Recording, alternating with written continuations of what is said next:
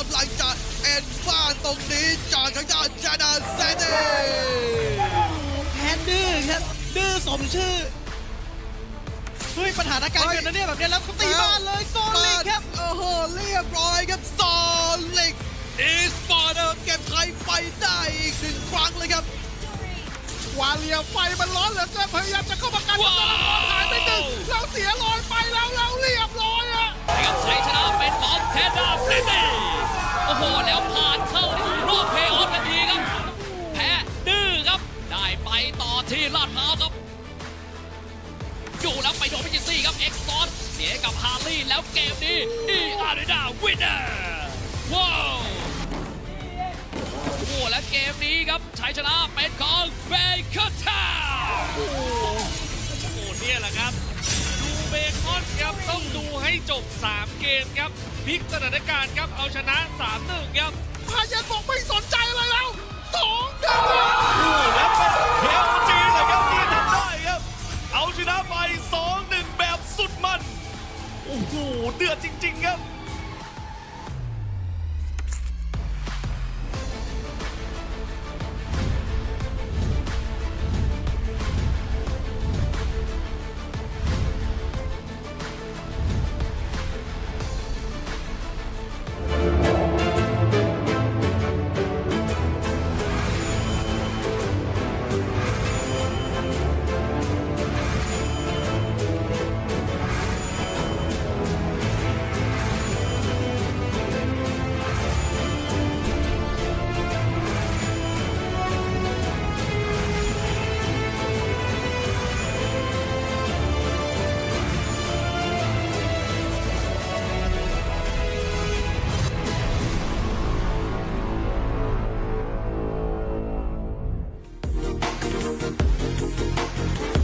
การแข่งขัน MSL Thailand Season 1 Powered by Moonton Official Telecommunication Partner True 5G Official Gaming Phone by Infinix Official Sponsor by Richman Shop Official Gaming Chair Partner DX Racer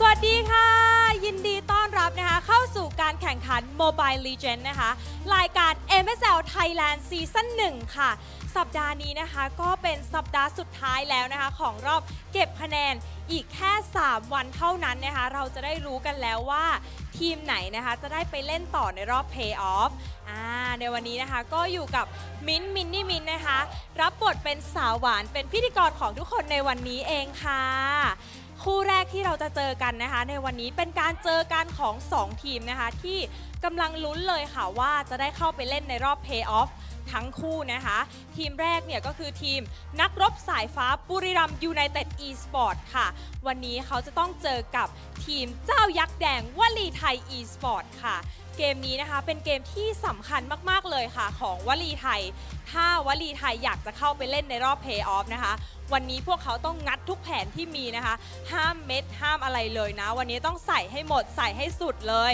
มาดูกันนะคะว่าวันนี้จะเป็นวันของนักรบสายฟ้าหรือจะเป็นวันของเจ้ายักษ์แดงนะคะถ้าทุกคนพร้อมแล้วคนดูพร้อมแล้วตอนนี้แคสเตอร์ก็พร้อมแล้วเช่นกันค่ะขออนุญาตส่งต่อให้กับพี่แคสเตอร์ทั้ง3คนได้เลยค่ะ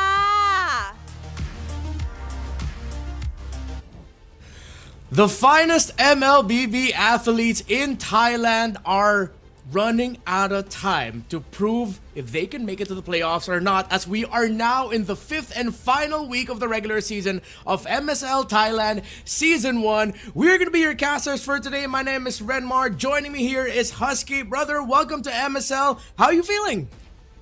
I'm feeling great. You know, I've been keeping up with MSL, and even since week 1, I've been saying when we promote MSL Thailand on our domestic broadcast, I was like, we got some great teams, we got some great players, some familiar faces, but most importantly, we get to see the Thailand spices, the way that they play the game, the ingenuity, some of the heroes that they bring out that we usually don't see. I want to see more of that today. And we are definitely going to see more of that, as every week of MSL Thailand has delivered a lot of surprises, from the results to the hero picks to the gameplay. We understand, if you haven't yet, you are about to understand why Thailand got a big league for MLBB esports and why all of these players are hell-bent on proving that they can make it to the playoffs. The playoffs will be happening in May 24th, so they have like a week off after the regular season to ready up for that.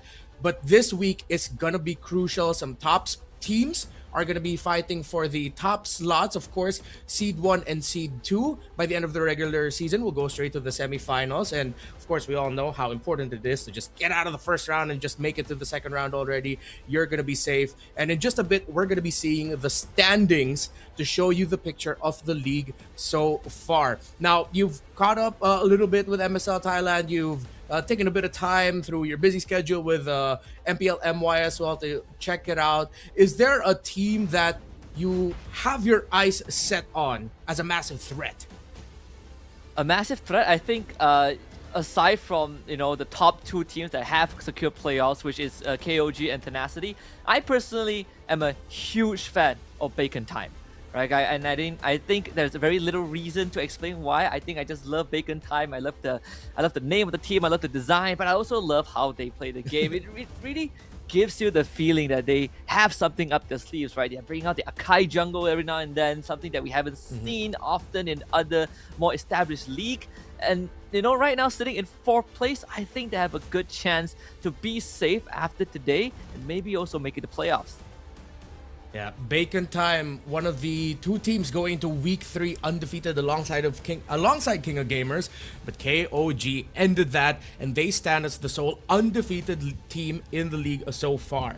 Valley Thai isn't out of playoffs contention. They still have a shot to make it in there. They have 2 more matches this week, but it's going to be up against teams that are above them in the standings, and they are going to be opening it up today against Buriram United, who have some legendary names and who also have 3 series that they're going to be playing. So every series counts for Valley Thai. In terms of the specific conditions, we might get a better understanding of that as the day or week goes on. But as Husky said, KOG, Tenacity look healthy right now, while ACT, Bacon Time, and Solix looks like they're going to be playing a little bit more for just better placement. Right now, it looks like Tenacity, with the 1 series that they have this week, they might be way too difficult to just take out of that top 2 spot.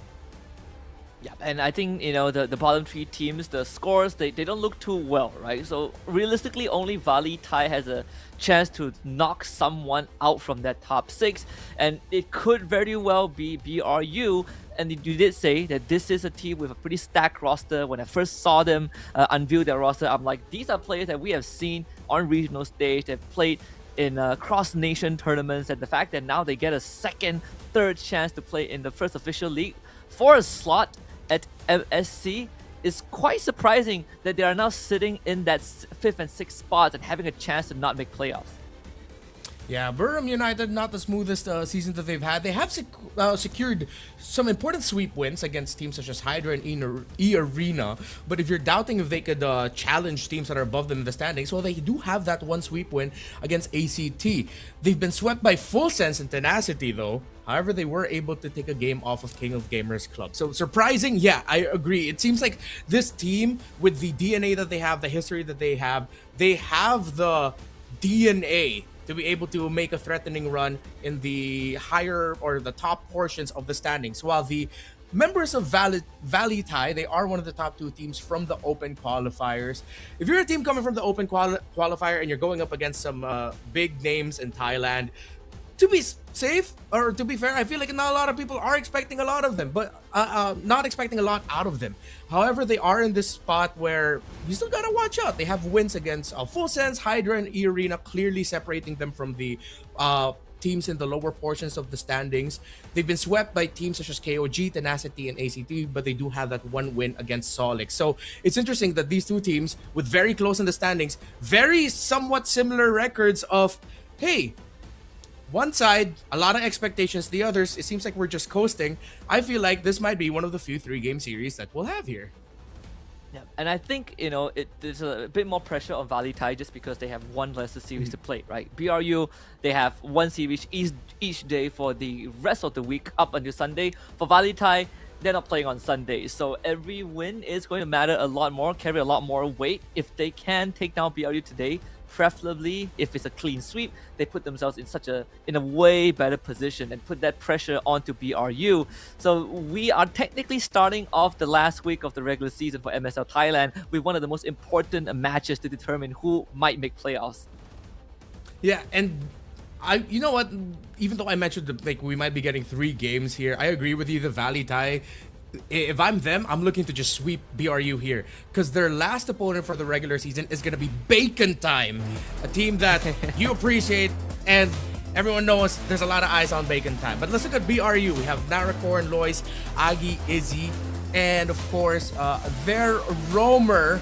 Give me a second there. It's in my notes. I saved it up. It's MZ, the captain for BRU. Now, we know MZ, Agi, Lois, they are quite familiar names to us in the scene. They've been here for quite some time. I believe you also have 2 MSC, the very first MSC champions in there with ID and S. While for Valley Tie, well, throughout the history of MLBB esports, there's always been teams coming out of open qualifiers. Again, not a lot of expectations, but suddenly they just show up with a surprising result. And if they're out to deliver a surprising result, it has to be today. It has to be today. And I think, for Valley Thai, if anyone is in for an underdog story, even if you look past MSL Thailand, even in MPL MY, we have experienced teams that came from the Academy League and almost cruised to an international appearance. And that was just, less than a year ago. And I think, Thailand might also experience something like that, right? Valley Thai it feels like they have a chip on their shoulder. regular season ช่วงเวลาที่ทุกแต้มเริ่มมีค่ามากกว่าที่เคย Yeah. โอ้นี่ครับ As we บุรีรัมย์ครับจะต้องไป learn a little ตัด bit more คะแนน about the กับวอลลี stories ไท of ยครับ Valley ซึ่งคะแนน Thai ของบุรีรัมย์ and กับวอล Burma ลีไทย United on your เท่า screens กัน right ครับ now. คุณ You ผู้ชม get to บุรี see รั how ม they ย์มี play. โปรแกรมแข่งถึง3แมตช์ A little bit of a blind spot for me, I will admit. This Valley Thai นั่น and ทำ their ให้ทุกเกมข gameplay. องทั้ง It's คู่ก kind ลาย of เป็นเกม difficult for ที่ me to พลาด wrap ไม่ได้ my เด็ด head ขาด around และแมตช์แรกของ exactly สัป what ดา they ห์สุด want to ท้าย achieve กลั at บต้องเริ่มต้น times. ด้วยการเจอกันโดยตรง Maybe it's ของ because of ทั้ง the สองทีม inexperience นี่ or ไม่ใช่ the แค่ fact เก that ม they're เปิ a ด much สนาม younger แต่ team, มัน but คือโอ compared กา to ส Burma ทุ United, กเกม you ทุกแต้ม clearly get และ to ทุกความ see ผิดพลาด DNA of อา a จเป็น team ตัวตัดสินว่า that ใคร has จะ gone ได้เข้า through สู่ a เพล lot, ย์ออฟ that และ has ใครจะ the เป็นฝ่ายถูก knowledge, ทิ้งไว้ but ข้างหลัง I don't know. At this point, is it like age? Do you think that might have a factor as to why they can't fully get a consistent run of wins when it seems like they have all of the tools to do that? I think it's one of those syndromes where you are clearly better than some teams. In this case, is the lower on the lower standings ones. But at the same time, you are looking to break through the glass ceiling, right? I feel like BRU is also stuck in sort of the same situation where you are good enough, but you're also not good enough at the same time. And in this case, I was about to also bring up the fact that I think the jungle is going to make a lot of difference. This one is quite a shock, right? Because Valley Ties, if you look at Katinaru, a way higher KDA compared to Lois. But I think where Valley Thai might edge out over BRU is just the creativeness and how they recognize certain windows of opportunities. We saw in one of the montage earlier on, they almost won through a backdoor, right? And they almost held a defense before 2v4. I think these moments might come in handy against a team that's a lot more organized and likes to play by the book. Yeah. For BRU, just to add a little bit more onto that, I think one of the more telling series I've seen them play this season was against ACT. But before I go into that point, here's some playoffs conditions for Valley Thai. They have to win 2 matches and must win 2-0. So it adds even more pressure that Valley Thai needs to sweep Burma United. Definitely, it's not just a point of like really extending their or increasing their chances. It's a must. They have to sweep Burma and they have to sweep Bacon Time. Things have gotten harder, but for me, because of how they play and Burma United, we're both leaning towards Burma here. But you are giving VLTH that 1-game win.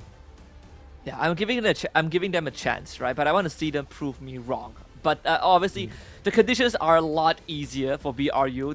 All they have to do is win 2 out of the 3 remaining matches, and it does not have to be sweeps. So the odds are definitely stacked against Valley Thai right now. And I think if somehow we see that upset and BRU gets swept 0-2 today, I think that really proves the point that this 6-7 positioning is very volatile, and these two are going to be continuously looking for the next glass ceiling. And for BRU, I think they win out in experience, right? Like I saw Narakorn in the roster and I was like, wait a minute, this guy I think he was made in Thailand before. And Agi, enough said about him, super experienced coming in. from the Laos region, has played with Leon Esports. That's probably where they're going to edge out over VLTH. Yeah, they are comfortable in this spot. They know what it takes to get out of a very difficult situation throughout their careers with some of these more experienced players that we've mentioned. They've gone through a lot, so they know if it's time to show something different. So let's try to put ourselves in the mindset of these players. Starting first with VLTH. Are you gonna try to win this fast and shock the Unks? You know, you're up against veterans, you're up against Unks here who might not expect that you're just gonna come right out of the gate aggressive. Do they lean towards that, or did they go for something more conservative in terms of the picks and the strategies? I think you pick your best heroes, best possible heroes, and play to win. And for me, I think is to push the tempo, right? I feel like one of the ways that teams give respect to opponents that they feel are stronger than them is that they start to play a bit more safe. But I think true respect comes from really pushing your opponents to their limit. So I would like to see VLTH really push the envelope, really come out swinging, draft something that allows them to play fast. And they have drafts that allow them to do so even in losing games, right? We know that they played things like the classic Jusin Leomord. They have ran with the Guinevere Khalid. So there are good options there for VLTH. If they can get their hands on those picks and get the first 2 to 4 minutes rolling, they have a good chance of overcoming BRU, who sometimes are more preferably going for late game scaling marksman, right? The Claw, the Moskov. That's something I think an aspect that VLTH can edge out in. Yeah, I think that's something that they tried to do against Tenacity when they went up against them in week 4. There's a specific draft here that I like. They rocked up a lineup with Khalid, as you mentioned. They can play Guinevere in the jungle. That's one of the picks I had in mind that might be good for them here. They can play Freya in gold. But if you look at the drafts from VLTH in week 4, a lot of the roamers are ones that are commonly associated with constant pressure. We mentioned the Khalid, the Hilda's there also, high loss if you're playing it for a little bit more of aggression. They can even pack a glue as well if you ask them to.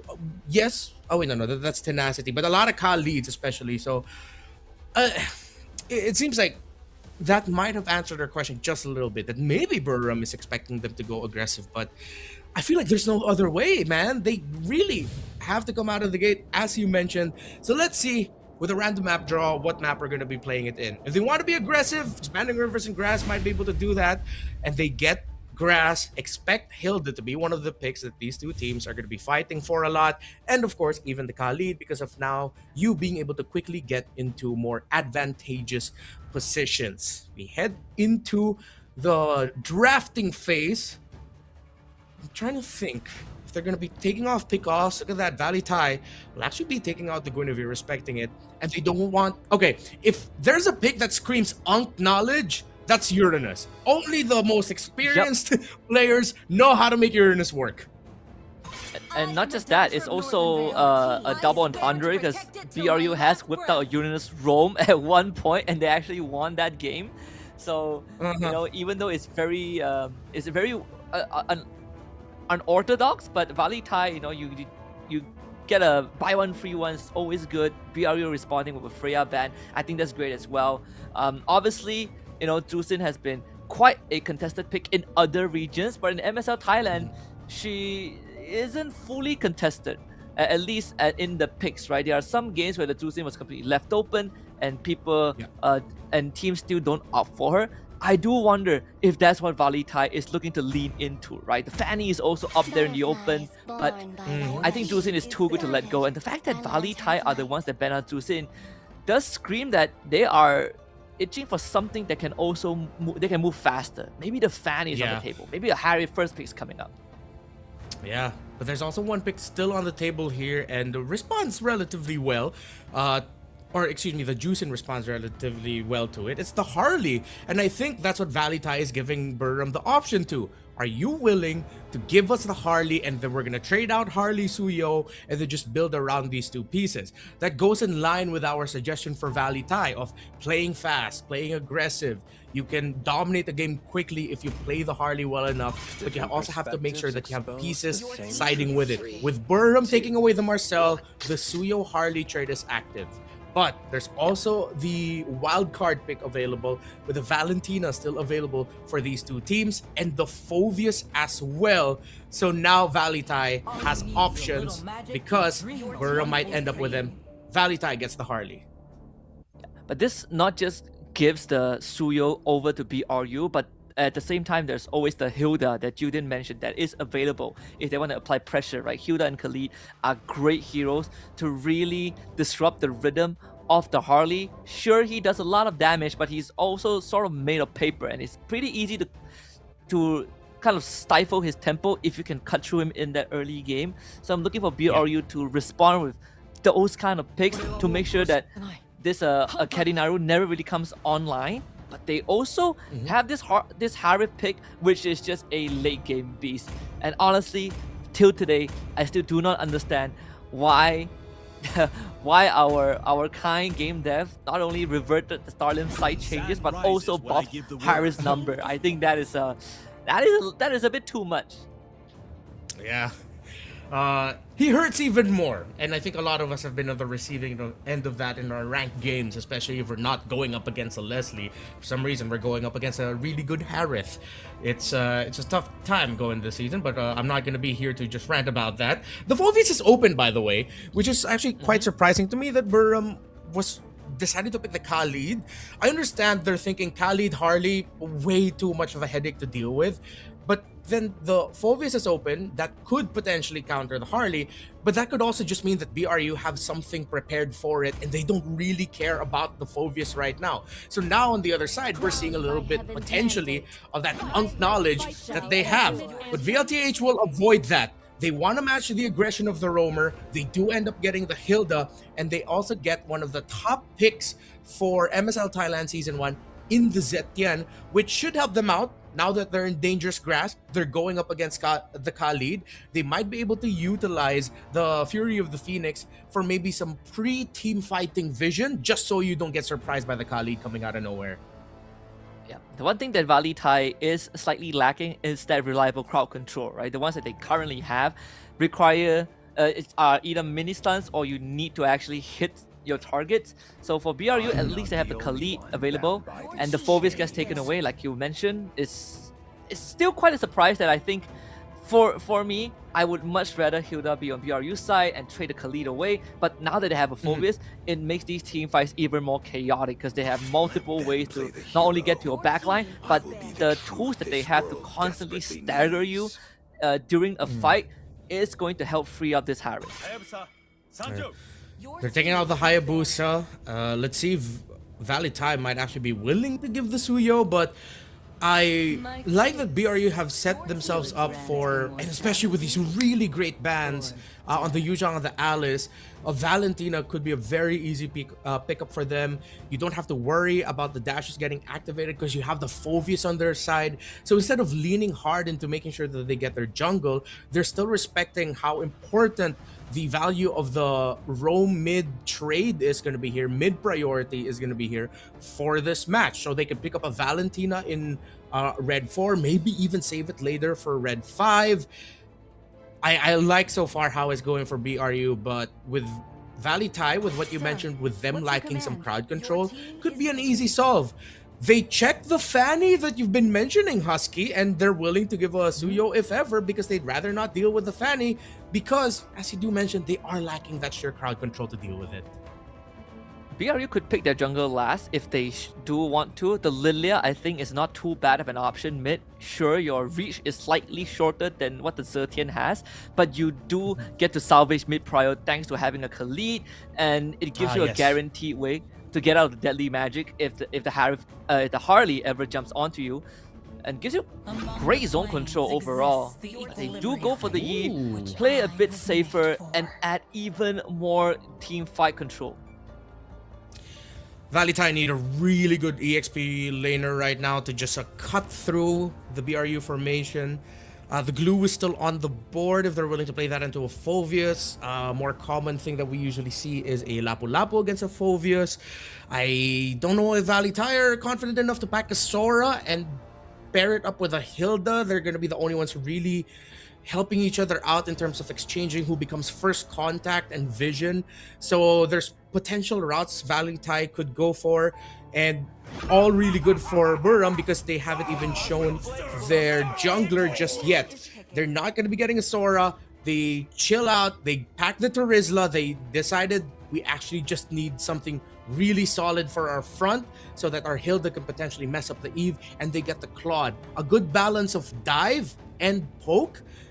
But the Hilda and the Terizla really need to talk about who could peel for the Zetian. Unless they tell the Zetian, you have a passive with a knockback anyway, you do you. Yep. Oh, and the Leomorph for BRU too. So the snowball capacity is there. BRU's trap. Incredibly scary. And not only that, Leomorph is also one of the few heroes that does extremely well into the Harley. You jump onto your Phantom Steed, you get an extra 100 hybrid defense at level 1, and you just man fight this Magician. Overall, I think VLTH, definitely on a more conservative end, a lot rests on whether the Hilda and Harley can get the ball rolling. If not, then it's all going to be on the Claude. Rome mid trio. Does VLTH have enough to bridge for their Claude? Because Burram, I gotta have to agree with you, that is a terrifying lineup to deal with. And VLTH know that they need to get this win. They need sweep wins against this team here today and against Bacon Time. Right now, it seems like they've picked the more difficult route. I think we're on the same boat. It looks like a BRU favorite game here for game number 1, Husky. Yeah, I agree. I definitely think that BRU's draft is slightly easier to execute, and even matchup wise, if we just look at like one-on-one matchups, the head-to-head favors BRU a lot more just in the sense of the hero. The Khalid actually almost went down at level 1, but it's just a Khalid, not a problem. He's gonna be fine once he hits level 2. I'm also worried, like, if the game goes late and both teams are even, I think it will still favor BRU because your Claude into Harif, there's no way you win 1v1 against a Harif in his current state right now. He's just a bit too powerful. Yeah, it's going to be really tough for them. So it's an awkward window for VLTH, wherein it seems like their early game window is really small. They're also up against a Leomord who is going to be able to get the first Litho Wanderer of the game. Still on their first earlier parts of the rotations. But this has to be a good sign for VLTH that they are up against. That their Claude is taking it to that Harith very bravely. He is not shying away from the duel in lane. Yep, he can do it for now, but once the Harith gets like a Starlim sight, the window immediately closes. Like the Starlim sight changes everything about that matchup. And of course, it's gonna be almost impossible to secure the Gold Crab at all if you're the Claude, because the Synchro Fission extra damage is just too much burst to make the Harry a pseudo jungler at this point. Even at the 4-minute mark, it's not going to be easy to fight out against BRU because BRU, they press their ults. If it hits you, you just lose the fight instantly. We're heading into the first turtle of the game now. Seems like BRU is there in position first. Could be a really tough fight for VLTH as they're just getting bodied out of the turtle pit. They might not even find room for their Hardy to play. The Deadly Magic used on Mizzy too, so the Khalid absorbs everything. So no Deadly Magic makes this even tougher. They're gonna use the healer to jump in, take a penalty zone right onto the Leomorph. Fury of the Phoenix connects, but the damage is just not there. First blood given over to BRU as they walk away with the objective. One of the problems when you're trying to deal with the Phoveus and the biggest questions, do you have enough damage to threaten it? Seems like right now they don't. It's still very early goings here for VLTH, and we mentioned being conservative in the draft. It seems like now in game, that was a heat check for them. They don't have enough damage for this Phoveus. It's also going to be difficult to take this Leomord down. Really well supplemented with the real-world manipulation that taking aggressive fights might actually just be really costly for VLTH and their idea, which is to just bridge for the Claude. So maybe if they can counter jungle just a little bit, see if they can get keep the farm close for their Harley. Try to just temper the tempo that Burham can play with. Don't give them too much kills. Don't allow them to snowball. That must be the best course of action. If this Ursa goes down, it's gonna be worse. And it seems like that will be the attempt from BRU. Nicholas doesn't get caught by the RWM. He was able to walk out of there with his life. All things considered, good for VLTH. VLTH still, though, have not really been able to play the early game that they want. Oh, but in mid, Agi gets blasted with some deadly magics. But it's just a bit of a check onto that Khalid. Katinaru doesn't have the damage just yet. So still, we're waiting to see if that they could get that farm. While BRU, I like that they're still trying to force the tempo, but they're not being overly aggressive with it. It's not like they went for a greedy 3-man dive up against a Rizla in the tower up top. Now with the second turtle, now spawning in around 13 seconds. Let's see if they can replicate what they were able to do in Turtle 1 and just shove VLTH away easily. Yep. If VLTH replicates what they did in the first turtle fight and land all their ultimates, they needed the extra punch, which is going to come from the deadly magic. But if that results in a failure, then I think the window closes and VLTH will just have to play for the Claude. This time though, they do decide to not contest the turtle at all. The counter jungling attempt is there, but Katinaru gets sniffed out instantly and is most likely going to go down. Checked by the Onks. The veteran knowledge of BRU stopping Katinaru's attempt to counter jungle and steal the purple buff away. Izzy went to the purple buff to protect it. That's just a really good read by BRU and their gold laner. They are just winning everything right now. Despite the Hilda and the Zetian being together, they're having a lot of difficulties in mid despite their pokes. Chajame will have to use the flicker to not get taken down. The window is closing fast for VLTH. Silver lining is the Claude hasn't gone down yet, but Izzy has plans for that. Agi and MZ are here. They're trying to chase KO. Blazing Duet just to provide space for himself. He does have the flicker to get out, but BRU have done enough damage. They now free up the bottom lane. Izzy now gets to do a lane swap to where Nicholas is and get even more free farm. The goal lead is expanding for BRU, now sitting at a 2.3k advantage. And I did say earlier on that even in a head-to-head matchup, the heroes on BRU just does what VLTH hero does, but better. And we are seeing it in effect. Hilda can't hold a candle onto Khalid. The Claude can't hold a candle to the Harith. The Harley can't do that against the Leomord. And BRU is really shoving it down VLTH's throat. And they didn't even need to pack a Suyo in there. This isn't even the usual Suyo Harley matchup that we're getting. It's the Leomord. Yes, up there in terms of the trinity of like the junglers that you want to go for in this current metagame. But this is just screaming a team that knows exactly what their opponents want to do. The entry fury of the Phoenix to try and provide some space for this Hilda to run away. With all the grass available, he still gets chased down by Lois. Killer instinct. My man backtracked. Probably a bit of a misinput, but at least it's just the Hilda. The flicker was half a minute up anyways. But the flicker was blown by KO. So for the next 2 minutes, he's not going to have that too. The third turtle goes over to BRU. And that goal lead keeps on expanding. I think the silver lining for VLTH here is that they do have some tools to defend structures. And it comes primarily from Lingxi's Zetian. But unfortunately, it's not a burst mage, so even that takes some time. RWM catches Chajame, and the Hilda goes down again. BRU, everything is going to plan for them. I feel like once that Rizla came out in the draft, that was a little bit of a signal for VLTH to us that they're just thinking about extending this game for as long as they could. They get a bit of a dead lane EXP laner. Nicholas has just been managing lanes. Even if he could get vision, he knows that he can't do much against the Phovius and the other members of BRU that get to the turtle pits first. And they're running out of room to get farm for KO, who is now 1.5k behind the Harith, only up to the DHS for the first item. If ever this is going to be a VLTH comeback, it's going to be a really long game. Them somehow making the most of a BRU mistake, or maybe just getting a weird kill onto someone who's trying to manage lane. But with how the lineup of BRU looks, minus the Eve, minus the Harith, the Phobias, the Leomord, the Khalid, they are all really difficult targets to take down when you're at a deficit. They can buy time, they can fight it out, and then the rest of BRU joins them. Yep. The execution has to be pixel perfect.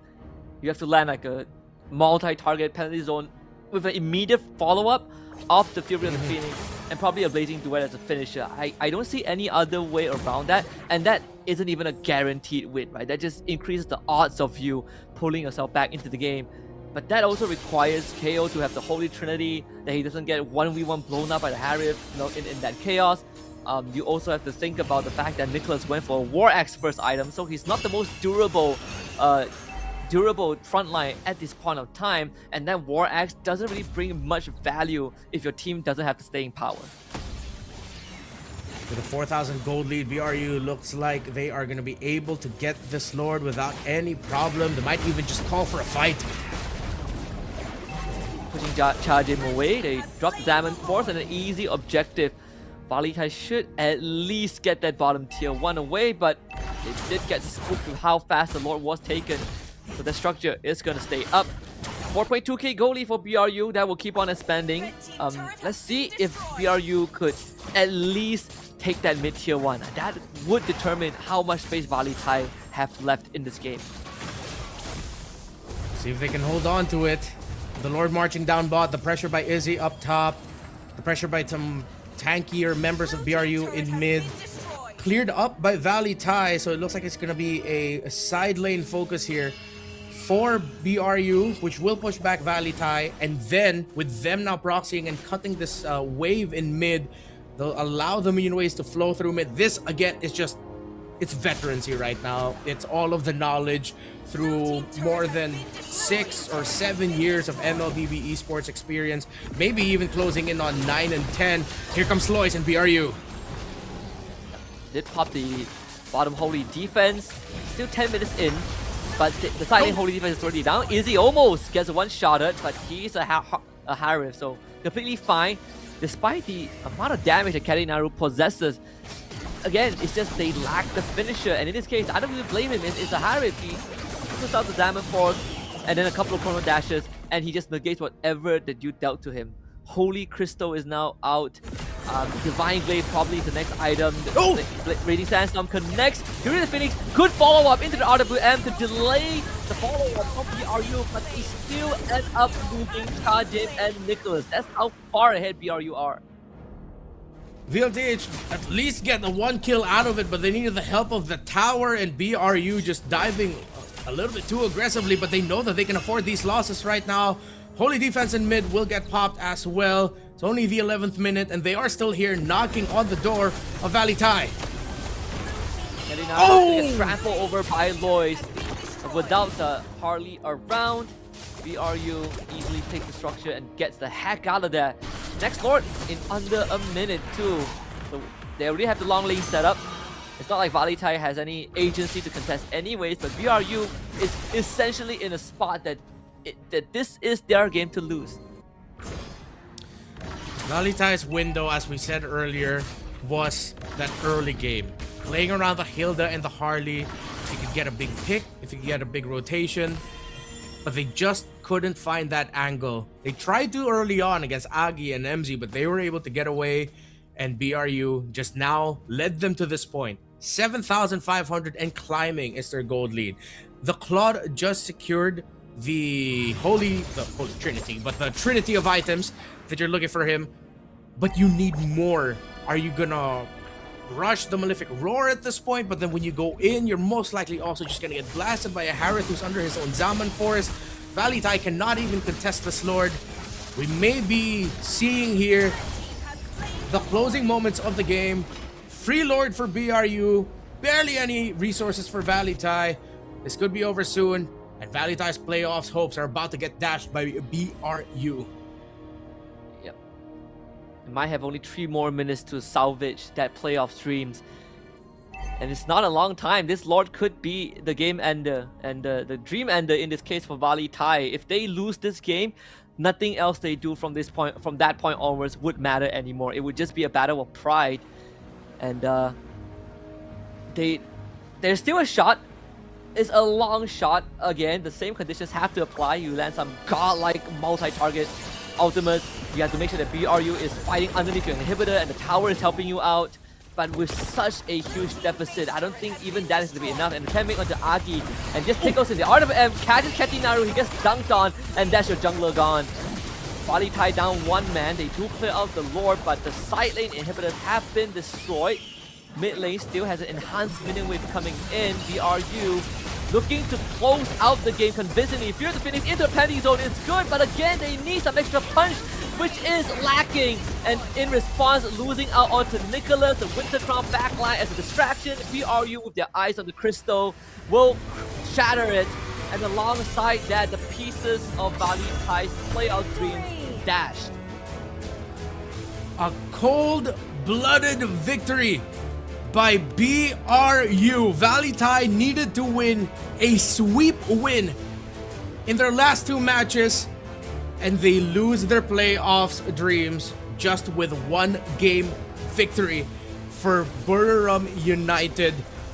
I really can't help but think that maybe the coaches, the players might be looking at the draft and thinking we could have played some things better. They could have taken the Phobius for themselves, but it still ended up in the hands of BRU. The Khalid and Harith were the first picks of BRU, and I was thinking usually how it goes in the big three regions. If you see the Harith on the other side and you can pick up Phobius for yourself, you want to pick up that Phobius. But then they ended up closing their draft with a Terizla that really didn't get to do much in this game against a more aggressive focused Phobius. That's just a tough L to take after the season that you've had, the wins that you were able to secure, the hope was still there that you can make it to the playoffs, and then now you still have to play the rest of this series and one more series to close this out. VLTH, I feel for you, but let's look at the victors in Buriram United. Congratulations to them. This is their moment. It's only game number 1, but this is already a big win for them. Yeah, a big win for them, and on top of that, most likely safe in the playoffs, because this does push them up in terms of points. If they close out the series, it's going to be 4-3 matches, and then it's a matter of standings, because you know the other 3 teams, the Full Sense, E-Arena, and Hydra Esports, they already don't have playoff chances, and BRU just knocked out the last contender, so they are 100% safe in the playoffs. But again, the draft that they had is just so much easier to execute. Great scaling, in fact, I think stronger scaling than what VLTH has, and basically just shuts down all the game plans, right? They have all the counters that can basically ignore VLTH's game plans, and once they get a lead, it is very hard to pry it away from them. And their MVP is going to be Agi, very experienced player, as we've been mentioning. If you're wondering, his recorded pro scene records have gone back since 2023. MSC 2023 with Team Evo. He was also even able to compete in the M7 World Championship in the wildcards, if I'm not mistaken, with Leon. So there's a reason why we looked at BRU and just connected them with the idea of, oh, this is a team that knows what they need to do to get the job done. And they got the job done really well here. I love their drafting, love their execution. Agi's real-world manipulations really stopped a lot of the ideas, I feel like, that VLTH had. Where just when you'd see them posturing and setting up, next thing you know, with a real-world manipulation brought up, most of the time, even just to focus onto one player, they know that they have to respond to it. And then that changes their idea. That changes their box, that with some very simple button presses, excuse me if it's a bit blunt, but sometimes it felt like BRU just needed to press one thing, and then VLTH are now scrambling about like, oh, what do we do? Yep, because it's, again, the ease of execution, right? They cover all the bases. They have great zone control with the RWM, but it's also incredibly tough to fight directly into them because you have a door stopper, which is essentially the Phobius.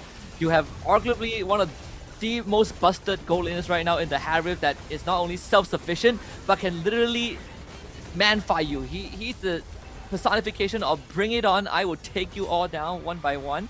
It's just a very full draft. It's like a full course meal, you know. You leave the dinner table feeling that you've had everything that you want, from the apps to the dessert, and the Hall of Famers tell you everything that you need to know. Agi as the carry, Lois on that Leomore just free farming the whole game. Of course, Agi as the best wingman again, and unfortunately for Char James's Hilda, this is a rough game. There's really nothing much that you can do on the Hilda if all your lanes are losing.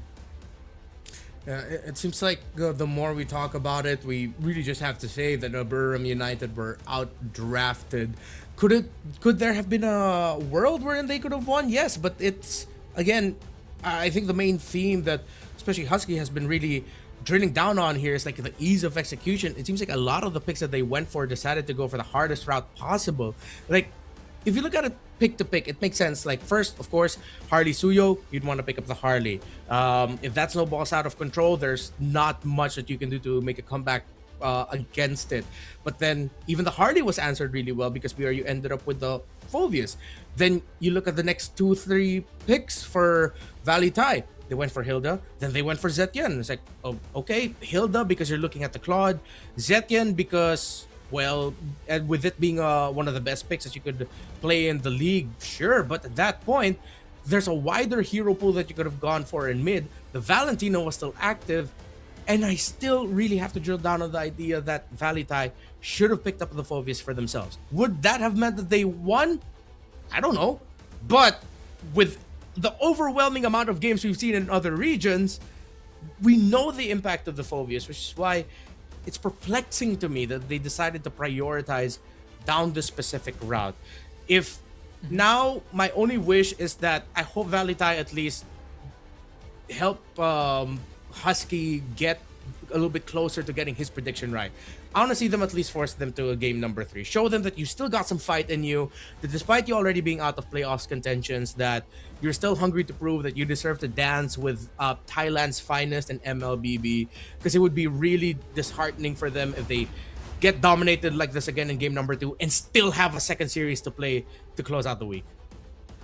I think also when it comes to like the complexity of drafting, sure, there's the ease of execution, but at the same time, it's also the damage profile, right? A lot of the teams, I think even us in our ranked games, sometimes we 5-stack up and then we feel really good, and then we fall into the trap of we got the right heroes, but now we don't have the damage, and it depends on a whole lot of setup to have a chance, and that's something that Valley Tai was lacking. They have the setup, but they just don't have the output, whereas for BRU, they do what Valley Tai do, but a lot better. They have easy setup, but they also have so much damage that they could just unlock at level 4 and run you down with. Something that I think Valley Tai and the rest of the competitors can study a bit more and just make sure that you find that good balance. You have a great setup like Terizla, you better make sure that your mid laner has enough damage, your jungler can play fast, and maybe Zetian might be something that you want to not consider if you already lack that punch. Yeah, it's the things that we were asking for, the combination of the penalty zone with the Fury of the Phoenix of the Zetian, they were able to execute it, but then it's that very frustrating moment of, oh, we got the setup right. Harley can only do damage onto one dude, and these dudes that you're up against are already so tanky that even if you get a full combo on them with the deadly magics, you throw out all your cards, you really maximize it, you're still left wondering, how come they still have health? Or in the case of the Harith, he drops his Zaman Force, dashes, how come this guy still has shield? And then now you're looking at the Claude. Oh, I'm sorry, Claude, we weren't able to supplement you well enough to keep it close enough in terms of the farm. I feel like with Valley Tai, they looked at their picks, like in each slots that they got, and they were looking at one thing. I feel like the Zetian was one of their few picks where you could go that they said, okay, they were probably looking at a big picture. Sure. But then with the Terizla, it's, oh, we need someone really tanky. Okay, they get the Terizla. But then how well does that fare in terms of helping with the damage? That's why we were suggesting picks such as the Lapu-Lapu, the Sora that we know can set up. They're not as tanky as the Terizla, but at least they have that damage. So I like that you mentioned the damage profiles here. I hope the Valley Tai and the other teams look onto that a little bit more. BRU, going back to them, I know we've talked a lot about them and how well they drafted in that game number 2, but they've really got that damage profile locked down. Just from the combination of the Khalid and Harith, it's like, oh, they already have damage, and that's already just the first 2 picks. Then they close it out with a Leomord and an Eve. Perfect draft by BRU. Yeah, I think, you know, the coach, Trequartista, also very experienced coach. Seen him multiple times on the international stage. So there's no doubts in a lot of people's mind that BRU is going to be the one that comes out on top. You go to Expanding Rivers for Game 2, which again allows for faster game pace. And I want to see VLTH. If this is going to be the last hurrah, let them go out with a bang, right? Come out with something fast that allows them to, again, I'm not looking for a big snowball, but I'm looking for a draft that can put up resistance, that doesn't just get the setup, look at it, and think to themselves, and this setup's pretty fancy, but now we struggle to follow up. Well, let's see how VLTH are gonna solve their problems from game number 1. Both teams still on the same sides, and so far the bans are very similar. In the previous game, it was a Juicin taken out by VLTH. Let's see if they'll keep that trade active. But then the wait now will be on Burram, because if ever VLTH keep Juicin open and the Suyo Harley trade is active, Burram will most likely just take out one of those, and then VLTH will now have to weigh. Do we get either the Harley? It's so rare to first pick a Suyo, so we're looking at either the Harley or the Juicin as one of the first picks potentially for VLTH. Are they going to go that route? Are they going to go in a different path? We'll see in just a bit. 10 seconds before they lock in their last ban. It's still a Juicin ban. This is sort of the pain points of being on blue side too, where you have priority over really strong openers, but because of the ban sequence or because of the heroes that they chose to ban, you sort of lock yourself out of certain options, right? Like they are forced to ban the Uranus because BRU is very proficient on it, and it's also quite a wacky flex pick that they have. And VLTH probably thought to themselves that there's no answer for the Uranus, but the fact that they are not willing to trade the Juicin also says a lot about what they're looking at. But the problem right now is, if you omit the Harley and you go for something else, do you have a way to stop the Harley, right? Like they could probably look at the Khalid or the Hilda as an answer again, but I think you go for the Harley and then you make sure that you take something that can help facilitate the Harley. Yeah, it's just try to correct what you made, the mistakes from game number 1. If Burram United pick up the Khalid here again, that's going to be a quick adjustment by VLTH. They have to pick up that Phoveus in their next 2 picks. Now, it'll hurt VLTH even more if Burram decides to go for the Phoveus here, but they said, yeah, it already worked out. Go ahead, pick up the Phoveus. This is a bit of a teaching moment right now for Burram United. Let's see if VLTH will finally adjust their priorities for their picks now on this slot. The Phoveus is given for free. I think you can take a Phoveus and a Roamer right now. It need not be the Hilda. You can take something that literally sandbags. I mean, the High Loss is there. The Gatot Kacha also, if I remember correctly, I think VLTH also plays Grok, but they stick to what they played last time with a bit of adjustment. Instead of the Zertian, they take the Phoveus, and that's already better. Okay, so we get at least one thing checked out of the list. BRU, their pick earlier was the Phoveus in the slot, so let's see what they end up picking differently. They might be eyeing out a Valentina pickup later for VLTH, so they can decide to pick it up here now, or they can just ban it out later, or even leave it open because they can pick it up in red 4. So with everything now that with that one little adjustment by VLTH, now you're still running through all of these potential scenarios that Burram might be able to put them in. Let's see if they're gonna go for a flex pick or just make it honest. That's pretty honest. They get a glue. Yep. I was thinking that the glue is gonna come because it's red 3. Now you want to ban Faramis? Go ahead. You want to open Faramis and take it for whatever reason? Go right ahead as well. BRU with this glue pick, incredibly powerful for themselves.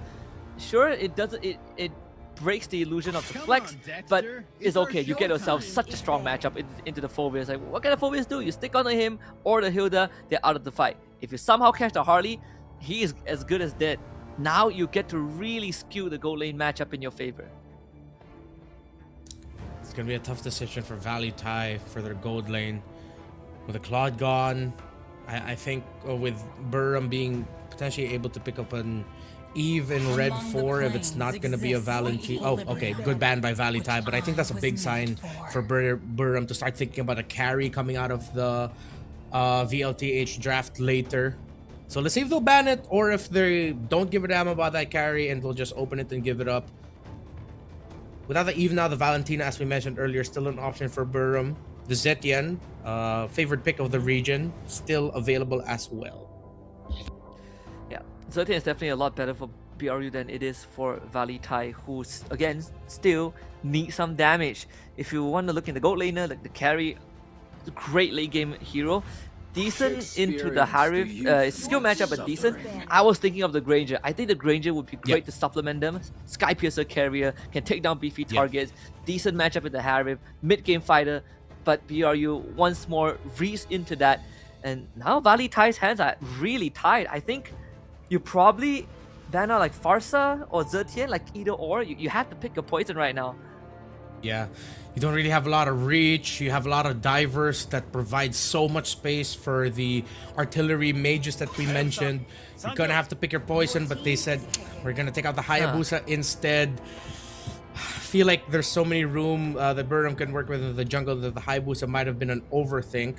But let's see, maybe VLTH are trying to supplement for something like a Kimmy in mid, because if they're not going to go for burst, if they're not going to go for the Farsa, at least go for, well, even more damage, and at least then you'll have a Sky Piercer holder, because with the Granger taken out, as you mentioned, maybe a Sky Piercer might do VLTH good. Sky Piercer holder, I mean, Obsidia is one, but that one takes so long. The YSS, some YSS junglers, some YSS players, gold lane or jungle also take Sky Piercer, but again, it's so unreliable. The gore comes out means even more damage, easy lane prio as well, great objective taking, and an auto tank shredder. You hit someone with the stun and you ult them, they just vaporize. Yeah, what a draft by Burram. That gourd came out of left field, but of course, one of the rising picks, especially in the previous weeks in Philippines, we've been seeing a lot of the gourd. Has there been a lot of gourds in Malaysia? No, I haven't been picked once yet, I think. Oh. Yeah, still pretty vanilla here. We still go for the classic, you know, Valentina, the artillery, the Dusin, Zetian, occasional Lilia now and then. Valentina as the last option. Decent mid trio, decent damage, but the main problem is very short reach. Yeah. And BRU's draft are great when you're fighting right in front of them. Yeah, it seems like every this fight can be a Valley Leomord, Tire... Leomord again? Yeah, it might be good. Let's see. Yep. Yeah, there you go. It just looks so... It's a perfect pickup. As I was about to say, it seems like every fight VLTH would want to take is right into the arms of Burram. It's like, okay, we have this glue, we have the gourd who's afar, we're just gonna be all dive. We don't need this Suyo, we're just gonna pick up another tanky fighter jungler that also deals really great damage. I think it's a similar story to game number 1. We're both leaning here towards Burram, where once again for VLTH, their conditions aren't as clear, and usually that means you're relying on, again, 1 or 2 people to just pop off and somehow have a really great start where they find some miraculous early kills, which is hard to do against the Leomord. It's going to be hard to catch this gourd as well, with a Khalid providing vision and space for it. It's a similar story of the more experienced team in Burram United having a much easier lineup to execute, while for VLTH, very demanding. Let's see if they can meet those demands in this game number 2 to at least salvage a little bit of pride for the remainder of their season, as they have already been eliminated, but in playoffs contention. We start as we always do, just looking at the junglers. VLTH once more choosing to take the road less taken. Not even that. The other advantage that BRU has is this is a very sticky draft in a literal and metaphorical sense, right? Once you commit to a fight, VLTH, they have no tools to disengage, and even if they try to, BRU, they have glue to stick onto you, they can run you down with Khalid and Leomord. So every single commitment that VLTH decides to go for, they have to be 100% sure that that is what they wanted to do, and they have to do it together, because there's no backing up from what BRU's draft has. I think a lot of this potential for VLTH to maybe find an X factor would be through this Valentina. One thing that we've been seeing more in MPLPH, specifically Haji of Team Falcons, is when he's a Valentina and he's up against a Leomord, he's only getting one ult, as that's a Phantom Steed. He becomes a Leomord cosplay because that's what the team needs at that moment. Yes, it's still all dive, but at that point, that could apply a little bit more pressure to the Gourd. If you decide to play aggro, you can just get out of the Phantom Steed form after using that dash, get your dashes back as the Valentina, 2 of them, and then you disengage through that. But even with just naming that out, it leans back into the idea of it's such a demanding thing to do if you're a Valentina. Even if we laid it out point by point, you're just thinking, I have to do all that just to be really impactful in a team fight? Yeah, do all that, and that's not even considering how chaotic some fights might get. And if I was VLTH, I wouldn't think of contesting this at all. Just give it over. There's no chance that they're gonna do any damage, and I'm glad this time they didn't fully commit onto it. Though I thought that maybe Lingji would at least try to steal the Phantom Steed away. All he's considered is a lot better. Raising Sandstorm will be stolen. That's one way for them to set up, but the follow-up is going to be the question, right? I think a little bit of a nitpick here, but Cha James, when he decided to go for those pokes on the Khalid and the Leomord in mid, that should have been timed a little bit better with Lingxi being close by and then being able to poke himself, get some Terrifies out. So just a little nitpick, but it shows those little things that they gotta really work on and make sure that they're getting the timings correctly to make this work. And I gotta have to agree with you. Them not taking that first fight was really good for them, but out of nowhere, Chajim just gets destroyed. Oh, the tanky Razor. They just blow through him. And if you just watch your Hilda get deleted like that, you gotta start worrying, because Moskov is not winning against Harif anytime soon, so that lane is a bust.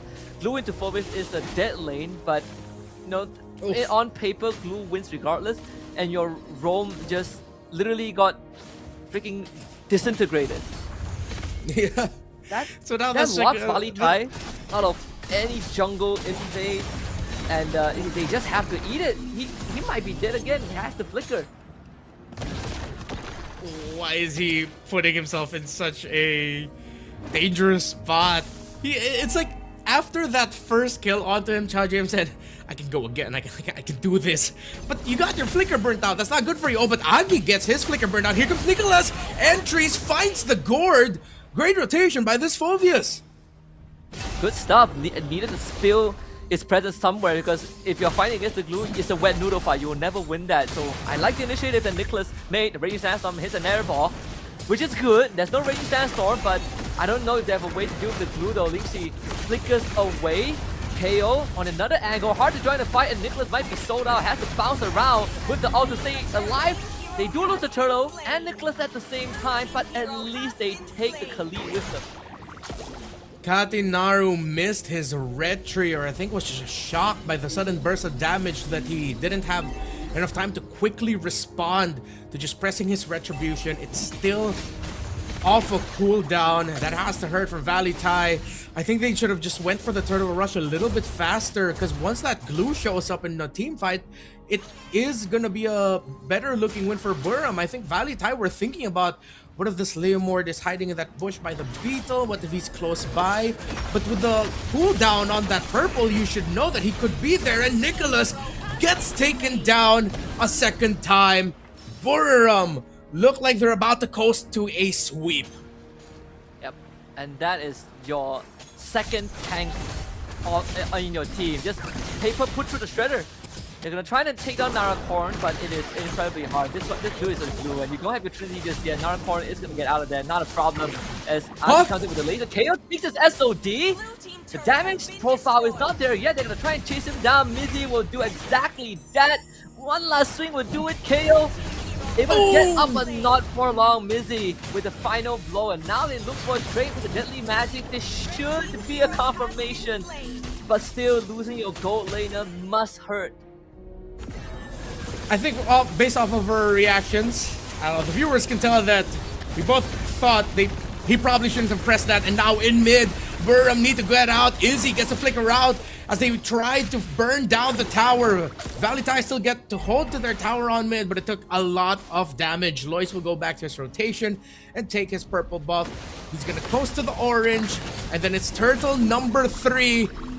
4 seconds about to spawn. Agi already had his Mystic Gush forced out.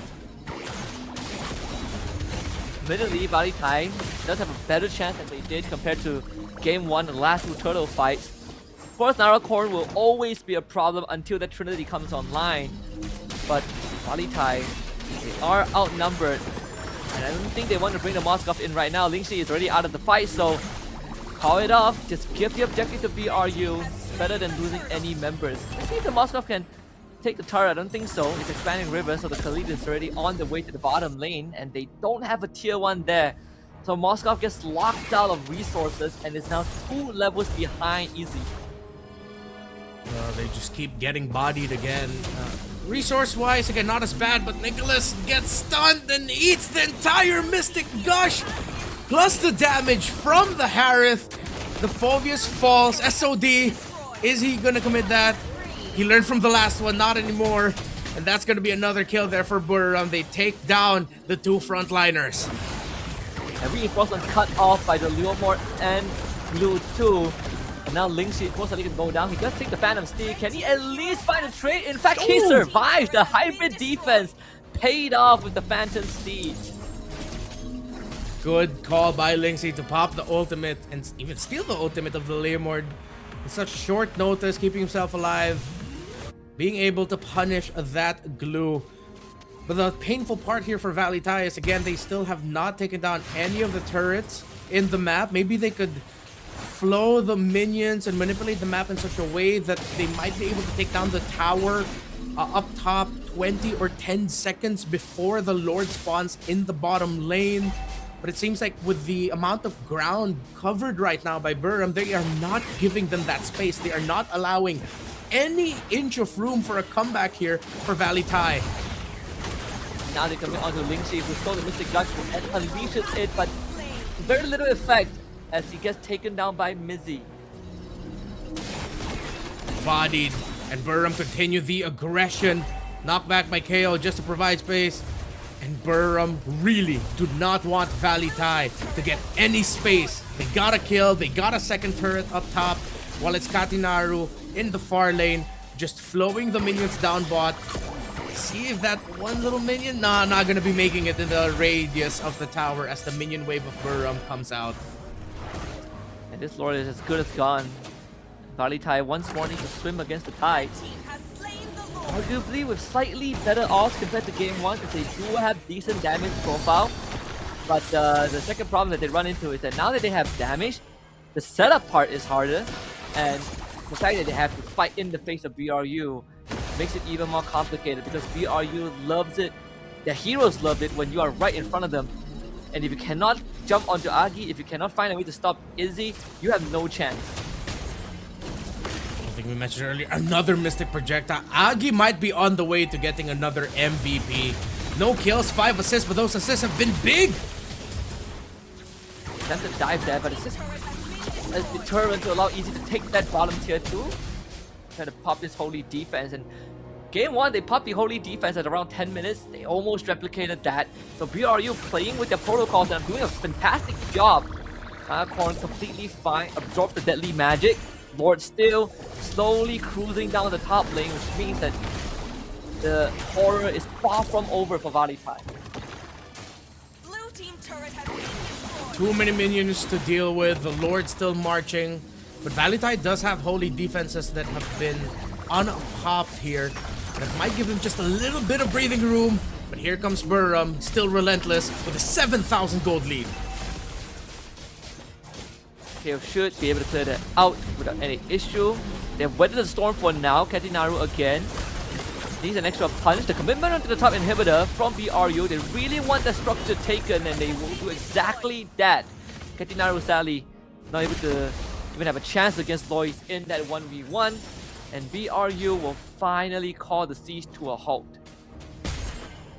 73 seconds until the next Lord spawn. I think BRU can afford one more big attempt with their minion waves.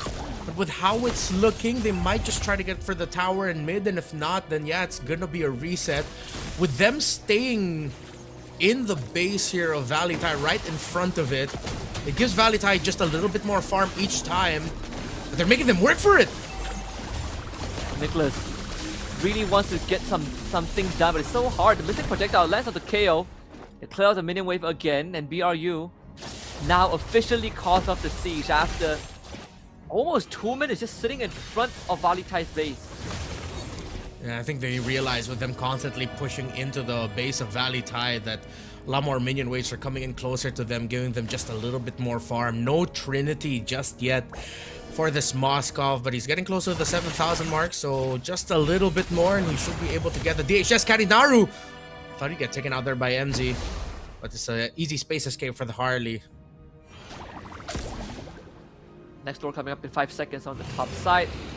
This time the long lane happens to be where VLTH still has the inhibitors, but Agi just got his Divine Glaive. And you add that on top of the true damage that he already deals VLTH's front lines, and not just front lines, whoever gets hit by my missing projectile or mid-grading sandstorm is going to again disappear. SOD attempt, but insane. BRU will get the second. 4 seconds without catching out. This is gonna be tough for him. Yeah. BRU now at the cusp of victory. Lord marching in on the way to a big sweep win.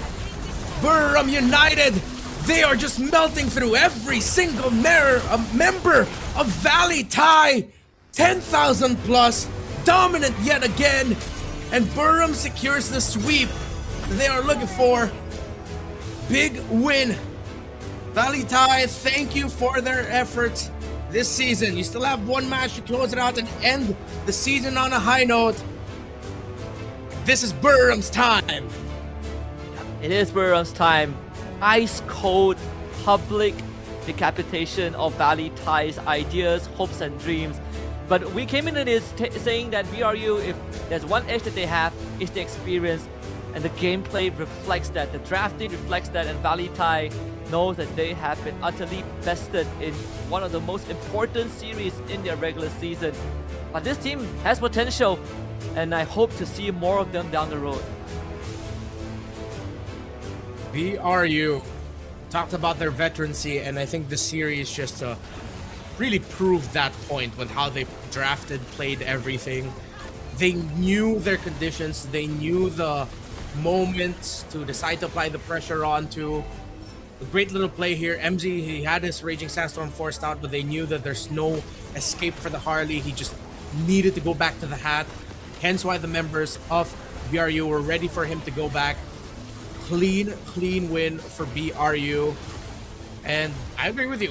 I hope that we get to see more of VLTH in the future and more chances for them to make a comeback. ตอนนี้นะ really คะ show เรา off. ก็อยู่กับ Let's go to the stage with Mint. ตอนนี้นะคะเราก็อยู่กับผู้ชนะทั้ง2คนนะคะจากบุรีรัมย์ยูไนเต็ดอีสปอร์ตนะคะขอแสดงความยินดีด้วยนะคะโอ้โหเกือบหลับแต่กลับมาได้จริงๆนะคะทีมนี้เป็นยังไงบ้างคะความรู้สึกที่เรากลับมาได้แต้มเนี่ยโอ้โหส่งมาอย่างไวพูดคำให้แนะนำตัวก่อนแล้วกันให้แฟนๆเนี่ยได้หายคิดถึงกันหน่อยสวัสดีครับสวัสดีครับฮัลโหลสวัสดีครับชื่อในเกมชื่อ MC ครับเล่นตำแหน่งโลมให้บุรีรัมย์ยูไนเต็ดอีสปอร์ตครับโอเคด้านนี้ค่ะ สวัสดีครับชื่อ AG ครับเล่นตำแหน่งมิดเลนครับผมเป็นยังไงบ้างคะความรู้สึกที่เรากลับมาได้แต้มเนี่ยโอ้โหส่งมาอย่างไวพูดคำถามยังไม่ทันจบเลยก็รู้สึกโล่งอกไปเยอะครับเพราะว่ามันกดดันด้วยเพราะว่าแมตช์นี้ก็เหมือนเป็นแมตช์ตัดสินว่าแบบจะได้เข้าเพลย์ออฟหรือไม่ได้เข้าเพลย์ออฟแมตช์ชี้ชะตา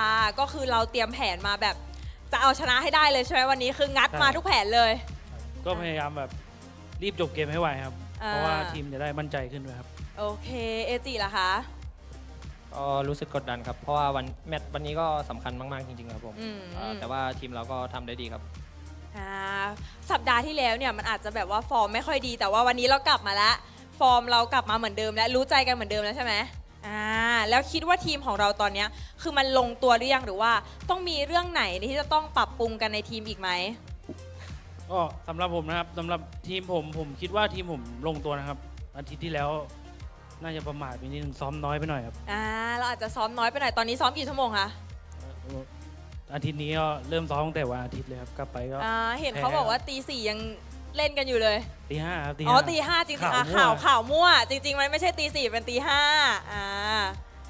เอจิล่ะคะมีอะไรแบบว่า คิดว่าทีมเราต้องปรับปรุงเรื่องอะไรอีกไหม ก็ต้องตอนนี้คือรู้ใจกันแล้วครับ เพราะว่าไปปรับปรุงกันมาหลังบ้านเยอะพอสมควรเลยครับใช่ครับแล้วก็เดี๋ยวจะพยายามให้ดีกว่านี้ครับผมแล้วก็อาจจะเตรียมแผนให้เยอะๆสำหรับทุกทีมครับผม แล้วในสัปดาห์ที่แล้วเนี่ยคือพวกเราพลาดแต้มไปเนาะเราได้มีการปลุกใจกันไหมหรือว่าทำยังไงให้วันนี้เนี่ยฟอร์มเรากลับมาดีได้เหมือนเดิม เอจิเราไม่คิดจะแบบเฮ้ยขอตอบก่อนหน่อยไม่มีเลยเหรอ ก็ทีมผมก็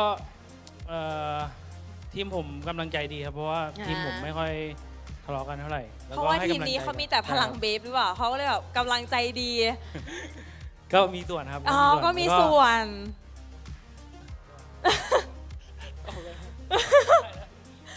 ปลุกใจกันยังไงหลังบ้านหลังจากอาทิตย์ที่แล้วเราอาจจะรู้สึกว่าแบบเฮ้ยเราต้องแบบงัดทุกแผนออกมาแล้วเพราะว่าวีคนี้มันชี้ชะตาแล้วอะไรอย่างเงี้ยแบบปลุกใจกันยังไงบ้างหลังบ้านเรา ก็พยายามเตือนกันครับ แล้วก็ให้กำลังใจกันเยอะๆครับ อย่างเช่นคือ เวลาว่างก็อาจจะทำกิจกรรมด้วยกันบ่อยๆครับ แล้วก็เวลาซ้อมไม่ได้ ทำกิจกรรมอะไรคะ ไปตีแบด ตีแบดไม่ได้เกี่ยวกับเกม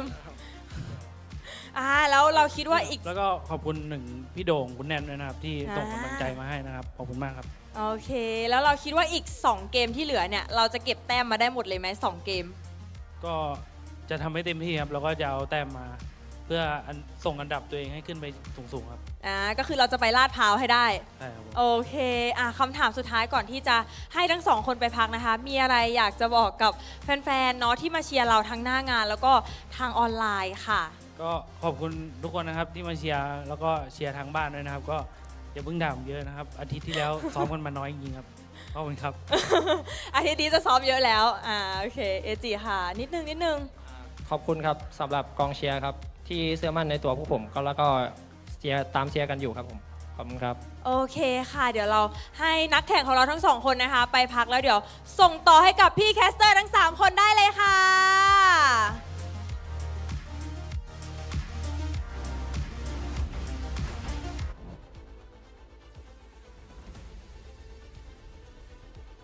Victory here and making the playoffs picture look really interesting. This also allows them some room to maybe bump themselves up a little bit higher in the standings. Now, Husky, I want to give you a moment here to speak your truth, King, because you called the impact of that Granger ban. You even called the impact of the Leomord last pick. Why was that Granger such a bit of a death knell or like a final nail in the coffin there? Gives them mid-game damage. Natural Sky Piercer builder is the only way to go through that glue and stay away from the front line, so you don't have to fully commit into it. And it's a form of artillery. I think Granger fits the bill in matchup wise and the team comp wise and what they need. So when the Granger gets banned and Leoma gets picked up, it was basically lights out, sadly. When we saw the impact of that, it seems like for the majority of the series, Durham United were just in the heads of their opponents. That's it for the first series. We still have a second one coming up. It's going to be Bacon Time versus Tenacity. And in just a bit, I think we're going to revisit just a little bit more of the stats. There you go. MVP of the game. It's going to be Lois this time. Just realized he throws up an L because that's the first letter of his name. It's not just him like taunting the opponent of like you're gonna take an L. It's literally that's his name. I just realized that. I'm kind of embarrassed about that. Or is it a 7? Oh, seven? Oh wait, no, isn't it supposed to be flipped if it's a 7? That's a thing now. Oh, you're right. Yeah, if you didn't mention it, I would have thought of that. That is actually his name. I thought it's like L for Leomord or something. Well, yeah, it seems like he's built into it. Like in this series, he played 2 Leomord games and were just really great all throughout, great timings.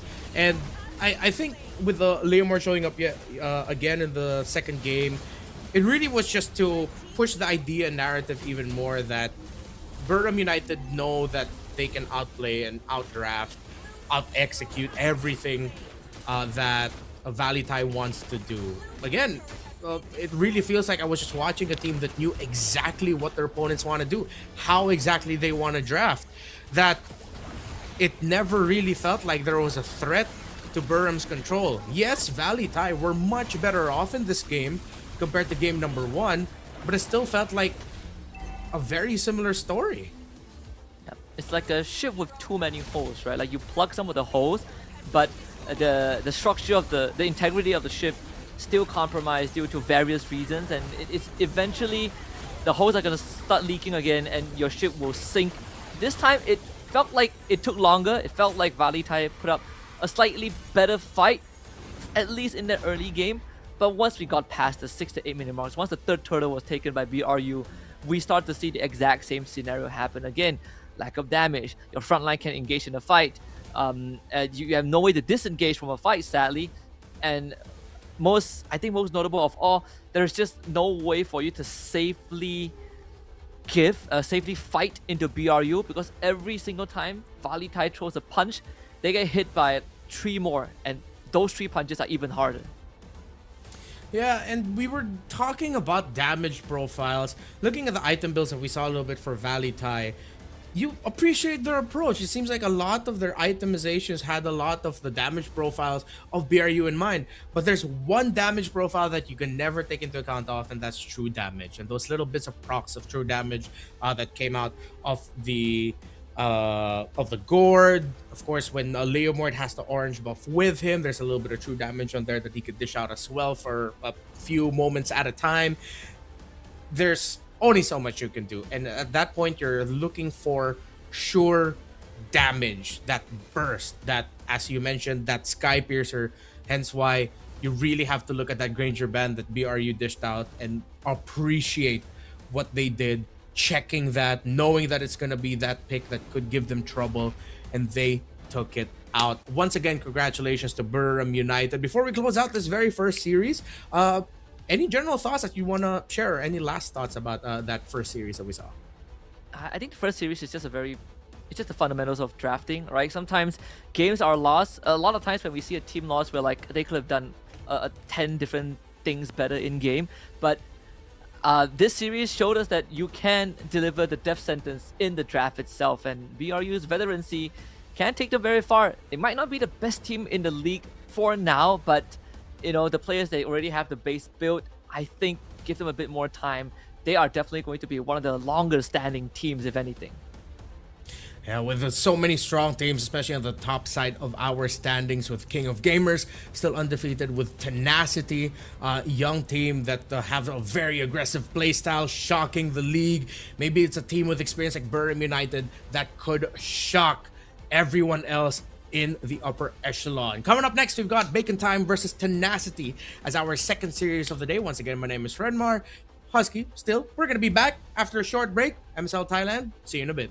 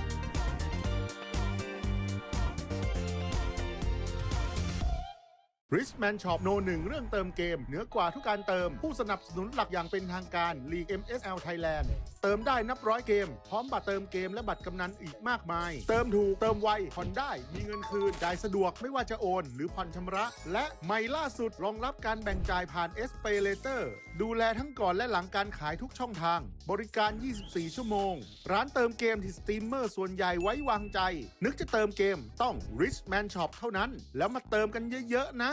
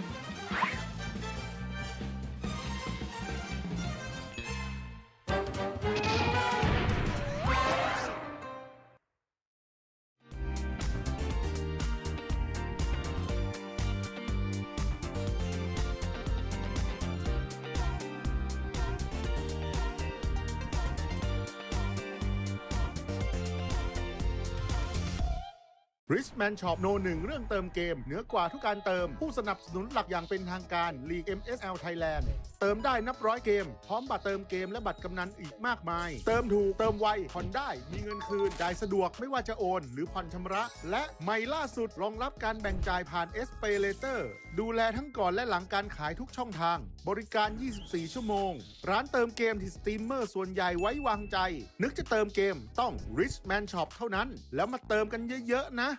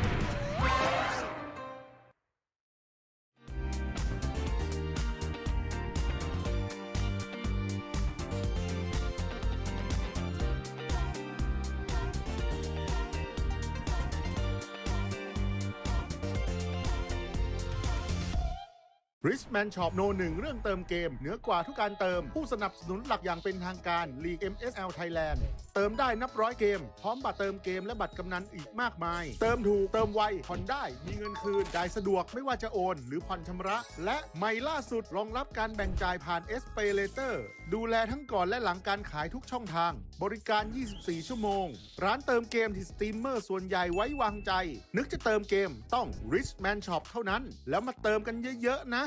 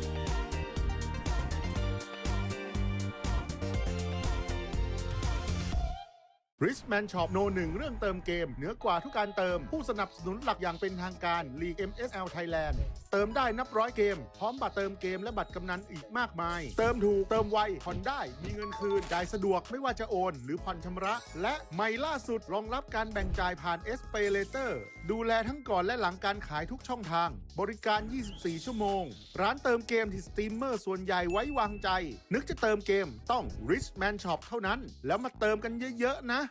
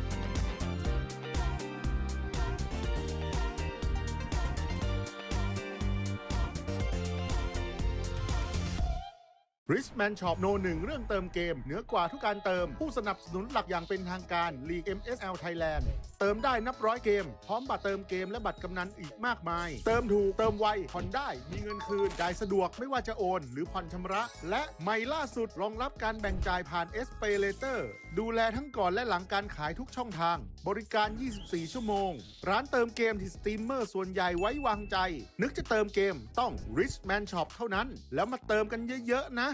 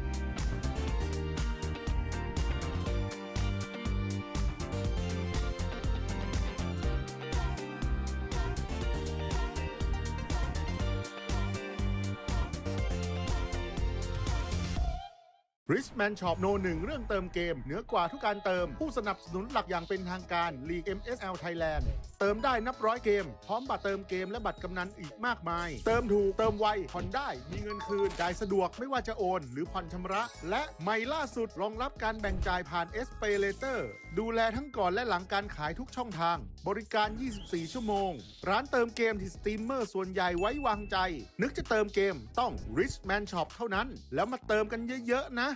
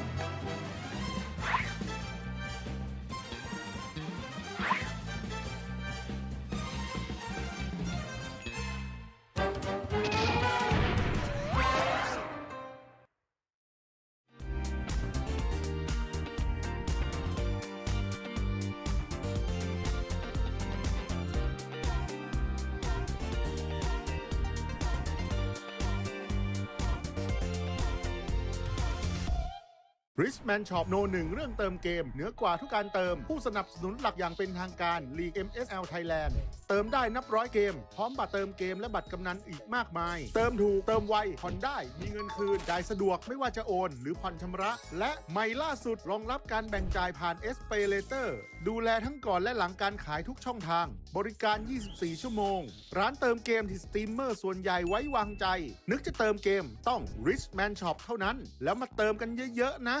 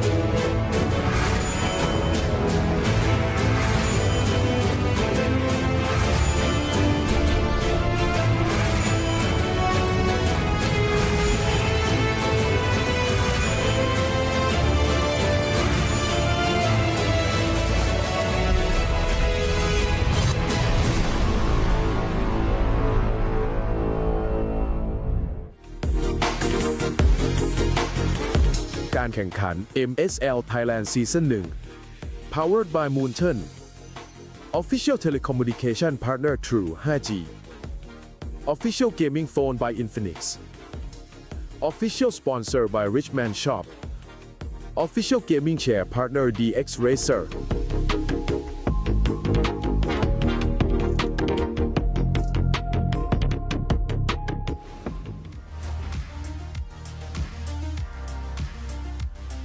กลับมาดูกันต่อกับการแข่งขันของเราในคู่ที่ 2 ในวันนี้ค่ะสำหรับแฟนๆ คนไหนนะคะที่อยากมาดูการแข่งขันนะคะสามารถมาได้เลยนะคะ Lido Connect ชั้น 2 หอ 3 ค่ะอยู่ติดกับสถานีรถไฟฟ้าสถานีสยามนะคะเดินทางสะดวกมากๆเลยค่ะและสำหรับใครที่อยากมาตอนนี้นะคะก็ยังมาทันนะคะเพราะการแข่งขันของเรานะคะยังเหลืออีก2คู่เลยค่ะสำหรับท่านใดนะคะที่ไม่สะดวกเดินทางนะคะสามารถดูผ่านช่องทางออนไลน์ได้ทุกช่องทางเลยค่ะส่วนการเจอกันในคู่ที่ 2 ของเรานะคะจะเป็นการเจอกันของทีมเต้าหมูเบคอนไทม์ค่ะเจอกับทีมที่กำลังมาแรงสุดๆเลยนะคะในตอนนี้อย่างเจ้าแพะดื้อเทนาซิตี้ค่ะต้องบอกได้เลยว่าห้ามพลาดเลยนะคะสำหรับ2ทีมนี้เพราะว่าตอนนี้นะคะจากเจ้าแพะดื้อเนี่ยได้กลายร่างเป็นเจ้าแพะดุไปเรียบร้อยแล้วสำหรับใครนะคะที่มาขวางทางทีมนี้เนี่ยก็ระวังแพะตัวนี้ชนกระเด็นนะคะเดี๋ยวเรามาดูกันค่ะว่าวันนี้นะคะทางเบคอนไทม์ปีบอสเนี่ยจะใช้วิธีไหนนะคะมาหยุดความร้อนแรงของไอ้น้ำกับกิฟฟินนะคะก่อนจะไปดูการแข่งขันเนี่ยทุกคนคะส่งกำลังใจนะคะพิมพ์มาทางออนไลน์ได้เยอะๆเลยนะคะเดี๋ยวทางแคสเตอร์ของเราเนี่ยจะพูดให้กำลังใจนักแข่งแทนทุกๆคนทางออนไลน์เองค่ะและหน้างานเนี่ยก็มีแฟนๆนะคะคอยให้กำลังใจนักแข่งของเราอยู่แล้วด้วยเพราะฉะนั้นนะคะตอนนี้ถ้าทุกคนพร้อมแล้วนะคะขออนุญาตส่งต่อให้กับแคสเตอร์ทั้ง3คนได้เลยค่ะ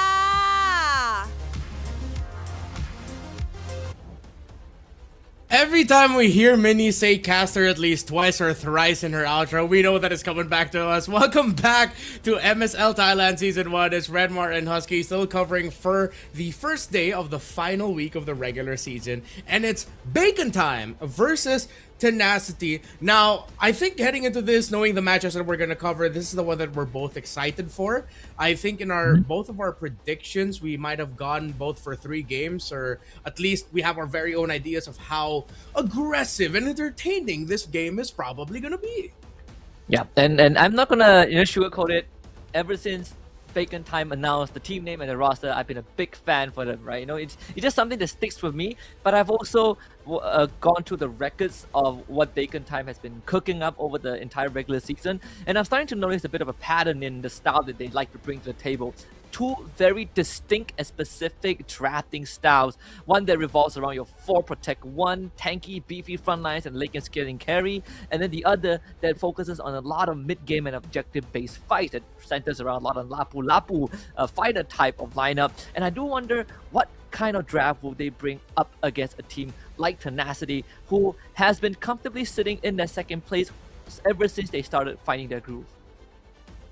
Yeah, Tenacity live up to the name. If there is one thing that stuck to me seeing them play, being able to cast their games, it's 2 members that really personify what it means to play for Tenacity in this season of MSL Thailand. Song Jinwoo in the EXP lane, Water in the jungle. They live up to the name. They are tenacious. They keep going for it. But it's not just a messy engage over and over again. You can really see the gears turning in their heads, calculating. On the other side, one of the reasons why a lot of people were on the same boat as you, Husky, is because of heading into the season, Bacon Time announced that they would have 2 imports from the Philippines in Spider, Miles, and Exort, just controlling the center of the map, and those 2 are so good and they personify the gameplay of Bacon Time. Now, updates for you all. Because of Valley Thai's loss earlier, they have now been eliminated from playoffs contention, and it looks like we already have the main names that we are going to be seeing for the MSL Thailand Season 1 playoffs in KOG, Tenacity, ACT, Bacon Time, Burram United Esports, and Solix Esports. Now, the remainder of the series for the regular season are just going to be jockeying for a much better position. Yep, and it all comes down to the remaining matches. That, for example, between Bacon Time and Tenacity, there's Tenacity should feel slightly comfortable in 2nd place for now, but there is a universe where Bacon Time, they are able to take down Tenacity and affect that net game with, or the aggregate points a little bit, then there is a chance that ACT can use the remainder of their regular season matches to catch up and get that bye in the playoffs. The only team that is truly safe is KOG, because they have been undefeated so far, and it's very unlikely that they will be overtaken unless the stars truly align. So we're really looking at the 2nd to 6th place just so, where KOG is just waiting to see who joins them in that upper bracket.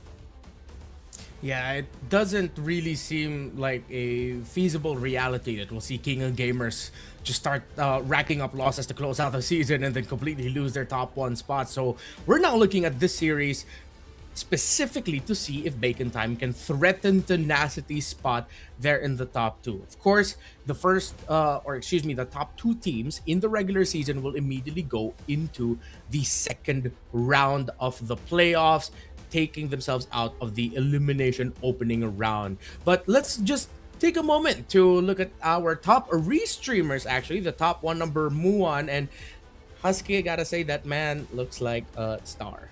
He's got that look. He does. He can. You can fit him in a lot of roles. He can be a pop star. He can be the greatest player that's ever played games in history. He can be anything, right?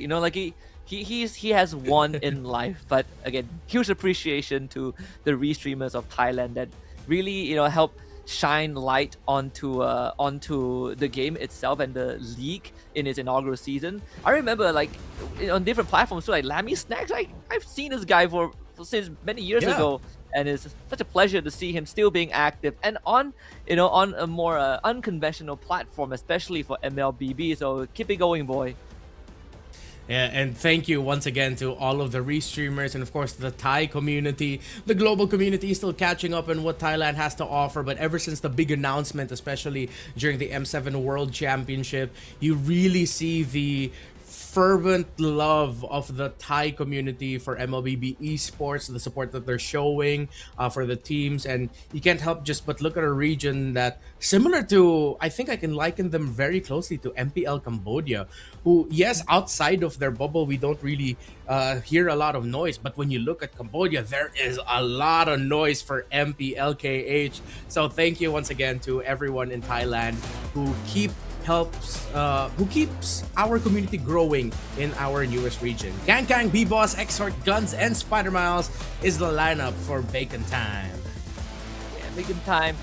Again, they have a chance to become a piece of the cogs that shift the standing for Tenacity, and I do want to see what they are going to bring up to the table against a team that, true enough, having Song Jin-woo, one of the greatest MC in history of animation in the team, it's going to be a tough cookie to crack, but I'm pretty sure that there's something up on Bacon Time's sleeves that they still haven't reviewed yet.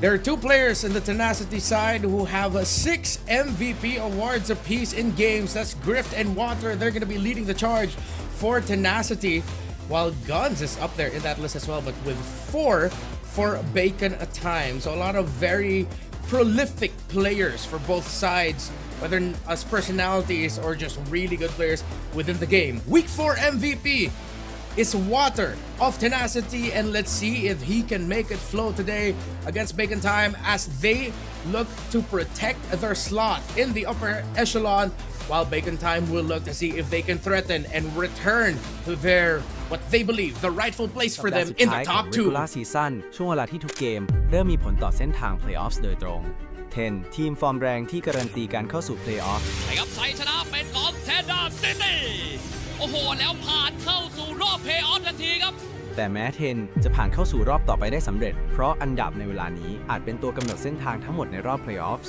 โดยเฉพาะตำแหน่งบนหัวตารางที่หมายถึงความได้เปรียบในการเริ่มต้นบนสาย Upper Bracket และนั่นทำให้เบคอนต้องกลายเป็นกำแพงสำคัญโอ้โหและเกมนี้ครับชัยชนะเป็นของเบคอนทาวน์ดูเบคอนครับต้องดูให้จบ3เกมครับเพราะหากพลาดในช่วงโปรแกรมโค้งสุดท้ายนี้ตำแหน่งที่เคยดูมั่นคงอาจกลายเป็นสถานการณ์กดดันทันทีนี่ไม่ใช่แค่เกมของ2ทีมฟอร์มแรงแต่มันคือเกมของการรักษาตำแหน่งและการหยุดเส้นทางของอีกฝ่ายเพราะในช่วงเวลาที่ทุกแต้มสำคัญที่สุดของฤดูกาลไม่มีใครอยากเป็นฝ่ายเสียโมเมนตัมก่อนเข้าสู่ Playoffs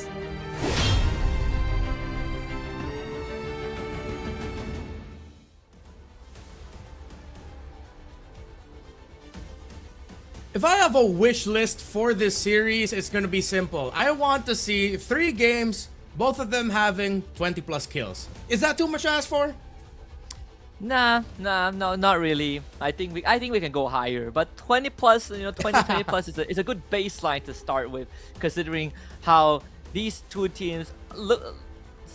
At least from the draft we've seen from previous records, they love to fight. They really like to scrap it out, and I think the jungler matchup gives a very good idea of how much they love to brawl. Brawl is something that I think Tenacity would want to force onto Bacon Time, because when Bacon Time lost to King of Gamers, it wasn't that KOG were just forcing brawls. They were baiting Spider Miles and Exhort, and specifically B-Boss in the jungle, into scenarios where you'd think, wait, why are they taking this fight? Don't they see that maybe this is disadvantageous for them? And it got checked. Tenacity were just in the heads of Bacon Time. They knew it was a marquee matchup, and Tenacity really brought it to them. So, King of Gamers brought it to them. So I want to see Tenacity try to replicate that to see if they can make the mid trio of Bacon Time struggle. Their playoffs conditions, they just have to win 1 out of the 3 matches. I mean, they're already in the playoffs. I'm just not sure if this is their conditions for securing the top slot, because they should be fine already, right? I know they are. Should be. I think calculation-wise, they should be fine. So I think Bacon Time fans, Mini Heart Attack, they are pretty much in the playoffs. Again, I think the rest of the week is just jostling for standings. Though I do have to, agree with what you say earlier on, and just to follow up on that, right? We know that for some of these players, especially Exort and Spider Mouse, we look at the track record, like even Exort has played in MPL MY for a short stint. These are players that like to take the initiative, right? They like to be in the thick of things, and it's not a surprise when they went up against KOG. You have they are sort of lured into these kind of false sense of security. Even I think the top pick heroes that we got to take a glimpse of just now really speaks about what has been sort of the trend here, what's popular in MSL Thailand. The Harley, for example, is still the most picked hero to this point. Even with the little nerf onto Harley with the damage of his cards, you can still definitely respect it as a threat to any game that it shows up. Unless, of course, similar to what we saw in the first series of the day, the roam mid combo isn't enough to supplement the Harley. I feel like that's the trap that a lot of drafts fall into, that when they think of the Harley, they just think, oh, powerful pick. But it's actually way more susceptible to not having a priority duo being paired up with it. So whoever's gonna get the Harley in this game really need to make sure that the roam mid can help bridge for the Harley. Even with that little adjustment, that's still a nerf that you have to consider, but the snowball factor for the Harley is definitely gonna be there. So Tenacity is gonna be on the blue side this time, while Bacon Time on the red, and you see some respect coming out of Bacon Time, taking away Water's Fanny right out of the gate. Yep. And for Tenacity side, banning out big bulky sandbags like the Phobius and Uranus, which has brought Bacon Time some degrees of success. The Juicin also getting taken out. Again, another Juicin ban on the blue side. It's just been quite interesting so far, seeing some of these teams really having a different approach to what they consider as priority. The Harry gets banned out. I like that one. That means the Harith is now open. The Guinevere is now open. Couple of choices. The Freya is also open, and Tenacity will go for the Valkyrie. And this is a flex pick. If I've ever seen one, you can put it in the gold. It's very rare that it goes into XP these days. There's just so much value that you can get out of a Freya in the gold, considering that the Harith is taken out. Let's see if Bacon Time will rush out of the gate with a carry right away. One of the few picks that you could actually use to help manage it if ever in the gold lane. But with it being a potential flex pick, even though it's quite rare, but not in MSL Thailand though, might be a little bit too early. You still have Suyo and Harley both still open.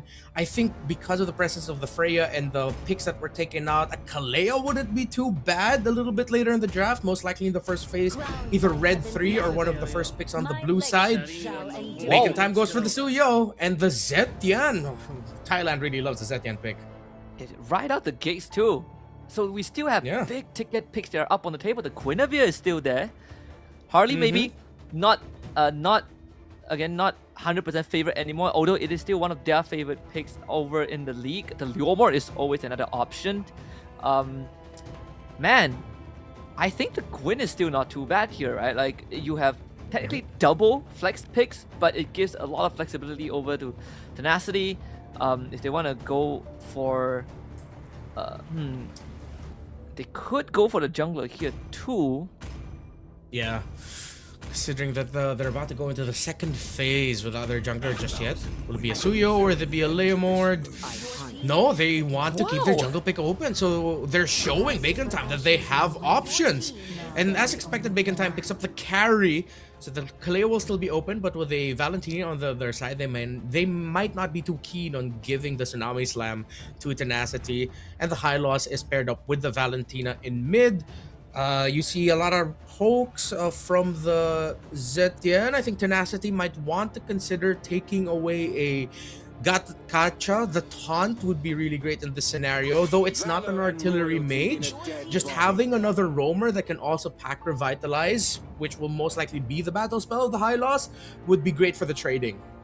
Yeah, something that can slow down the tempo of Bacon Time. They still opting to ban out the Kalea as a security measure.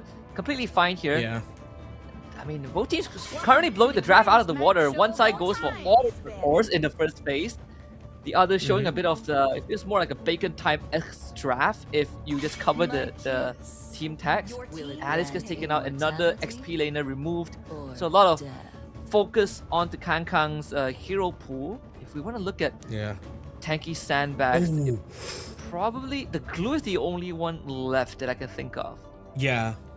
Of course, with the counter of the Frey being gone, with the Phovius out of the contention now, with it getting banned out by Tenacity, they might have set up themselves for a really great draft. I think with the high loss around, yeah, glue would be great. You could even consider putting that in the roam if you're Spider Miles. Help manage that a little bit more. You're just as annoying to deal with, but it could also be an EXP option. But nope, it's going to be the Lapu-Lapu in the EXP. Let's see where this Freya is going to be going. Now, with the Valentina on board, a Fury of the Phoenix is most likely the ultimate that it takes. But do not turn off the idea that we might see more of a Lapu-Lapu cosplay through the Valentina, and the burst, that extra penetration of the backline might actually be good with forcing out the passive of the Zetian early, so that it's so much more susceptible to the eventual entry of the Freya. Yep, anything that allows you to morph is always great, and Bravest Fighter is one of them. And most of the time, it's pretty hard to steal the Fury of the Phoenix because the Zetian can opt to never show herself on the map, at least within range of the Valentina ult. So there's still the jungler that they're looking for, the Joy and the Arla. So talk about a team that really just wants to just perma-dive you. Yeah, I thought you kept mentioning the Guinevere earlier, and since this is still open, I thought they were gonna go for it. And I'm shocked that with they it didn't. being paired up with an Arlot. Yeah, exactly. And they even picked up an Arlot. An Arlot and the Guinevere together is such a busted combo. But hey, let's see how they make this Joy work. And they do have the tools to just pop the passive of the Zetian right away. There might be a lot of pressure. They need some stronghold in the front. The glue in the row might actually be their best bet. Or going back to earlier, the Gata Kacha, as we mentioned. Glue got thought. The Badang is actually another option to look at. They lay down the carpet, the Badang can stop them with the fist crack, but they go for the Cho. Some single target isolation, but a lot more mechanically intensive. Although at the same time, it's Spider Miles, you know, so not a surprise there for Bacon Time. It really fits into his style. I personally would have preferred the Badang slightly more, but Bacon Time, they want to play some mechanical checks with tenacity. Yeah, we're going to be seeing the Cho in action after the buff from Decisive Moment May 13, although I believe the release of that was delayed to yesterday, May 14th. Longer basic attack range, no delay after skill 1, and stronger ultimate, more damage plus better cooldown. Maybe Bacon Time saw something in the adjustments to Cho and saw it as a pick to watch out for. But the problem is, we've seen this time and time again, lineups that field roamers without a revitalize against a roamer that does have, just lose it out in the early trades. Considering one of the most fearsome trading heroes in the game is in the hands of Tenacity, that Freya, that might end up becoming a factor. Welcome to game number one, excuse me. Welcome to game number 1 of the second series of the day. And yeah, we're both I'm expecting 3, but you are all Bacon Time today, Husky. Yeah, I'm all Bacon Time. Bacon Time, day in, day out, all the way. But like you said, the early trades should favor at least the side of Tenacity. Unfortunately, even though Zetian has long range, the early game damage not as impressive. She does need some items to work with, and it's very dependent on how long you can stay in the fight with your abilities. And V-Boss actually gets the goal with the DOT. But Spider-Mouse not really much help to work with, unfortunately, thanks to the early trade. And having to contend with this Valentina burst, a lot of respect has to be shown. Spider-Mouse a bit too close for comfort. It looked like Spider Miles just baited out Lord Guys and BS to go a little bit closer to the tower, just so that the Exort could get a little bit more damage in. Even for the town predictions on the Thailand broadcast side, very split. The Dr. Marks is like you, Husky, except that he's more of a tenacity guy. Wait, Dr. Marks? He's also one of the top streamers for the league. Look, that's dedication. And he's doing 2 things at once. And MSL Thailand is blessed to have talents like this. So now getting the recall out, we are on broken walls for this map, which makes heroes like Joy and Suyo even more mobile. So B-Boss is going to be hovering on this top side. There shouldn't be any threats to Griff since he does have the Purify as well. But I am interested in how that turtle fight is going to go. Ooh, B-Boss gets marked by Lord Guys. MBS getting to get a fair amount of damage on that Suyo. This might be a tough turtle for Bacon Time to contest. The Bravest Spider available. Kang in with the Bravest Spider. Starts swinging. Song Jin-woo, a two-man final slash through the Phoenix, slightly late as Kang swings away, but objective is already lost, and unfortunately, Bacon Time will suffer 3 casualties on top of that. This is why I was wondering why Bacon Time looked like they were gonna aggressively contest this turtle. Your Suyo already took a lot of damage. The river flow is still there for the Freya to take, and it's expected that for most gold lane Freyas, they will join Turtle 1. So why they heavily contested that is perplexing to me. Water even gets to steal away the purple buff of Bacon Time. But let's see if they can sense that B-Boss is looking to balance it out there. Beautiful final slash, by the way, from Song Jin-woo. And again, it's one of those few situations where, like you said, it feels very weird that Bacon Time fully committed to the fight. I think it's also sort of a bit of overestimation of what Zertian actually provides with Phoenix. Sure, if you land it, it's good, it's a good tempo breaker, but the damage, actually not that high. It's more of a utility than it is a damage dealing spell unless you have violence, but we're talking about mid to late game, and a lot of it has to be supplemented from the rest of the team, and in that case, Kang and B-Boss, they just don't have enough. In case you missed it, a B-Boss also got to steal away the purple buff of Water, so it just balances things out for them. But Tenacity got a 2,000 almost gold lead for them right after that first big win. They got 3 kills, stole some resources, and they're also getting a fair amount of resources, especially for this Freya.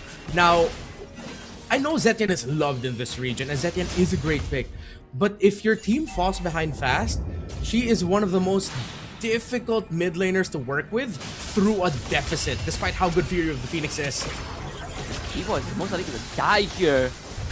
Able to at least get away by Water. Oh! Up skips him to jump, uses his own teammates as a launch pad. And this turtle is lost. Bacon Time shouldn't even be contesting this. You just have to take the L here. Tenacity were not as aggressive as we thought they would be, but it's a much more calculated aggression, pressuring Bacon Time at the right time. Guns able to at least get out of that predicament. Spider Mouse will show up in time. Fortunately, doesn't have the ult to work with, so no counter engage potential there, as the orange buff is going to be taken away by Water. Spider Mouse will have to read the information, and this Joy getting further and further ahead in terms of experience. Another little nitpick, but maybe it could have been just a little bit too dangerous if he tried to. I wish Guns took at least 1 hit from that Freya so that the tower would lock onto Grift. Because Grift didn't get the damage Guns, it was free for him to just get a few more hits on the energy shield. That should be upwards of around 50 to 60 gold, which because of the lead that they already have, it makes it even worse because now it's almost extending to a 1,000 gold lead favoring that Freya, but can't knock Guns for wanting to play it safe. He is one of the main conditions for Bacon Time here. So what we discussed earlier with the problems that Bacon Time had against KOG, Tenacity, you got your wish. They are able to replicate that. It's not exactly the same thing, but they're pressuring the row mid and especially B-Boss to the point where everything has now become stagnant for Bacon Time. Yeah, and on top of that, just looking at Bacon Time's draft gives you a very good idea of what the identity of this game is. It's all about those small skirmishes, those bursts of damage that Bacon Time is looking to try and win out as fast as possible. Because I think in the long fight and without crucial cooldowns, then you're relying a lot more on just the Suyo and the carry. But Tenacity, they have the tools to keep on going, especially with the Hylos and Arlet around. And another final slash, perfectly executed. B-Boss this time is able to escape, but Bacon Time, their response there. Kang shows up, the Land Shaker swings away first. The Bravest Spider doing work. Song Jin-woo gets kicked the wrong direction. Spider Mouse ends up saving him.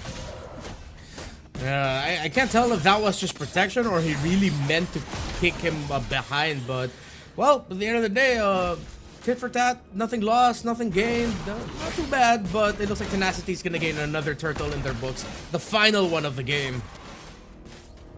0 ultimates available for Bacon Time, no chance to contest at all.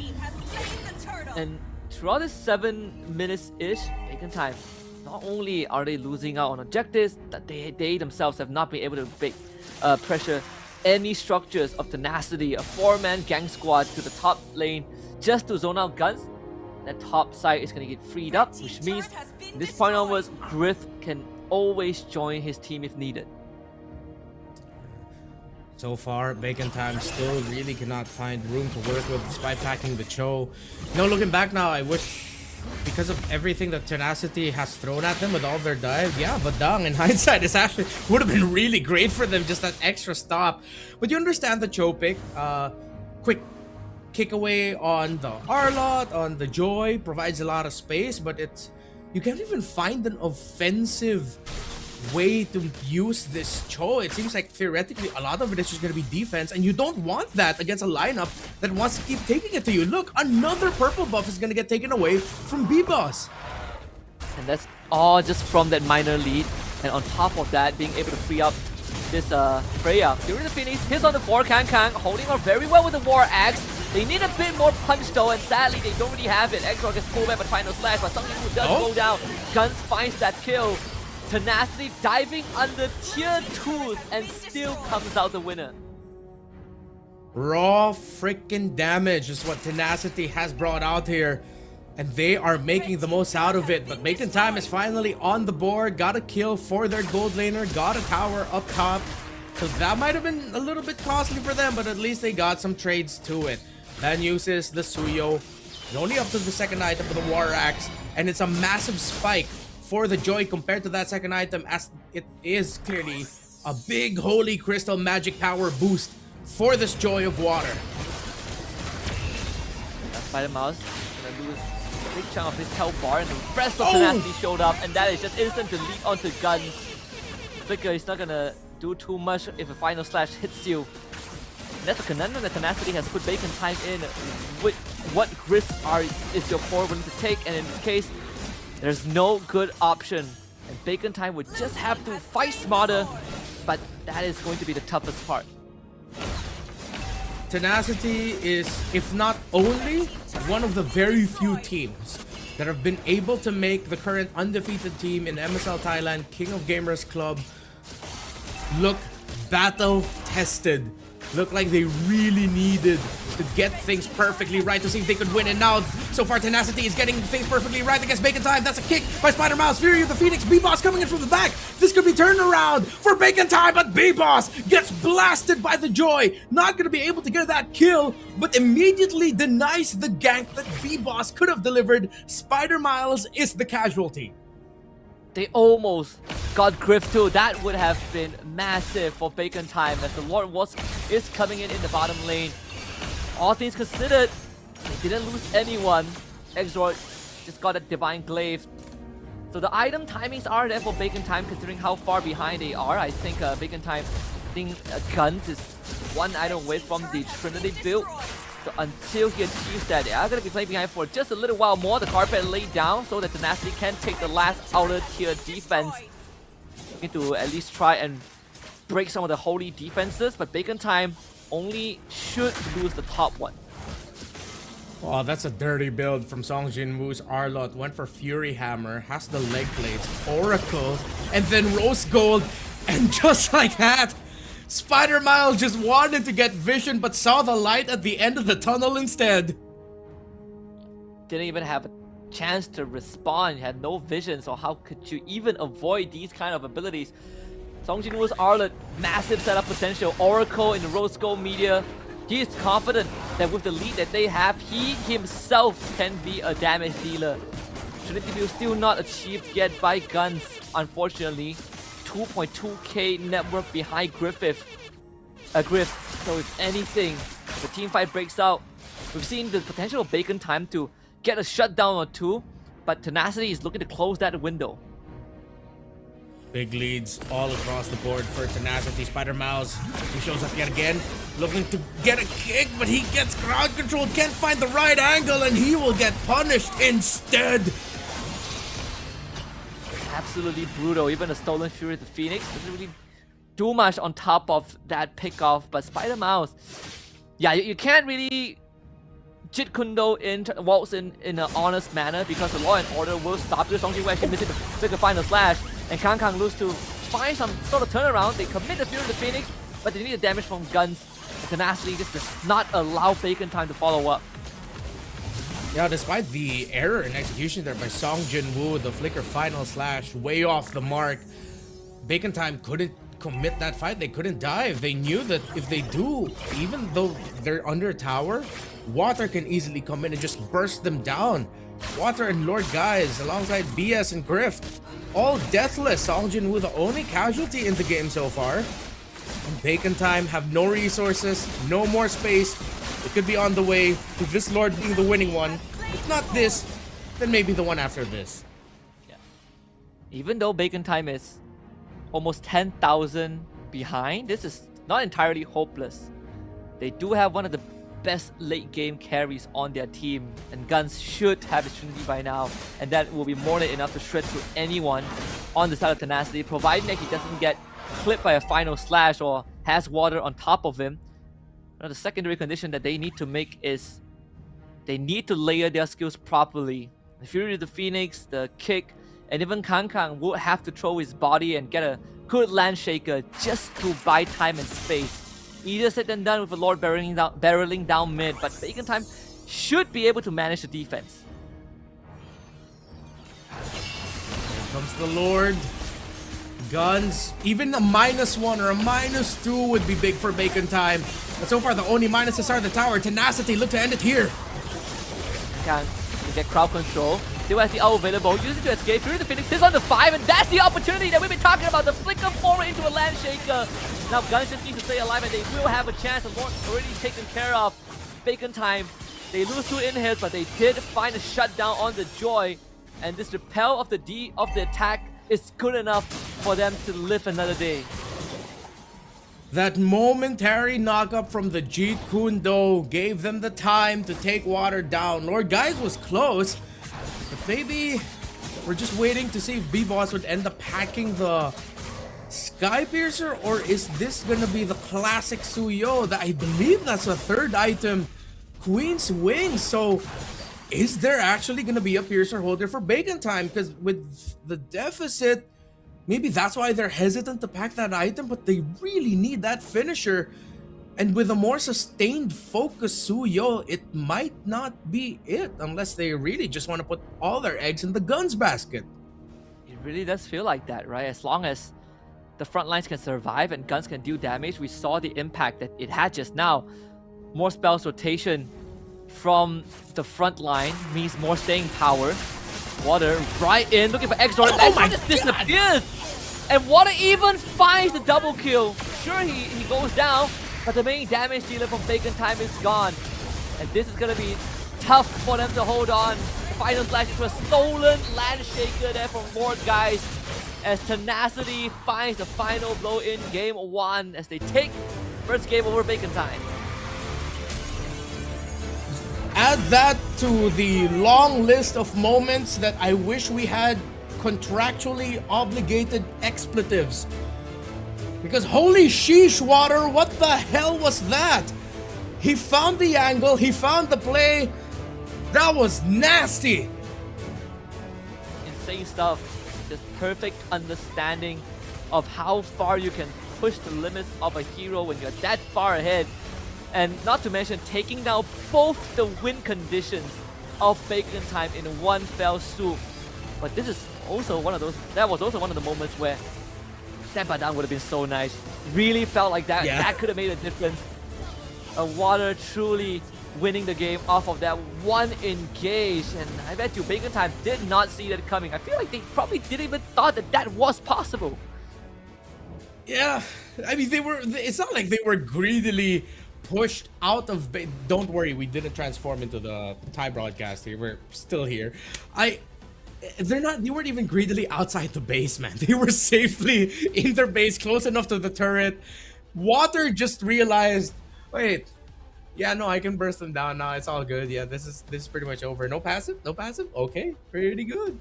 And then even with a passive there, I believe if you just time the electrifying beats well enough, you do get some semblance of like CC immunity. That maybe that's why we didn't get the knockback, or maybe he really did just mark that the Zetian didn't have it. Still crazy stuff here from Tenacity. I think this is why we were leaning hard on the idea that the roamer needed to be a tempo breaker.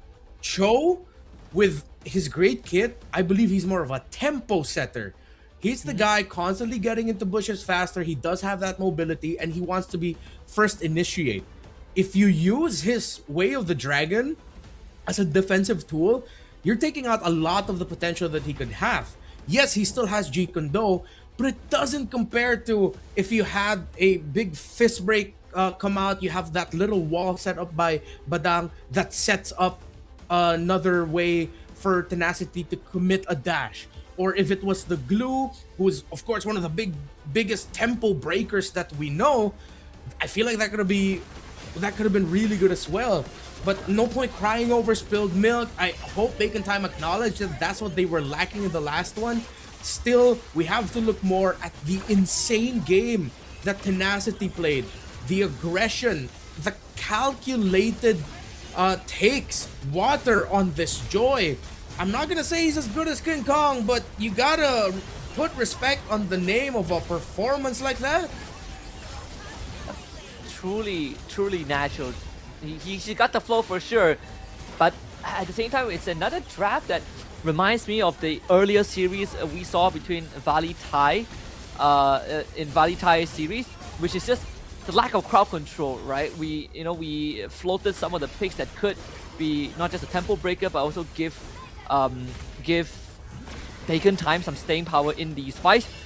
As a Joy player, you love it when the enemy has literally no reliable way to stop you, and that's why he can just waltz into the fight, get a full out off, back off, and then rinse and repeat. Whereas, again, for Bacon Time, there are a lot of dependence on if Spider Mouse can hit a good Jeet Kune Do into Way of the Dragon, if Kang can get that Land Shaker onto multiple targets, but even then requires him to transform first, and that does take some time.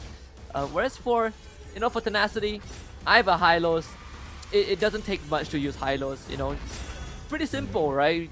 Get in front of someone, poke them with the spear, you stun for about 1.5 seconds, and Tenacity cruises to an easy victory. 13-3 in game 1. Dominant. I think a majority of the talents working here today were thinking that we'd see a much closer series here, but if this is the quality that Tenacity is going to be showing, and with Bacon Time clearly still not having been able to recover completely from being pretty much exposed by King of Gamers from week 3, especially up against a top team here, we could be on the way to seeing another sweep. And to add to everything that we've discussed about the draft, I think we have to go back to a pick that I believe it is a good indicator of being a great mid laner, and that's the Valentina. Some of the best mid laners in the game today are also some of the most fearsome Valentina players. Their timing is great. They know how to not only their individual timings, but also their timing with the respective roamer. It felt like Lord Guides and BS just were sharing a hive mind, and we're always in such a great connect that even Spider Mouse and Exort, despite them being a more familiar combo, I'm pretty sure they have great chemistry. They look like they couldn't dance along to the tune of the high loss of the Valentina. Yeah, and it also comes, I think a big part of it comes down to the hero choices, right? And it's not to say that the Zetian Cho is a bad combo, but into a Valentina high loss, you fight them head on, it's just a losing fight, right? Valentina, so much burst damage, high lows, you get close to him, you're guaranteed to get punished. Whereas for Zetian, again, early game, the damage is actually not as much as you think. You really need some items on her. And the Cho, you need to be able to weave in and out with your abilities. And it's just based on the lengthy explanation itself, gives you a very good idea of how slightly more straightforward it is to pilot the mid duo of Tenacity than it is the one of Bacon Time. I think we're seeing some teams, especially here today, really not putting enough value on very specific picks, and this one was the Valentina. But this is why we were quite shocked with the Zetian coming up as one of the first 2 picks, if I'm not mistaken. Yeah, one of the first 2 picks on the red side of Bacon Time. Yeah, on the red side with the Suyo and Zetian together. There was another one pick here, and I don't know if you've seen this in your ranked games, but there's one pick that's been rising a lot more in a PH high level RG, and that's an Atlas. Because of the momentary freezes the Atlas can dish out, it's actually really great against lineups that love to dive. Even if you don't get that big massive set, because for most of the time we've always thought as Atlas, all right, okay, you show up, conceal, you get those fatal links, boom, you've done your job. But just standing around there being a presence actually ruins a lot of dive focused lineups. If the Valentina wasn't on the side of Tenacity, I would have been suggesting the Atlas alongside the Badang that you mentioned, the Glue that we mentioned as well. But because, again, the Valentina seems to be undervalued a bit by some of the top teams here in MSL Thailand, or at least for the middle of the table teams, because Tenacity, they picked the Valentina in a great spot. They couldn't pick that. If there's one thing I would suggest to Bacon Time, put more value on this Valentina. Because the Phoveus was even banned out by Tenacity. I agree. I mean, not just the Valentina, but also one of the bigger shockers as well is this is, I think, the first time I see Gwyn completely ignored, not banned. Oh yeah, that not too. Picked, completely got through the draft. It's a bit of a surprise here. We haven't seen Atlas in MPL NY. What we did see as a tempo breaker too is the Minsita. And there's only one person that plays Minsita here, and that's Diablo. But he plays a damaged Minsita, which to me I felt like being a tank Minsita would have been slightly better, but you know, that's more of a player preference. Something that can be pondered on, but definitely not as good as a Badang or an Atlas if you want a true, legit doorstop. Yeah. And with the rising number of picks that we've seen, especially with a favored go around for the Khalid, the Hilda, though that does make a lot of sense. You also see why there are a good amount of drafts where sometimes you don't even go for that trade. Some teams would rather pick up something like maybe the Kalea, although to the credit of Tenacity, for their own insurance, they banned out the Kalea in the second phase. But I really feel like there might be a little bit of an overcommitment towards the Zetian. She's great. She's mommy. She's one of my favorite mid lane picks. But I think just rushing her isn't cutting it out anymore. Yeah, I think Zetian is more of a response than it is an initiative, right? She's put in a slightly weird spot where people see her kit and they're like, "Well, she's great at starting things off."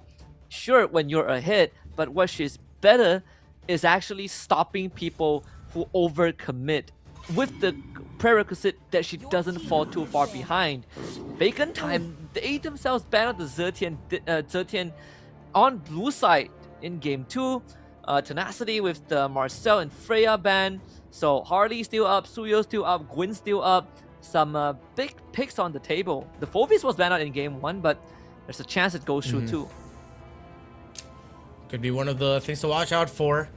Even a surprise rush pick on the Phoveus blue 1 would be alright, considering that the Suyo Harley trade is active. You're gonna get one of those. With the Freya taken out, with Harith being a really great pick, some of the best picks in the game have a lot of dashes.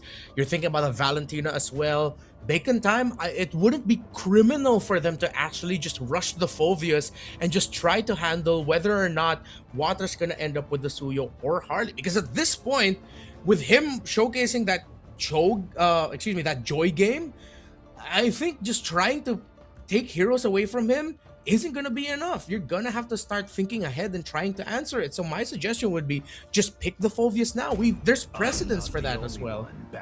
Thank you. There you go. Right on the money. I was thinking of that Phoveus opener too, because sure, it's not your prime S tier pick, but it does solve some problem. It's a very safe opening. There are picks that the Phoveus are going to struggle against, for example, the Glue. But guess what? You can still do the Harith.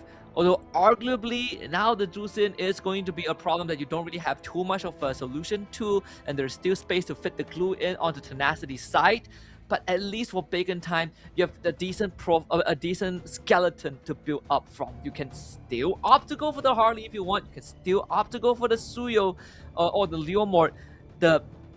Wait a minute, the Baxia is also still open. Yes. Ooh. But they don't want to go for the Baxia. They get the Harley instead. Yeah, just when you mentioned the Baxia, I was thinking too, that would have been a great point of pressure to try and invade water a little bit more. You don't have to worry about B-Boss losing jungle so much. They get the Kali, they have the Phoveus in the EXP. They just really need to pair it up with a great mid laner that could provide some space. The Valentina most likely won't get picked up. Oh wait, no, yeah, because they already have the Juice in. Tenacity might eye out a Valentina ban. If they really want to set the tempo here and be aggressive, I wouldn't mind if they went Kimmy for Exort. Or let's see, maybe Exort will fall back into an old favorite in the Kadita Petrify. Yep, that works to any. Or if you go for something like a Kimmy, is a natural Purify carrier, so should be able to deal with the Tsunami Slam. If the Scat banned out, I think that is a good ban for Tenacity. Bacon Time already has plenty of setup. You give them that Yi, if it really ruins the Harif and the Drusin's game. Like Drusin, sure, is quite strong, very strong utilities, but she also prefers to stay in the fight to actually make the most out of it. And a lot of times against teams that just remove your front line, it becomes exponentially harder to do your job. So for the bans, you're still looking at EXP and gold for Tenacity that is yet to get picked up. Maybe they will end up with something like the Lapu Lapu this time. So it's just another Lapu Phoveus trade. With the Valentina still available, Sora is still not on the board and should be okay. You get a Sora Kalea together. Okay, so they're eyeing out the Sora, I think, now. Yep. Valentina ban. In fact, Bacon Time have another pick in the mid lane that they can go for. The Lilia. Right? Good against the yeah. Great zone control. If there's a Zaman Force laid down, if the Lilia is piloted well, the Zaman Force becomes a minefield. Natural Purify carrier too, so Tsunami Slam has 0 effect on you, and you even have the insurance of the black shoes. That would be a great pickup. I think I'm on that. I think I'm on that boat more than a Kimmy mid as well. Finally, Guinevere shows up, but it's respected. Taking it away as an option from Tenacity, and it would have paired up really well for them. Suyo still active though. And let's see if Tenacity is just gonna lock their jungler and adjust their EXP lane pick for later. Yeah, Suyo feels like the best option for Assassin now. I'm not gonna go for that for water this game. We are on expanding river, so it's gonna allow Suyo to navigate faster. But then again, into like Harley, Khalid, it's not gonna be easy. Bacon Time is looking for a mid laner that can really utilize the prio that the Khalid gives you. If they want to go for Lilia, I think sure that's completely fine. If not the Lilia, then someone that can take Purify ideally, and it would be the Farsa. Yeah. You also do need that burst. Although if they pick up the Farsa, yeah, they don't need to worry about a Moskov showing up. Great call on the Lilia. Gets picked up by Bacon Time. And they have the Claude. As long as this Khalid and Lilia can be the ones dictating the tempo in the center of the map, then this Claude pick would be great. But if they lose mid again, this Claude pick is gonna look terrible because Guns will not have room to farm. So the call is on Song Jinwoo. What is he gonna pick up in the EXP lane? If they want to get annoying, they can actually pick up a Hilda EXP just so that you have another sure source of a crowd control that would make Guns think twice about entering with a Blazing Duet if they're looking at that. But they said, screw single target, we're going for group, and we're going to be annoying. They pick up the glue. The bad thing is, Bacon Time's damage profile, not that great for glue in the early game. That's why all the more pressure for Spider Miles, Exort, and B-Boss to dominate the center of the map for Bacon Time if they want to force game number 3. Yeah, but the upside is that both the carries on side of Bacon Time 100% is going to take Purify, so it does make the job of Song Jinwoo catching them off guard and sticking onto them slightly easier. So you are trading that Kalea utility for what the glue can give you the later the game goes on. Because if you stick on the Claude or Lilia, they're both almost guaranteed to be rendered ineffective for quite an amount of time in the game. This is a more balanced approach from both sides, but this Lilia and Claude, they are going to be monstrous if left unchecked. And let's see if Tenacity will be able to check the bacon time priorities in the last two picks. The Lilia and the Claude were selected in the slot that's usually saved for responses, for rounding out your draft. And just telling the enemy team, we found the two picks to deliver us a win. We also have to look at how the Kankang on this Phoveus will handle his entry in team fights. The biggest effect of the glue to a Phoveus is that it makes the Phoveus look a little bit riskier. Any other EXP laner would make the Phoveus look terrifying. The glue would make Kankang think twice about some engagements, and that moment of hesitation might be the room of difference that would either lead to a win or a loss. There's still some window for Kankang to win out that early game into Song Jin-woo, as long as he takes smart trades. It's not mandatory, but it does alleviate some of that pressure.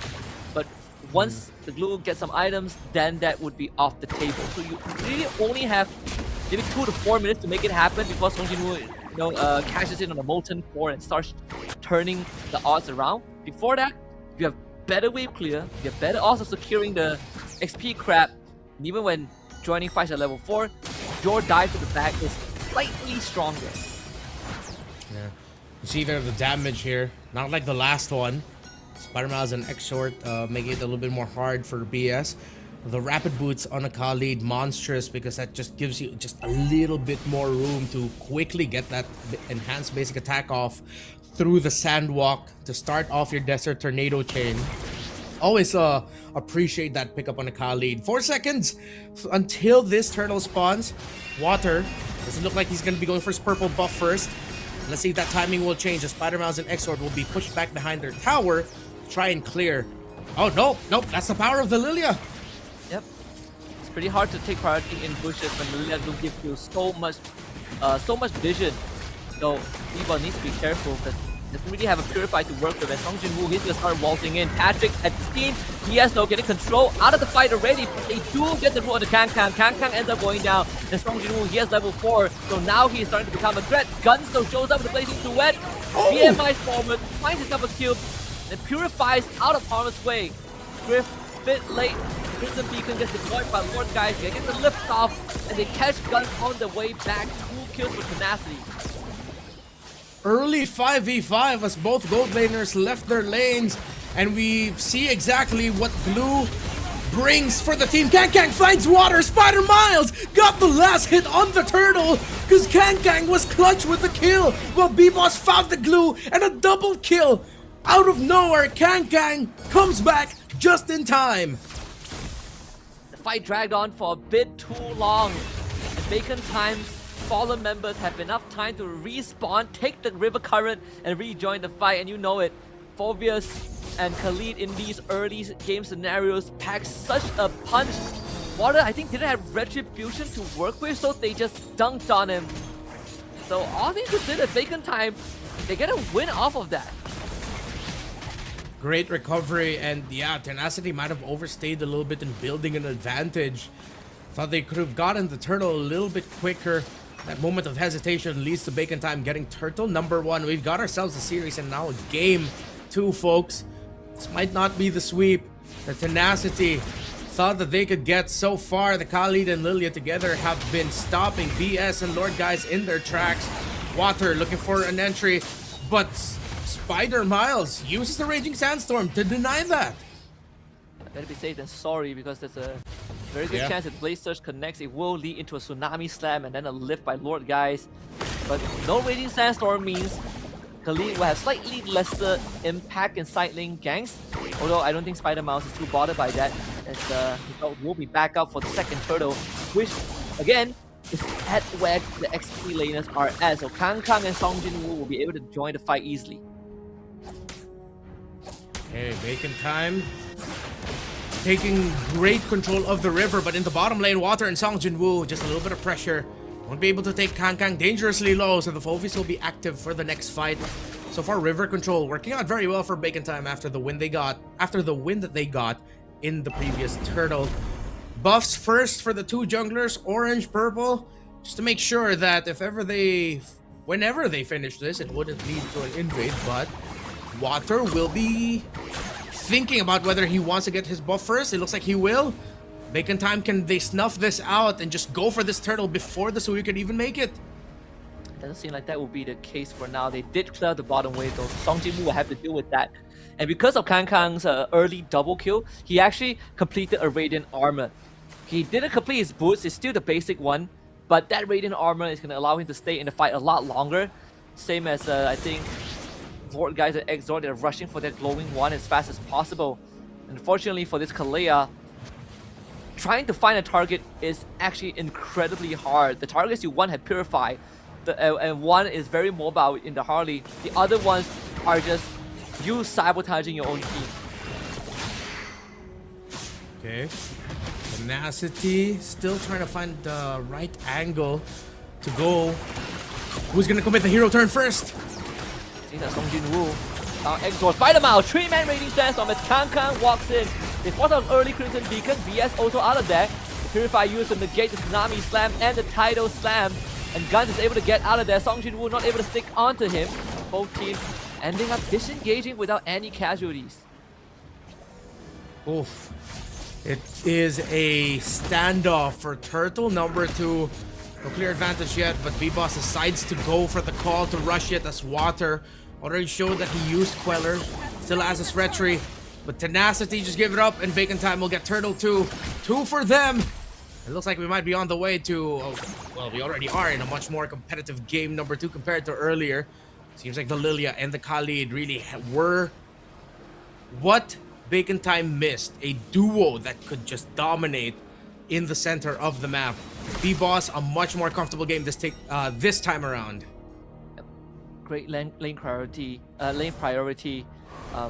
great zone control, and just a very flexible way of starting fights. It can be Kang, it can be Spider Miles, heck, it can even be B-Boss finding a deadly magic onto a crucial target. And the Purify, again, one of the most important tools for Bacon Time. As long as it's on, it's almost impossible for BS to do his job properly. Tenacity now looks at top side to see if they can finally get their Harith out of lane. Guns with the golden staff and a slight advantage over the Harith. Still on the way to the Feather of Heaven. In the mid, Lord Guy is forced to use the Crimson Beacon because of an attempt. Meanwhile, Guns forced to use the Blazing Duet. Water dives in with the Purify. Just enough CC immune. Here comes a Raging Sandstorm by Spider Miles. On point. Bacon Time.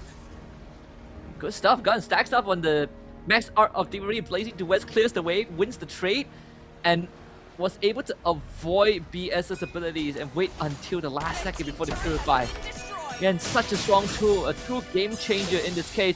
And now they get to spill that advantage over to where the Harith is at and finally free Guns from the lane. They're gonna be cutting behind the turret, and Guns will have the space to take it down. Well into the mid game, getting closer to the 12-minute mark. Well, okay, not that close. It's still a good amount of time. Trying to get a tower down, but Lord 1 could be a big one. Whoever gets this, if they get it with a comfortable win, as long as they don't lose too many members, they should be able to take control of the game up until the 14 to 15-minute mark. Tenacity is still close enough in the resources. It wasn't a terrible time for them, but it is a 2-level lead favoring the Claude over the Harith. But it is a Harith. We know, even with just one item, that dude, he hurts. And because of the comfortable lead that Bacon Time has, Kang can now walk into the face of Song Jinwoo and really start to apply pressure. A good in from BS, they're trying to look for the jungler, but good raiding stance off to deny that, and the slam dunk again, giving Spider Mouse not just the kill, but the objective for his team. The rest of Tenacity forced to back off. Great play there by Bacon Time. They read the situation well. I don't think Tenacity knew just how fast Bacon Time were rushing the Lord. I'm thinking that they were expecting Bacon Time to just try to bait out a response and eventually turn on the hero. But no, instead, Bacon Time shocked them. Water was way too far. And they just rushed the Lord instead. Great call. Truly the embodiment of pros don't fake. They have Yeah. full-on commitment onto the objective. Bottom tier 2 gets taken down as Bacon Time looks to sync up the wave, and they're perfectly in sync. 6,000 plus the Lord. Everything has exploded in favor of Bacon Time. Concealed by Spider Miles. Just to get a little bit quicker to zone. And this is going to be a really tough comeback for Tenacity. Their minion wave clear. Not that great. Especially since Lord, guys, doesn't have a lot of damage just yet. Oh, and it's a brute force breastplate for this Harley. Excuse me, Harley. Usually you only see this build if he decides to go for the bloody retribution, but pairing it with a flame retribution is interesting. Not as tanky as the bloody retribution brute force breastplate Harley, but at least he doesn't sacrifice the damage. Yep. Not only that, but also allows him to stay in the fight if needed and keep on fighting for longer and longer. And he knows he's not the main character. They already have more than enough late game damage output. He's just gonna be there as an addition, a good supplement on top of the fact that if he does get grabbed by the Kalea, there's a good chance he gets 2-tapped by a Water 2. Especially the Sky Piercer available. Water still looking for his first stack. Bacon Time did take away all the outer tier defenses of Tenacity. But this is going to be an uphill battle for the red team. I think, I wonder if BS is going to be the only holder of the Chastise Pauldron here, because it seems like he's really just going to be more for an entry. If they can, I think Tenacity should look into trying to get a little bit more items on Song Jin-woo, because he's going to be your main first contact. If they can readjust their approach and allow BS to be the later response, let him be the peel, wait for the Harley to go in if ever, or maybe the Claude, use the Tidal Strike as a way to just force out the Purify or send the Harley back much quicker would be good. But I think even that adjustment, again, the priority for that is they need to get items first. They need to get farm first, which they're running out of time and space to do, because Bacon Time, they're going to be hell-bent on getting this Lord and just making sure that they win it so that they could go for the end game push. Because this lead is going to balloon closer to 10 or 11k once they get that Lord if they don't suffer any losses. And Tenacity's defense is not going to be great on the second Lord approach with this damage profile and with the lead that Bacon Time has. This objective is most likely gone. Tenacity are still thinking about making a play happen, but the positioning is just not ideal for them. And that's Divine Glaive for B-Boss. Bacon Time have all the items and all the tools that they need to convincingly win a team fight and look for the end game. That game tree looking more and more possible right now for Bacon Time. It's one of our favorite scenarios we love to say. Bacon Time can just throw bodies, but it's Tenacity throwing bodies right onto Spider Miles. They want to build an advantage, but Spider Miles gets to flicker out just in time. Song Jin-woo picks up the Chastise Pauldron as members of Bacon Time are chasing him. No deaths. Oh, but the Crimson Beacon by Lord, guys. They're gonna need that for this push. Good stuff from Bacon Time, really forcing out all the tools. Song Jin-woo though, not so lucky as he's forced to run away. As the main inhibitor going down. The Tenacity put a stop to the remainder of the stage. They clear out the Lord. But Bacon Time, very systematic with their approach. Tenacity, they are the ones who are sort of in the predicament of a lot of the teams in the previous games we watched. They have Harif, sure. They have Suyo for the damage, but everyone else is just utility. It means that if Bacon Time can prevent Griff and Water from dealing effective damage, then it's as if they shut down the entirety of Tenacity. Exactly. Still a massive lead for Tenacity to crawl through. 15 minutes in, getting there. They haven't even crossed the 40,000 gold threshold. That's how you know it's gotten really bad for them. Bacon Time comfortable in going into more advanced positions to hold the river and hold the jungle. They will continue to try and take resources out of Tenacity. He will get dragged back by the down wave. Can will be stuck on. The Black Shoes actually onto Exhort somehow. But still, Bacon Time able to zone away the rest of Tenacity. Now Exhort is going to wait out the grab. Song Jin-woo completely isolated. They're trying to run away but gets dragged back. Kang finds the kill. Deadly Magic onto BS. He gets slowed down. Spider-Mouse continues to stick onto Tenacity. Lord Guys able to bail his teammate out. Water escape. Bacon Time settles for 1. Black Shoes was perfect.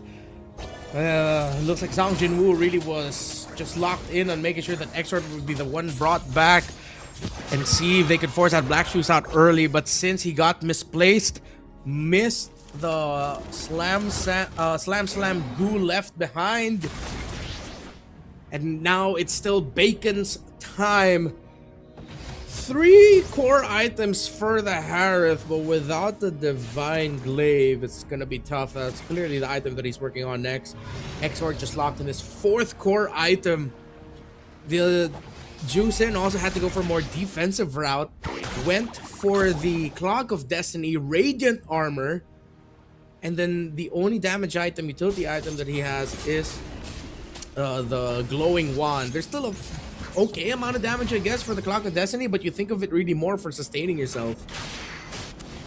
Yeah, and again, BS hasn't been able to do much on Kalea just because of the draft that Bacon Time has kind of put together. It's gonna be Lord number 3 for Bacon Time. This is where they're gonna look to end the game unless Tenacity pulls out something out of the hat. But there isn't really much option. Sure, Song Jin-woo, the target that he wants to slash on is Exort and Guns. But the next question is the follow-up going to be there? Because if they commit to a full dive, they might actually just end up getting wiped. So Tenacity might have to start getting creative with how they approach Bacon Time. Let's see how creative they can get. Lord marching through the mid. You've got a healthy flow going in through the sides. But with the minion wave not cleared out in the mid for Tenacity, the Lord will be crashing in mid first. A nice little bit of minion wave manipulation. But here comes the waves, and here comes Bacon Time. Playing it slow and steady. Conceal is used by the mouse, cutting off some of the key supply lines. Kang also able to constantly hold the front. Tenacity should have damage to deal with the Lord with Water and Griffith. The blue Song Jin-woo sticks onto his target. They get the pullback. Lazy Duet gets used. Bacon Time fighting it out. Another good pull, but they do lose Kang already. Spider-Man still alive. They finally get the Tsunami Slam into an execution. That is the Hardy gone. B-Boss is dead. Guns trying to fight it up, but the damage is there. Exort bails out his marksman. Goes again with the Black Shield executed, but Guns now has space. Water though, base. Take him down. He's going for the base. Guns does just enough to blow up the crystals, and Bacon Time finds themselves in another game against Tenacity. Great understanding of the situation by Guns. If he backed off, if he didn't commit to that base lock, this could have been the start of a Tenacity comeback, but we're not getting that. Instead, we're getting a game number 3. Great eye for opportunity at the very end. And the fact that the team willing to throw their lives for this Water and Lord Guys were just about to save the game. This was the best case scenario that could have happened with a Sky Piercer in hand for Tenacity.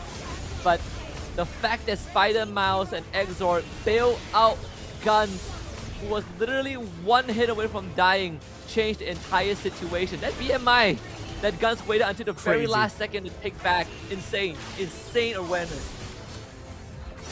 It's like they drew Water out, they baited him in, and the result was him being able to just lock into the base. Great little bit of flair there from Guns that has to be up there in the top place of the week. It's a little moment, but you gotta admit, man, that was just really cool. Congratulations to Bacon Time. We're going to game number 3. What a lot of us wanted to see and expected from these two, and what a big tonal shift. What Bacon Time got to do to adjust was huge. After what I felt like was a little bit of a collapse in the draft in game number 1. Yeah, they took out the Zetian again in the bans, but maybe that's a little bit more of a respect. Maybe they really just understand what Zetyan does for Thai teams and Thai players. And with that gone, they had more room to work with. The Lilia that you called worked perfectly alongside the Khalid for that pressure. And it was just great. It was a great draft, great decisions, and they executed the plan. Not perfectly, but really, really well. Gave them a very good fighting chance, right? It allowed them to amass a big enough lead to get to that end game scenario, because I think in any other situation, Tenacity would have had a very good chance of coming back into this game, and they almost made it happen. But this time, it's Spider, Miles, Khalid that really set the tone for the team and allowed them to play aggressively into Tenacity with the amount of setups, and not to mention securing the Lord for his team, securing the first turtle for his team. This Khalid goes above and beyond to get the job done. Decided to go for the, of course, Rapid Boots Rush and then Athena Shield as the priority. Just why it felt like the Juice and the Harith were always in quite awkward spots. It never really felt like they were doing enough damage onto this Khalid. Little bit of great itemization. Usually we see Khalids want to go for things such as Thunderbelt, an even greedier build would be going for the Heptases. But Spider Miles knew that he needed to be a strong front for the team. Just absorb damage, just straight up eat it. And if he survives long enough, then it's really good for the team, because the Desert Tornado, despite not packing any damage items, still would be a big threat to heroes such as the Suyo that never really got the flow, unlike the Joy in the previous game. And to add to that, it even made Lord Guys go for a very awkward build, having to go for COD, then having to go for Radiant Armor after the Glowing Wand, losing a lot of the potential damage that they could have had. Yeah, because usually you don't really go for the COD this early on. I personally still felt like you didn't need to rush the COD. Glowing Wand into maybe Blood Wings or Radiant would have done the job, but Lord Guys really playing it super safe, even though he wasn't really threatened most of the time. Just some small nitpicking. I don't think it would have changed much in the grand scheme of things, but it would have given Tenacity a slightly better fighting chance in that mid game if they just had that heal reduction slightly earlier into a comp that, you know, benefits from it. It's an outdraft in the sense, not like game number 1 where it was clearly they were left into a corner. This time, because of the priorities of Bacon Time, they got their pick for Spider Miles earlier in the draft, got in the first phase, then they adjusted their carries. If not the Harith, they also added 2 more carries to that. But the threat of the Lilia, especially against lineups with Juice, and ironically enough, the one other time that I saw Lilia in this exact same scenario where it felt like it was dictating the tempo in the mid is because of how it played against a Juice in as well. Not to say that maybe we're looking at the Lilia as the counter to the Juice in, but it stops it from being able to have the impact right away. You're gonna have to get a little bit more creative with it. But it was tough. BS was taking a lot despite having his own heal. Khalid and Lilia together, I think now has to be in the back of the heads of Tenacity to think about, because if Bacon Time have room to pick it up again, I wouldn't be surprised if they just went for it. You don't usually think of Khalid and Lilia together as something that you need to respond to right away. It might just fly over their heads again, or they might not even be ready to answer it. And I think, right, the only time that the Kalia got like a impactful Tsunami Slam was literally the last fight where he was able to be patient enough to catch B-Boss. But the other times, it's always a Purify that deals with it, whether it's the Claude or the Lilia. So unfortunately, the overall impact just wasn't there. And I think that's also why the appeal of a Kalia pick has gone down, because you have so many heroes that can take Purify and, you know, and sort of brush off the Tsunami Slam. There are still teams, I'm not sure in MPL PH its entirety, but in MPL MY, I think the only team that is actively willing to Kalia earlier on is probably SRG, but under very specific circumstances. Most of the time, you just get denied by Purify carriers, same as the Guinevere in the roam. So it's a lot more situational than it was back then. Yeah. Really great showcase here by Bacon Time. I felt like they really dug deep in the how to hat of tricks, I guess. I think they fished out a Lilia from Harith's own hat there and found, hey, this pick works out really well for it. And they paired it up with a really great roamer. So now I feel like the ball is on the court of Tenacity to see if, with the knowledge that they have, with what they've seen from the draft of Bacon Time, if they can respond to it well. Because, again, I'm going to double down on the idea that if they're not ready for it, they're just going to get shocked and awed yet again. We might even see a return of a pick that popped up a little bit more earlier in the season for MSL Thailand, which is the Kaja, if it's available for them. We've seen Kaja. I'm not sure if we've got to see it in MPL-MY, but the time she got to see it in MPL-PH was just impact right away. It's strangely enough one of those picks that does a really good job of maintaining tempo, especially after hitting level 4, because now you're so worried about trading so heavily because you might just get pulled and bursted right out of the gate. Things like that now Tenacity will have to think about.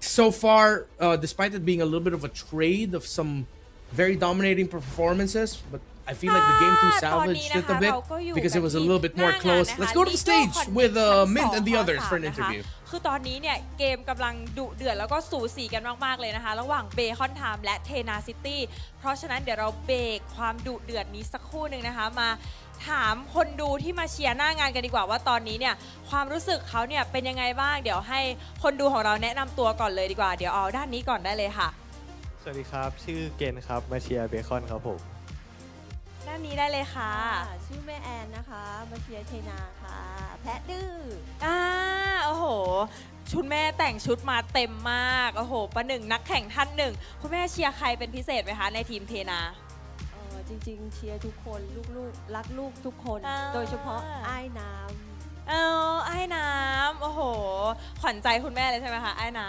ำน่ารักมากน่ารักมากด้านนี้ล่ะคะเชียร์ใครเป็นพิเศษไหมคะในเบคอนไทม์ผมชอบลีลาของสไปเดอร์แมนสุดครับแต่ว่าก็ชอบทุกคนในทีมครับส่วนใหญ่สไปเดอร์แมนนี่มาแรงมากเลยนะคะสัมภาษณ์แฟนคลับเบคอนคนไหนก็โอ้โหเชียร์สไปเดอร์แมนแปลว่าต้องเก่งมากจริงแล้วเนี่ยมาดูในงานบรรยากาศแตกต่างกับที่เราเคยดูออนไลน์ไหมคะในงานก็สนุกกว่าแล้วก็ได้เชียร์นักแข่งแบบใกล้ๆได้ฟังคอกันด้วยครับผมก็คือมันได้อารมณ์มากกว่าคุณแม่ล่ะคะคุณแม่ไปทุกงานเลยใช่ไหมคะก็เกือบนะแต่ว่าอยู่ที่นี่เงียบถ้าอยู่ที่บ้านดังกว่านี้เราเชียร์แบบถึงเลยเข้าเส้นเลยอันนี้อยากทราบว่าตอนนี้มาดูกี่ครั้งแล้วคะที่ลีโดเนี่ย2 วันครับผมมา2 วันแล้วคุณแม่ล่ะคะ2 วันเหมือนกัน2 วันเหมือนกันนะแล้วตอนนี้คือมัน1-1เราคิดว่าเกมต่อไปเนี่ยทีมเราเนี่ยจะเอาแต้มมาได้ไหมคะ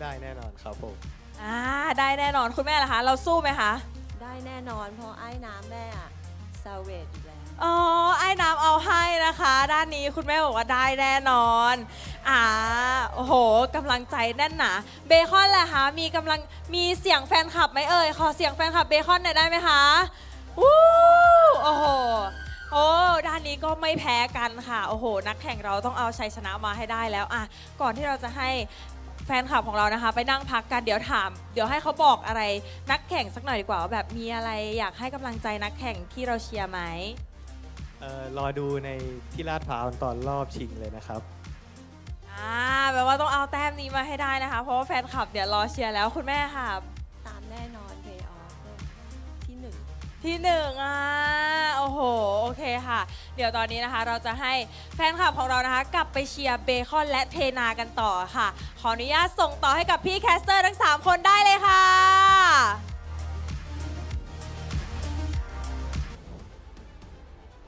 Sometimes I wonder if Minnie knows us, or if she knows that the English broadcast also gets to like see her segments. Hey Minnie, if you ever get to see this, hi. I just wanted to say hi. Don't look at me like that. It's just a hello. Great hearing from the fans over in the arena of MSL Thailand. Of course, you see the community there being active. Of course, exciting times for them. We are, after this, week away from their first ever playoffs, and I'm pretty sure that the level of competition there is going to get even higher. So far, Bacon Time and Tenacity have really set a good bar here. Again, these are two teams that already have their playoff slots. But Bacon Time and Tenacity are fighting for that coveted second spot in the standings to see if they could just skip through the first round and immediately make it into the second round. And so far, it's going to be tough to call, man, of who could actually take this. It's been a trade of dominating wins, though Tenacity was a little bit more competitive compared to Bacon Time in game number 1.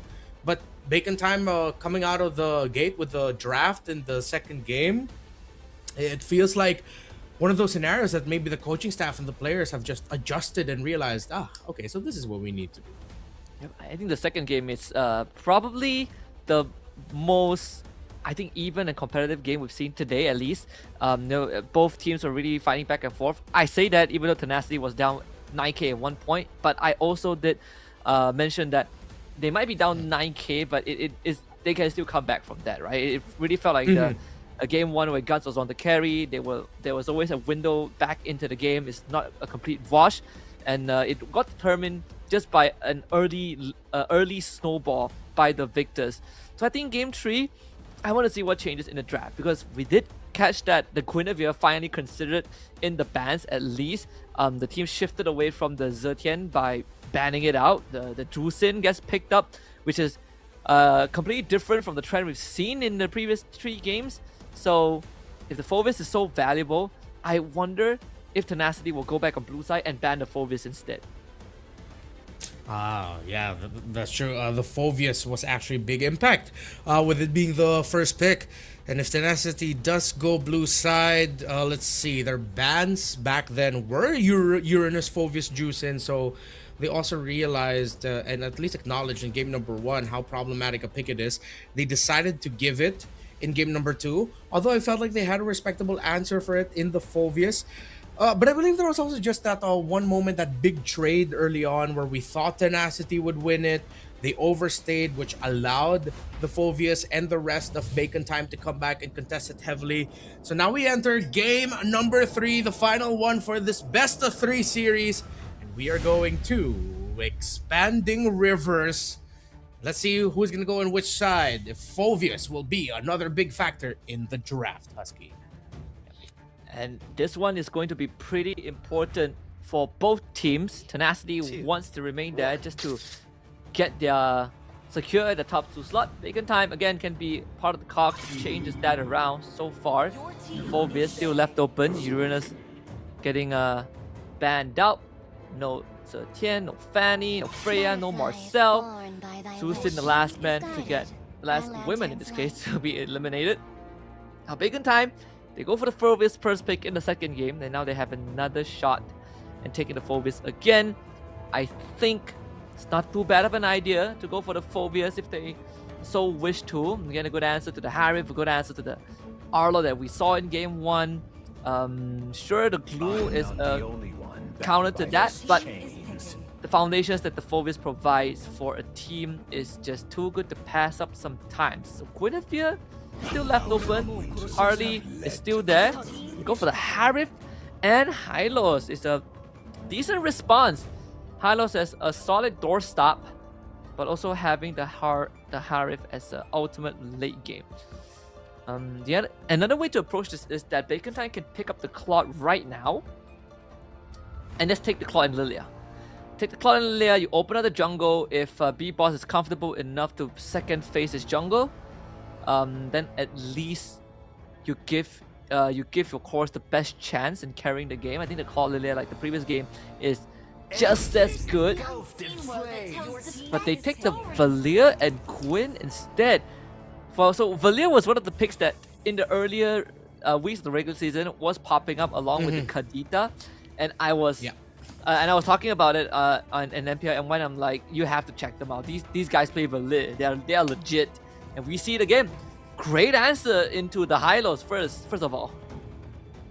Yeah, well, I think universally for anyone who's ever played Hylos, the moment you see a Valir, you're already thinking of, oh man, I think I'm gonna have to cook dinner now, try to come up with excuse to the group as to why I can't play another game. It's not gonna be a fun time here. Although it's not always gonna be the case, but with the fact that it's paired up with a Guinevere and Phobius already, this Hylos is not gonna have a good time. And honestly, there's not a lot of picks right now that Tenacity can show up with that could counter that. If there's gonna be one desperate pick that I will look for that could help change the tides, I'd have to go for something like a Yuzong to threaten the early use of the Searing Torrent, and at least you'll have that Petrify as another layer of crowd control. Because I'm not sure if something like a High Loss would cut it in this scenario. Excuse me, not High Loss. Lapu is what I was thinking of as a potential EXP laner pick for them. Yeah, even like your usual sandbags like Alice isn't that good anymore. Glue neither. If they haven't picked the Hylos, the Diggy would have been the cheesiest answer to it. Yeah. Even then, it's not a means to an end. Bacon Time might have, at least in the first sequence, I much prefer Bacon Time's draft. But I think Tenacity's way out of this is to get themselves a mid laner that can play with range and is not too worried about the Quinn and the Phobius. Do they take the Lilia? If it's banned out now. Lilia, Searing Torrent. One of the RG picks that shows up in scenarios like these is something like a Kagura, but it's gonna be so tough to execute with the Phobius around. I'm trying to run down like the list of mid laners in my head. Even the Gourd would be really risky because it's easy for Phobius and the Guinevere to reach it. Yeah, unless you take Farsa and then Farsa and Purify, right? That would be like the only other way, but you have to play quite a heck of a game. Lilia feels like the safest. There are any mid laners we're missing. I mean Valentina, but doesn't feel good. Doesn't feel that good too, because it puts you at melee, almost melee range. Fireman's ban out. That is a high chance we see the glue come out. Wait a minute. They can't glue it.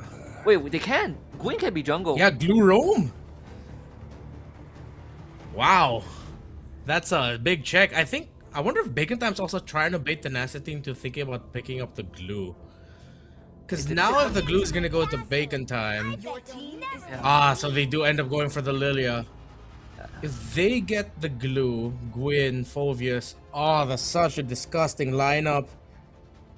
No matter what EXP laner you field there, it's tough. I think they just have to settle for something like a Yuzhong or Lapu. Even, or wait, what do you think about Sora? Ooh, I mean Sora, it's not too bad, but you are going to be an engaged machine, right? Like you are the engaged bot, and afterwards it's up to your team to get the job done. They go to Kaja and carry instead. Okay, this is completely different from what I envisioned, but it does take away the whole, you have Purify, you're saved. Kaja makes you really reconsider how do you take these fights. Yeah, really crazy. It's a possibility that I posed this well earlier, that Bacon Time might dig deep and go back into some crazier picks from the earlier weeks of MSL Thailand, and they do show up with it. It's the Kaja, and then the slot that they showed up with earlier with the Kali. Oh no, they showed it in the first phase, at least. Now in the last phase, it makes sense because the Guinevere and Phobius are gonna be playing first contact here, while the Kaja can just look to see if he can force something out with a big Divine Judgment. They do end up with the Sora as well, but now the presence of the Kaja makes it look even more dangerous to play. Yeah, it's sort of like the best option out of everything else remaining.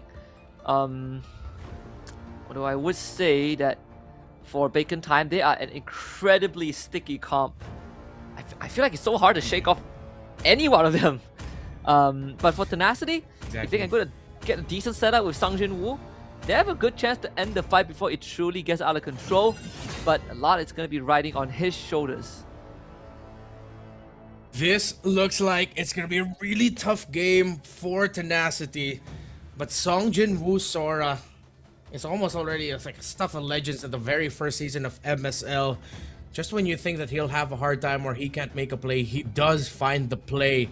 But with everything Bacon Time has, they have all the tools to stop that. But maybe he just needs to take it to the next level. And we've already seen that he can. Game number 3 in a series that's looking to decide and influence the picture of the top 2 spots heading into the playoffs. Who is gonna take this? As always, we have to look at the center of the map and how well both row mid duos handle the trades. So we're pointing out that Lord Guys decided to go for the flicker, and sure, you can flicker away if you see a threat, but if someone catches you, if Kang flickers dark waves or B-Boss lands a spatial migration, you are as good as dead. The Lord Guys needs to be even more careful, a lot more cautious with how he approaches some of these blind spots on the map that even BS wouldn't feel too safe walking into blindly because the amount of ways that Bacon Time can easily punish them. Good gank earlier on from Water that should free them up in the mid lane for priority and also soft them out Spider Mile so that he can't really rotate in other lanes. This should open us an invade. Tough Boots priority here for Guns. Help him trade a little bit better against that Harris plus with all the control there is on the side of Tenacity. We'll need that reduction. Spider Miles going for the rapid boots. Slow reduction is going to be great for him to get into position. Should bring Kang in as well to reinforce his position. The flicker forward for Kang catches DS, but he does have revitalized. 2 flickers blown by Bacon Time just as the Lord spawns. Yep, 10 seconds. B-Boss, at least Bacon Time were able to defend their side of the jungle so that he'll be able to hit level 4. Let's see if we'll be able to hit level 4 once that orange goes down. I wasn't able to get a good look at his EXP bar. It's holding on to it and it is taking time. Tenacity on the spot. B-Boss is 4. Valia doesn't have priority over Lilia. But both mid laners, they're not even 4 yet. They lost so much XP. Here comes B-Boss in, but Water good on the retribution. Bang Jingwoo keeping the rest of Bacon Time away. Tenacity starts off with an objective. Meanwhile, 1v1 in the top lane. Guns with the flicker, trying to avoid the single feature. Griffith gets solo kill, first blood, and the quantum charge for Guns pays off. And you see the frustration from Griff in the lower right. He reacted like anyone would react in that scenario. Sorry, on me. Oh man, that shouldn't have happened. Great duel, but of course, just the quantum charge coming out and helping lead them to victory. B-Boss gets found down, able to spatial migration just in time. He actually missed the retribution earlier, wasn't able to hit it. He wasn't crowd controlled or stunned. It was just a big whiff on his retry. I think he wasn't taken down there. That would have been ruined. That would have ruined the tempo, excuse me, of Bacon Time. The good thing that Chris was able to establish is a lane freeze. And unfortunately, it's just not safe for Guns to walk up without any reinforcement. So Griff might have been solo killed, but this is way back into the game in terms of network. Song Jin-woo getting a catch on the Spider Miles, and the crowd control is just a bit too much. It forces out the flicker. Exort having to do the same, but Sung Jin-woo in, and the kill delivered to Lord Guy. Big win there, finding Exort. So far this Valir, I mean, we did pose a possibility that it might not be able to dominate or give a lot of difficulty to the high loss, and I think the X factor, you pointed it out earlier as well, was that Lilia. It's difficult for this Valir to trade in the mid and really get a good tempo going with clearing the middle minion waves because Lord Guys is just a step ahead. And credits as well to Lord Guys, knowing that he's paired up with a high loss, he doesn't really need to worry about getting taken down despite there being the presence of the Divine Judgment. I think it's no go for the turtle. B-Boss probably fat finger his Violet Requiem. So no chance there. Guts another 1v1, this time clearly on the losing end. So another flicker blown. Tenacity, think about it, they will only set up for the golem. Lord Guys flickers in. And the black shoes away, gets pulled back, instantly punished. But they do get Guns with the snipe. That is worth it. Great call there by Lord Guys and even the rest of Tenacity to back their Lily up in what is usually going to be thought of as a what the hell are you doing play. It ended up working out really well for the Lilia and Tenacity, that it was the carry of all heroes. Out of all the heroes that they could have gotten there, it was the marksman. Yeah, Tenacity everyone telling Griff that this is his way back into the game, and he's gonna be back into the game for sure. He already won in terms of experience early on with the lane freeze. And the solo kill didn't matter at all. Water now gets his Sky Piercer after a Fury Hammer. They ambush Spider Mouse. has to be very careful to not walk up. Same as B-Boss. Whoever gets caught here is going to end up going down. Spider-Mouse, unfortunately, will have to do the job of just scouting out these blind spots. Still gonna be quite some time until the next turtle spawns. But Tenacity and Bacon Time still trading a lot of control of the river. Very even game, resources and gold very close. Just a little bit of an EXP gap, or this might actually get blown up to a 2-level lead. So maybe a little bit more farm and time for B-Boss, because there have been a lot of plays where Tenacity going in with Tenacity going into the jungle of Bacon Time. If this 2-level gap retains for Turtle 2, or excuse me, Turtle 3, could be bad. Conceal play, trying to defend. Force out the Purify from Griffith, which is a good thing. They did use Conceal earlier on, and they still have the Flicker Divine Judgment. Don't know Song Jin-woo is in the bush though. B-Boss has to be very careful, and now Song Jin-woo pounces to catches him. That's a dead Guinevere. Fast, decisive, and advantage right out of the bat. No more jungler for Bacon Time. Free Turtle for Tenacity. And the Lily continues to be the big X factor, not only in this game, but now in this series. Giving Bacon Time a taste of their own medicine. The Roman trio of Bacon couldn't get their game going. Here comes a glorious pathway entry by Tenacity as they look to just take the tower down in mid.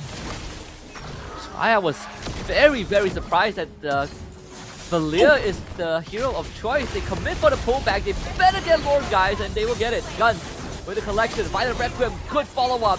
And that's 2 dead for Tenacity. This is Bacon Time's way back into the game. Sung Jin-woo runs away. BS doing the same as well. And Bacon Time instantly finds a punish. Great call by Spider Miles. Knockback Searing Torrent. Kang under tower. Jumping on them. BS still stays alive. Tower getting focused down by Guns. They can't take it down. Well, that's the Harith going wild. What? Almost taking down Exort, but the defense. Exort gets to save himself with help from Spider Miles. A firewall in the most literal sense there. I thought Exort was dead in the waters, and Bacon Time, they had the right focus. They realized that they need that tier 1 mid, but Griff also did a fantastic job in just blowing up the minion wave. Both teams walk away with no more casualties than what we witnessed earlier on, but Bacon Time have definitely salvaged the situation of what looked like a disaster of losing B-Boss earlier on. And a lot of it is thanks to Spider-Mouse initiative. It's going for the Fleeting Time next, but the Fleeting Time, the Winter Crown next, sorry, for B-Boss, and the Fleeting Time most likely for Spider-Miles. Still very close between the 2 gold laners. Winter Crown now for Gwyn. And this could be the start of more surprising plays coming out of Bacon Time. Historically, when the Guinevere rushes to a Winter Crown for the second, you can expect a lot more risky plays because you have that extra layer of being able to survive. And it forces Tenacity to use a resource if they're not careful. They use too much and waste it all in the Winter Crown laden Gwyn. No lane priority, topside for Bacon. They're willing to give it. They're overcommitting a little bit into positioning for this Lord. They're losing a good amount of health from their tower. Tenacity, they don't have to do this at all. In fact, they are the ones that have control over the key areas on the map. And Bacon Time, unfortunately, they are forced to make a choice, and either way, Tenacity will have control. If Guinevere shows up on the top lane, the Lord is gone. Same as the carry. Bacon Time needs to fight together. Sung Jin-woo spots out where Spider-Mao is. Spider-Mao will pull him back. They need the finisher right now, but unfortunately, Sung Jin-woo a bit too durable. They lay down the carpet with the high loss. 2-man Dark Wave with the pull. B-Boss looking for an angle on the off angle into the fight. But so far, Tenacity juggling it very well. Iron Weapon committed. They turn their attention onto BS, and now they're in with the Dark Wave, but it's blocked for Tenacity. And Kang ends up falling. B-Boss will be next on the list of Winter Crown, will only delay his death. Water with a double kill, and Tenacity with a convincing teamfight win. It looked good for the entry for Bacon Time, but Spider Miles committing the Divine Judgment right away onto Song Jin-woo to no avail. Actually was bad for Bacon Time in the long run. Yeah, Tenacity repositioned a little bit, waited to find the right angles, Beat Boss then just committed the Violet Requiem right away onto that high loss. So 2 big ultimates used for pretty much nothing. Despite the entry there, if Kang and Beat Boss work together to utilize the Dark Wave and Requiem combo, that would have been great. Overcommitting on the resources, on their ultimates, that was just... could have gone so much better for Bacon Time, but I think they were a little bit too eager. But here's a pull! They do it again this time. Secure the kill for Guns. Spider-Mouse, he does have the fleeting time, so we'll get that cooldown reduction on that Divine Judgment. This is one of the few ways that they can wrestle the tempo back into their hands, but they have to do it a whole lot of times. And without the flicker, that means, at least for the next minute and a half, it's going to be harder for Bacon Time to replicate that success. The insurance policy is going to be Guns. And for him to have the freedom to do damage, there are a lot of factors he needs to consider. Whether he's stepping on glooms, whether Song Jin-woo is in his face. Because he only has the flicker, so any sort of crowd control is going to end up taking him down in an instant. They have a great combo to provide all the space for Guns in the Phoveus and Guinevere. If they just get that right, Dark Wave into Requiem, you even already have the 3rd item for the Gwyn here. It should be the step in the right direction. I'm not going to say that that's immediately going to lead to a win. Because if either the Sora or the Harith, or most importantly, even that Suyo, if they make it out alive from that, then that's going to be bad news. But if they get that right, it's a step in the right direction. Why? Boss just face checks the push like that. And that's going to really hurt because they will lose priority over the Lord positioning. Oh, you can see the reaction of B-Boss. He laughs it off. He knew that that probably should not have happened. That is frustrating if you're Bacon Time, man. Yeah. That's another problem of this draft, right? We don't really have anyone that can reliably walk into the bush. Wherever BS and Song Jin-woo are posted at, that's a no-go zone. Kang doesn't want to do that. Neither does Spider-Miles, so no one... Like, they are willing to flicker initiate, but if they have no vision, then they would be very hesitant. Exo somehow presses his ult already, just to check the bushes, but without his ult, this looks so tough. Spider-Mouse doesn't get the Divine Judgment. More guys with the black shoes. It's a nick of time now. Spider-Mouse is completely out of position. They jump onto the high lows and they were able to burst him down in time. Another knock of B-Boss into the Winter Crown to draw some time. B-Boss is now out of there. Bacon Time somehow turns it around. They have to go back and manage minion waves though. There's no threat of a split push, but they don't want to lose towers in this scenario. They'll be able to handle top. I think they can afford just another flow out of their minion waves down bot. Enough time for them to work with a 30-second window. Spider-Miles, and he is dead, so no Divine Judgment. I think he just came back off cooldown. Kang next on the chopping block. It will be Song Jin-woo in. They lay down the Diamond Force. Kang melts. And now they have to make a choice. Bacon Time. Is it the Lord or is it the kill? It seems like the Lord will be the option. Default objective. Bacon Time still in it.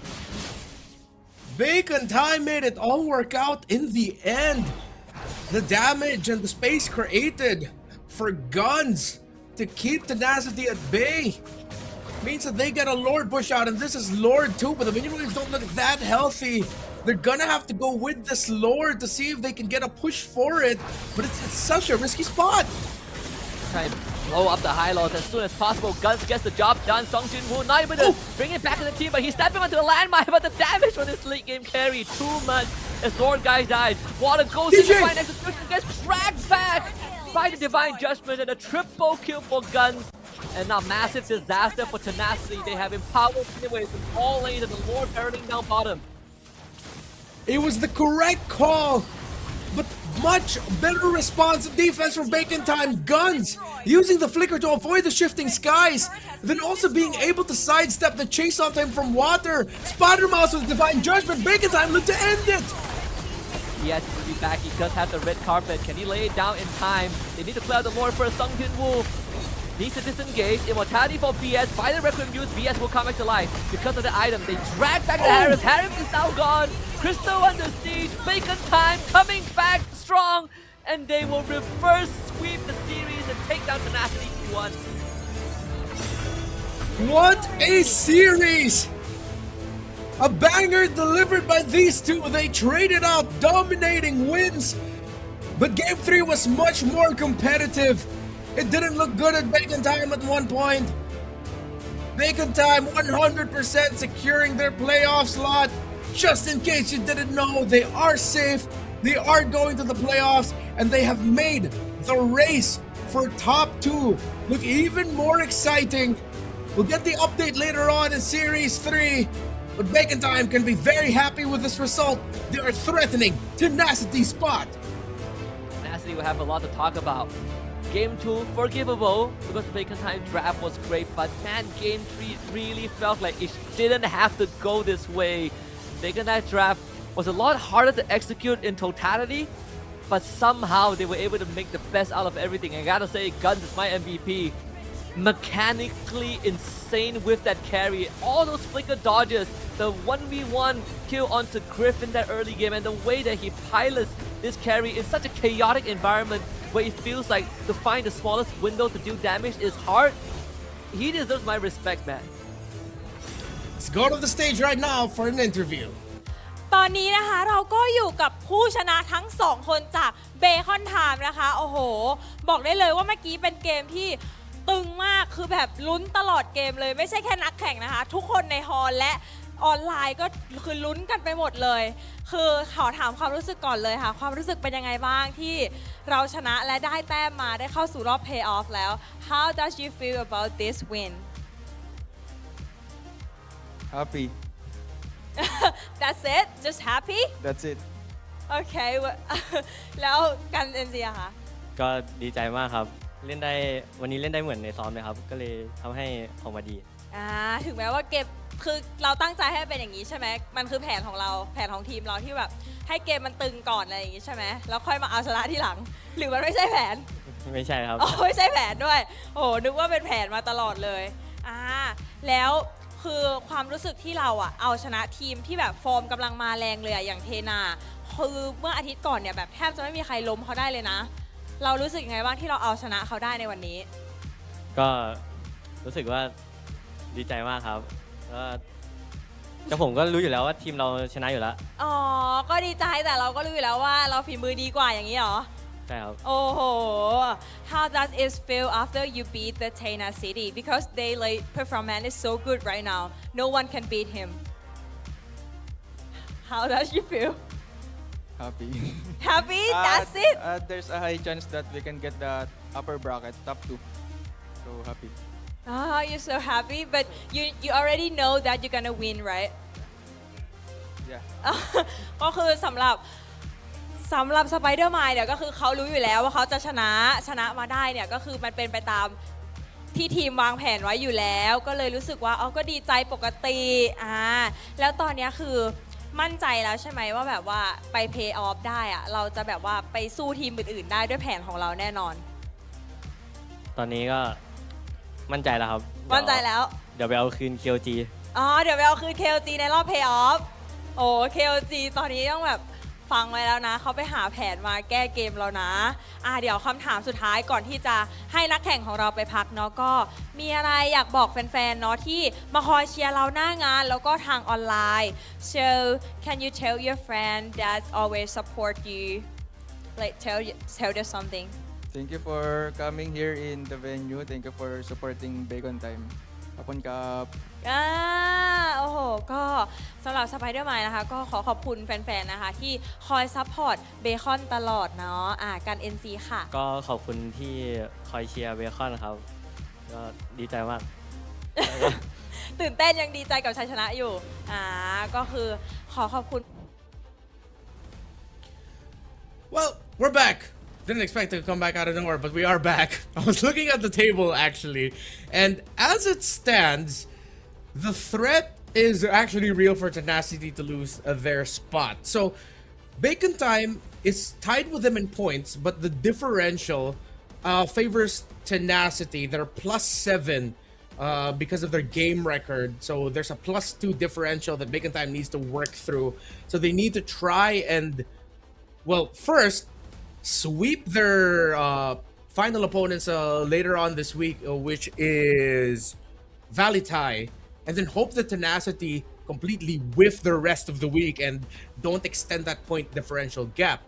But also, ACT Esports Club, it's one of the biggest threats to Tenacity because they are at +6 in differential, but they are 1 point behind. So the race between Tenacity, Bacon, and ACT Esports Club for this second slot is way too close to call right now, and it could completely swerve in a different way. Yeah, and I think for Tenacity fans, from this point onwards, you gotta pray hard, really hard, because Tenacity has played all of their series. This is as far as they will go in terms of point differential, which is +7. But for ACT and Bacon Time, especially Bacon Time, they have 2 more series coming up. ACT, we'll see them later on, and they also have 1 more series on Sunday. So if anything, Tenacity is actually in the most vulnerable spot on that leaderboard. They could easily lose the slot as long as Bacon Time gets another sweep, as long as ACT wins 1 series. Either way, I think Tenacity's odds in top 2 are pretty slim. Oof. Good. Thank you for reminding me about that. It is Tenacity's last game in the regular season. Oh man, Bacon Time and ACT. Well, you also got your call there right. Guns is gonna be the MVP of this game. It was clear. We were chatting about this behind the scenes. It's crazy how your exact words were. Spider-Man was probably thinking, my jungle face checked the bush, and we somehow got Lord afterwards. But also add to that, Guns decided to just pop off and show up. It's like, yeah, I think it's time. It's time for me to finally show what I got, and he gets the MVP of the game. Yeah, because the chain of events, like the trades were not bad from both teams. This was sort of the point where it really felt like, okay, Tenacity, they have control of the game because Bacon Time committed everything, and somehow Tenacity just powered through it. And then they followed it up by, oh, the Guinevere face checked the bush and just absolutely got blown up. I think it was this moment, Vegan B-Boss instantly destroyed. They lose priority in lane, they lose priority over Lord, and they somehow not only get Lord, but they win the fight. They pick up 3 members of Tenacity and they just ran it down mid. The chain of events couldn't have been crazier. I think also in the long run, the moment Song Jin-woo showed himself and tried to burst down the Kaja using the shifting skies, actually ended up hurting their attempts there. Here it was just the gun show, man. Spider-Miles held on to his DJ really well. He was protecting, waiting for water to go in. It's a huge difference to what we saw from Bacon Time heading into this, which was just a bunch of questionable decisions, like as you mentioned, face checking the bush. Even before that, using ultimates at the wrong time, wasting some ultimates, not getting their combos off right in time.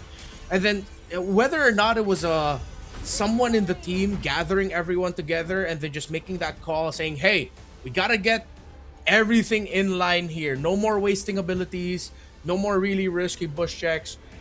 It looked like it ended up becoming a big swerve. Bacon Time finally locked in, and then Tenacity was the one looking a little bit more desperate, not respecting some timings that Bacon still had that they very smartly held on to. We talked about this Valir as well, not getting the right opportunity to trade out well against Lord Guys, but Lord Guys went down way more. Exort only had 1 death here, along with Spider-Miles. I think also for Tenacity, in the final moments, of the game, especially when BS got picked up and then it led to Water getting caught by Spider-Mouse.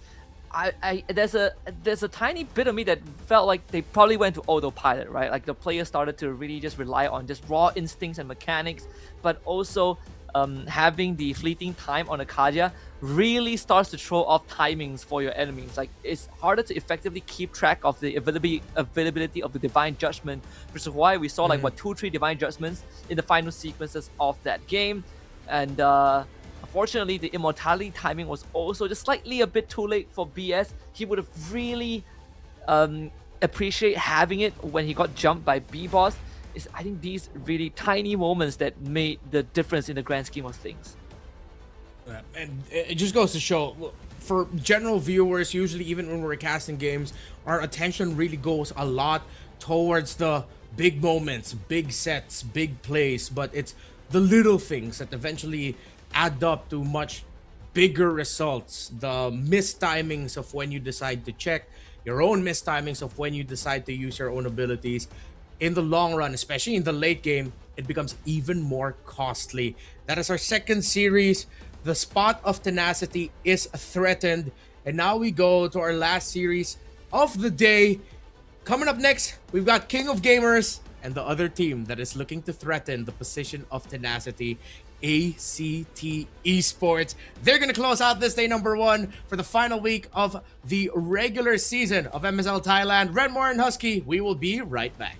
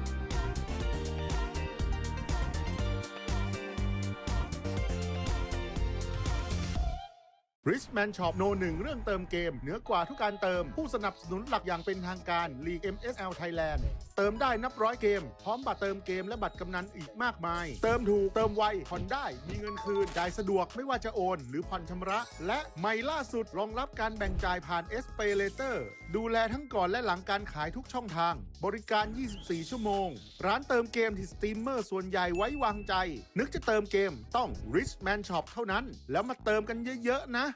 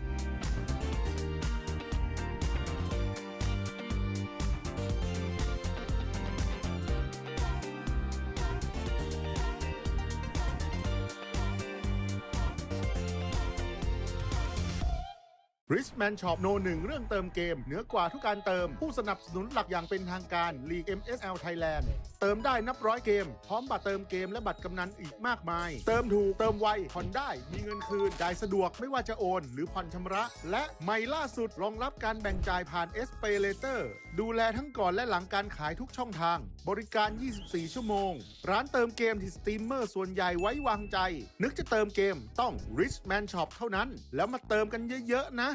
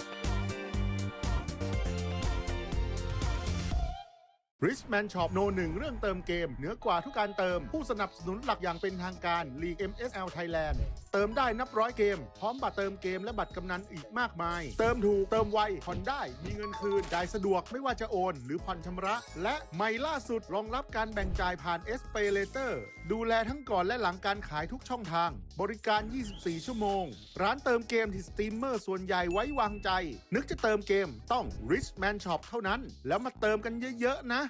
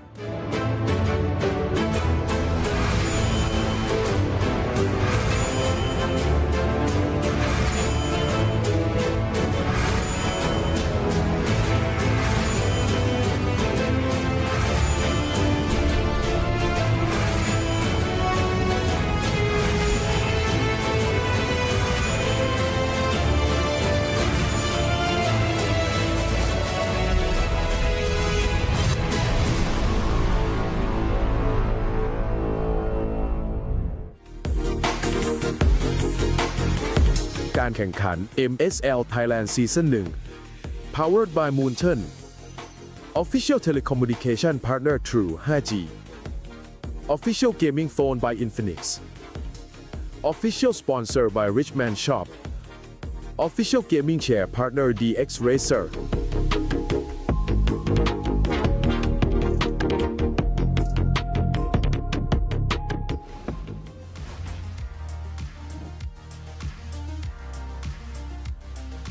มา ถึงคู่สุดท้ายของเราในวันนี้แล้วนะคะ เรียกได้ว่าเป็นอีกหนึ่งคู่ไฮไลท์ของวันนี้ที่ทุกคนรอคอยกันเลย เพราะว่าเป็นการเจอกันของ2ทีมที่แข็งแกร่งแล้วก็ฟอร์มเนี่ยกำลังมาดีทั้งคู่เลยนะคะ คู่นี้จะเป็นการเจอกันของทีมไร้พ่ายอย่าง KOG King of Gamer Club ค่ะ ต้องมาเจอกับงานยากนะคะอย่าง Phoenix เพลิง ACT Esport Club ค่ะ อินซีดำปะทะธาตุมืดโอ้โหอาจจะเป็นฟีนิกซ์เพลิงก็ได้นะคะที่จะทำมาหยุดความร้อนแรงนะคะของ KOG โอ้โหบอกได้เลยว่า ACT เนี่ยเขาจะต้องงัดแผนเด็ดนะคะมาสู้กับ KOG ในวันนี้แน่นอนค่ะ เพราะฉะนั้นนะคะทุกคนใครที่ไม่ได้อยู่หน้าจอคอมนะคะรีบกลับมาเลยค่ะพร้อมน้ำพร้อมขนมนะคะเพราะคู่นี้บอกได้เลยว่า 2-1 เนี่ยมีให้เห็นแน่นอนนะคะเพราะว่าฟอร์มของเขาเนี่ยกำลังดีทั้งคู่เลยเดี๋ยวเรามาดูกันนะคะว่าวันนี้ใครจะเก็บแต้มนี้ไปได้ค่ะถ้าทุกคนพร้อมแล้วนะคะ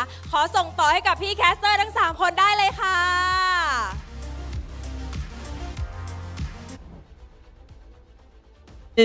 For the introduction, yes, ladies and gentlemen, we are back with MSL Thailand Season 1. This is the last week of the regular season, and we are on day 1 out of 3.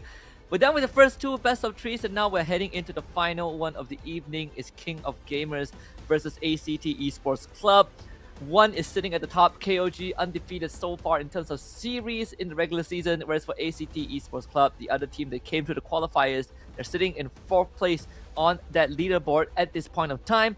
But there's a bigger threat looming in the totality of this series, is that ACT Esports Club can overtake Tenacity in the top 2 spot. My name is Husky, and you will be with me for now, as Rennie is off to a vacation in the Bahamas, because I did ask him to buy me some souvenirs overseas, and I didn't expect him to take my joke so seriously that he bought a plane ticket and is off for the airport. So we'll probably have him back later on once he speed runs this side quest. But there are a couple of things that we need to get through.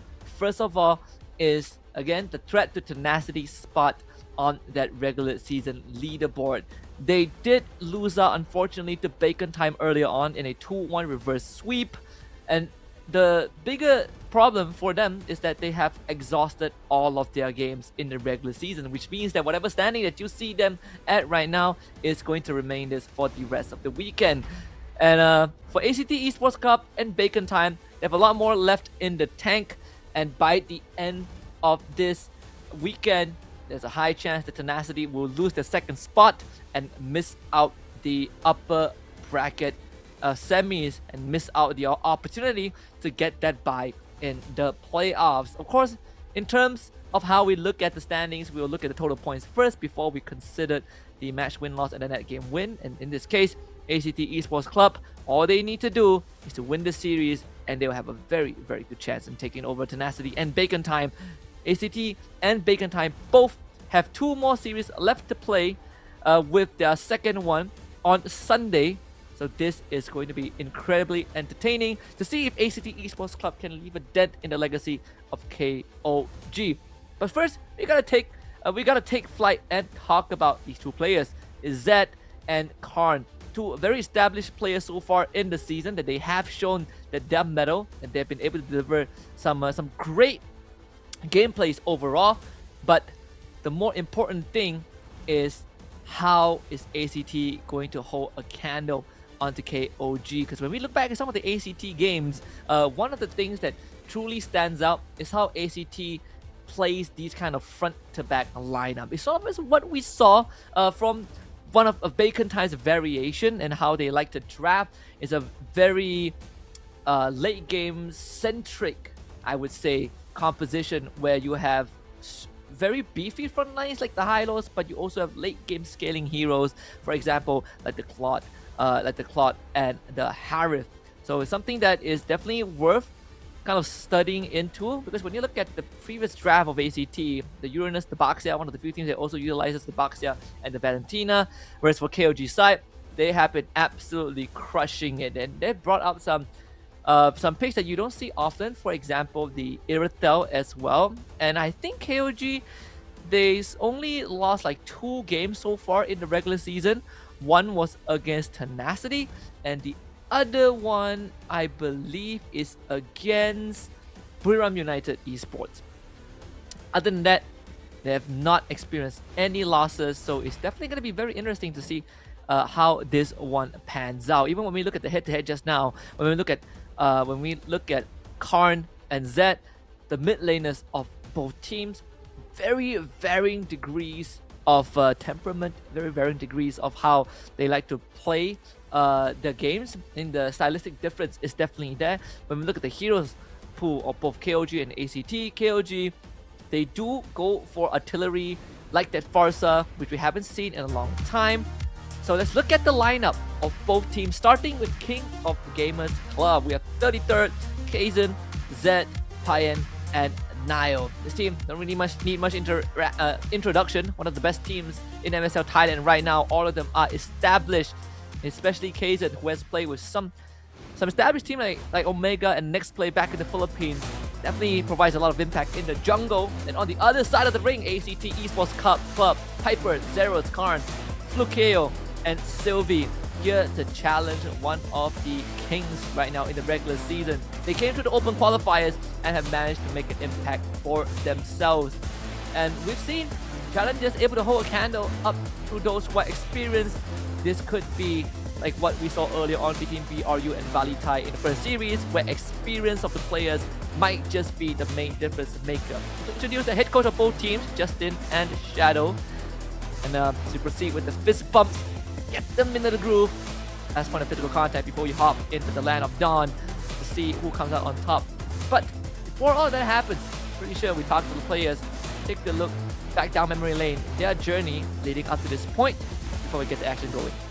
สัปดาห์สุดท้ายของ Regular Season ACT คือทีมที่กำลังอยู่ภายใต้แรงกดดันอย่างหนัก ตอนนี้กลับมาตึงเครียดกันต่อครับเพราะว่านี่คือ1เกมนะครับในฝั่งของ ACT เพื่อที่จะปิดเกมครับจะทำให้พวกเขาเนี่ยได้เดินทางไปต่อหรือเปล่า แม้พวกเขาจะยังอยู่เหนือกว่าในตารางคะแนนแต่ช่องว่างที่ห่างกันเพียงเล็กน้อยทำให้ความผิดพลาดเพียงครั้งเดียวสามารถเปลี่ยนสถานการณ์ทั้งหมดได้ทันทีและในช่วงเวลาสำคัญแบบนี้ ACT กลับต้องมาเจอกับ King of Gamer ทีมไร้พ่ายของลีกที่การันตีการเข้าสู่ Playoffs ได้เป็นทีมแรกเรียบร้อยแล้วให้ทางด้านพายันจะตีป้อมมาเข้ามาไอซี่พยายามจะเข้ามาดวลแต่ว่าพายันบอกไม่สนใจอะไรแล้วแต่เป้าหมายของ King of Gamer คือการไร้พ่ายให้ได้นี่จึงไม่ใช่แค่เกมของทีมลุ้นอันดับแต่มันคือเกมของแรงกดดันและมาตรฐานที่ไม่มีใครหยุดได้เพราะในช่วงเวลาที่ทุกแต้มเริ่มสำคัญที่สุดของฤดูกาล ACT ไม่มีพื้นที่ให้พลาดขณะที่ King of Gamer ก็ไม่มีแผนจะหยุดชนะเช่นกัน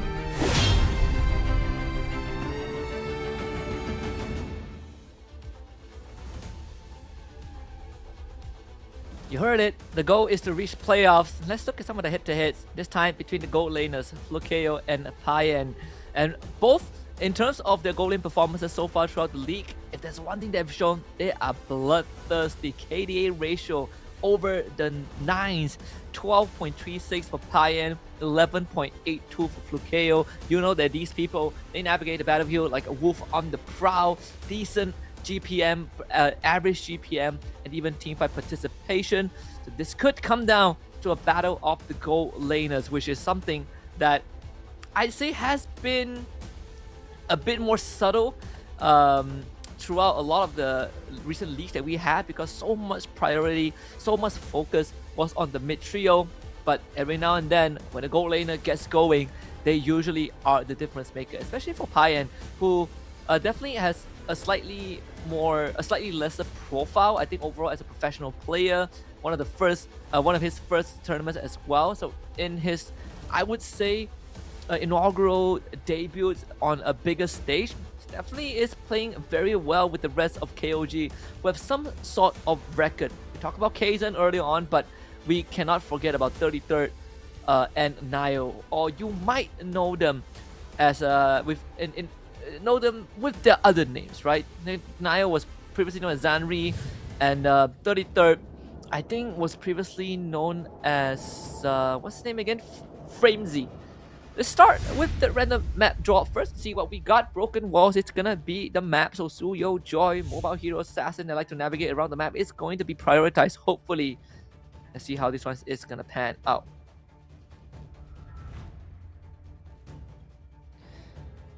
We're gonna have KOG on that blue side. And ACT on the red side. Freya, Uranus, and Marcel getting taken out of the picture. Zeus in the follow. Fanny, Guinevere, Phobius, Harith, Hardy. Plenty of options out there. There's also the Zetian, which has been quite the focus of most of the Thai teams. Welcome to the greatest magic show of all time. Is banning. So the Harley gets banned out, which is, I think this is the first Harley ban of the evening as well, because Harley hasn't really been prioritized in the banning stage as much. So let's see. It does open up the Suyo, but we've also seen the Joy being piloted earlier on Broken Walls, and that was by Tenacity's Water. So the Zetian does end up getting removed. His first pick is going to be important. The Guinevere is still up. Suyo first pick isn't really a norm here in MSL Thailand, although it does happen in other regions. MPLMY, for example. A couple of teams do love the Suyo first pick. They go for the Phobius. We've seen earlier on, great answer to the Harith. Great answer to a lot of heroes, but mostly it's just a very good front for KOG. So ACT. And also because of Broken Walls, if there's any Joy players out there, which is pretty rare nowadays, it's a pretty good answer to that as well. Guinevere can still be a pick here if they want to flex. The Glue is always a good pick, although the Pharamids will always come as a response, so you can keep that for Red 3. I think here, we go for the Claude. I was thinking about that. The Claude decent into the Harith too. It played well, but also not really affected by the Phobias. Instant Terizla as a response. We did talk about ACT having a more 4 protect 1 late game marksman carry type of approach. They are very, very honest with this opening. The fact that they picked a Terizla and a Claude really sort of reveals kind of the full story of what they want to achieve here, right? Terizla usually is a good blind pick, but you don't pick it this early on. So it's a Guinevere for KOG. Great flex. They can opt to take their marksman here or a mid laner. They'll take the Harith for themselves, so they save the mid laner for phase 2. Which is completely fine. The Leo Mort will be the immediate response from ACT, so that does give the potential of maybe a Valir into a Suyo or Gwyn matchup. Either way, and not Valir, Leo Mort. Either way, it should be beneficial for the Leo Mort overall. You get some early to mid game power spikes too, so you're not fully relying on just the Claude to carry you through. Banning out the Kimi as well, so that you don't have to wrestle with mid lane priority that much, since you do get first pick on the red side in the second phase. KOG should be banning us some good roamers. I do like the high-lows ban. Aside from the high-lows, there are things like Gatot Kacha. Cho doesn't seem to be the big highlight, at least for this matchup. So Gatot Kacha is one way. The high-lows, the Badang. The Valir is the one that gets banned out instead. Or the MSL Thailand special, which is the Valir. Not seen anywhere else so far. Let's see, this should be a mid pick. I feel like we're running out of mid heroes. The Lilia is not a bad choice here for ACT. They can take the Lilia for themselves because I think AOG also has incentive to take Lilia. And it's better if ACT takes it. Then you give your Roma the best chance because you get to see if the Guinevere goes roam or not. They're gonna take Gatot Kacha first, which is equally fine. It's one of the heroes that we didn't mention earlier on that can be a good frontline, natural revitalized carrier too.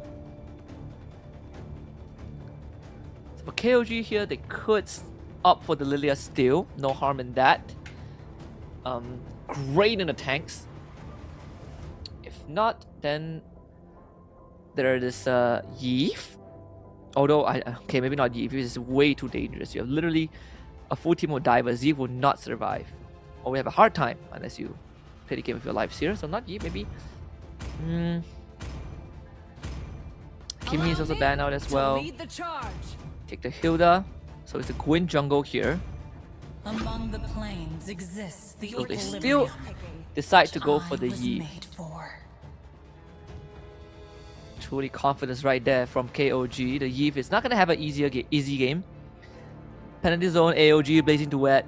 All very good answers to the Yi.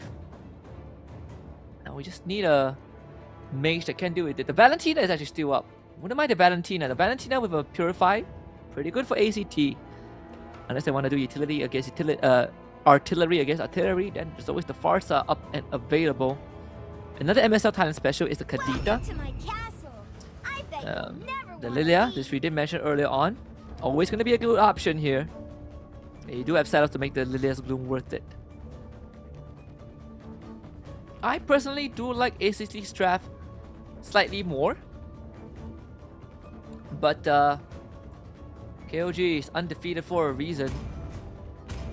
So definitely have a draft that can scale incredibly fast into the late game, but most importantly, the tempo that they set is going to be faster than ACT in terms of getting lane prio and getting the early rotations.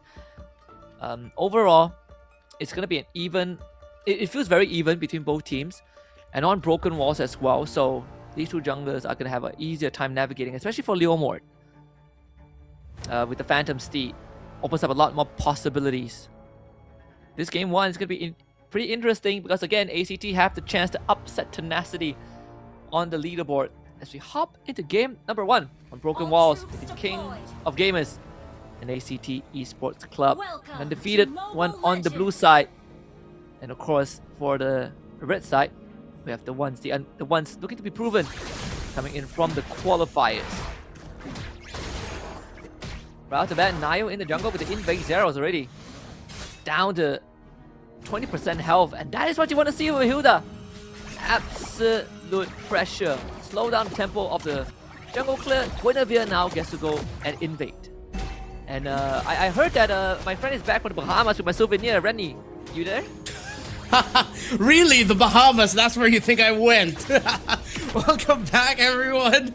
Oh, well, actually, no. Why am I saying welcome back? You guys have been here all this time. I'm the one that just came back. Thanks, Husky, for holding in the fort. Give me a moment. I want to understand these drafts a little bit better. Payan gets the Harith, and it's right up with the Eve. Okay, that's something that ACT really needs to be careful with. Payan has had multiple MVP winning plays that he showed up with all throughout MSL Thailand Season 1. So let's see if he can rock with that here. He's up against the Claude, and KOG looks to be the big major favorite for the series. Even when we look at the head-to-head earlier on, you know, both the gold laners incredibly bloodthirsty with the KDs that they have, both rocking double digits. Of course, our prediction still goes over to KOG having the upper hand. They are undefeated for a reason, but I am liking ACT's draft. I feel like, you know, on an even battle, on a even power scale, they have a very, very good chance. Oh yeah, for sure. I think it will boil down to, as you mentioned, Sylvie as well as Gatot, the Terizla. I think Saros just really also needs to work on his timing, make sure he doesn't go in a little bit too aggressively early on. But this is just some great zone out by KOG. Yeah, so far behind in experience. He finally hits his level 4. We get the first blood by the Rec Room as a response. Daros tries to jump in, but the Art of M keeps him away just enough. 33rd again, good Dark Wave as a disengage. 1-for-1 trade and KOG with the objective. But still, they're not done just yet. They can still invade. Cameraman, look back, they're in danger. The 33rd holds off the fort. I think the purple buff is stolen away. Kazan still has to run away though, but unfortunately there's no more follow-up there, and KOG's jungler up 2 levels now. Yeah, buff under his feet. That means Saros got it removed from him. And this is just the big struggle when you're up against Hilda that's out-rotating the opposing roamer. Even though Sylvie's been protecting the jungle well, we know the power of the Lily and the early kills that he was able to get. Still, if you're not being able to protect the farm that your jungle could get, then that means you're losing the overall rotation. Saros is completely out of the loop right now. Kazan has the lead. He's taking the Beetle also in front of his face. And there's no way ACT could even invade in the opposite side if ever they could somehow make it to the orange and the other side of the map. if they try and risk that, they might just end up getting punished for it. So now you're just looking for damage control, seeing if KOG gets a little bit overzealous, especially Nile on this Hilda, if you can punish him trying to stop ACT's rotations. But so far, his timings have been on point alongside Zed, because he knows with this Eve being level 4, there's a lot of room for him to escape.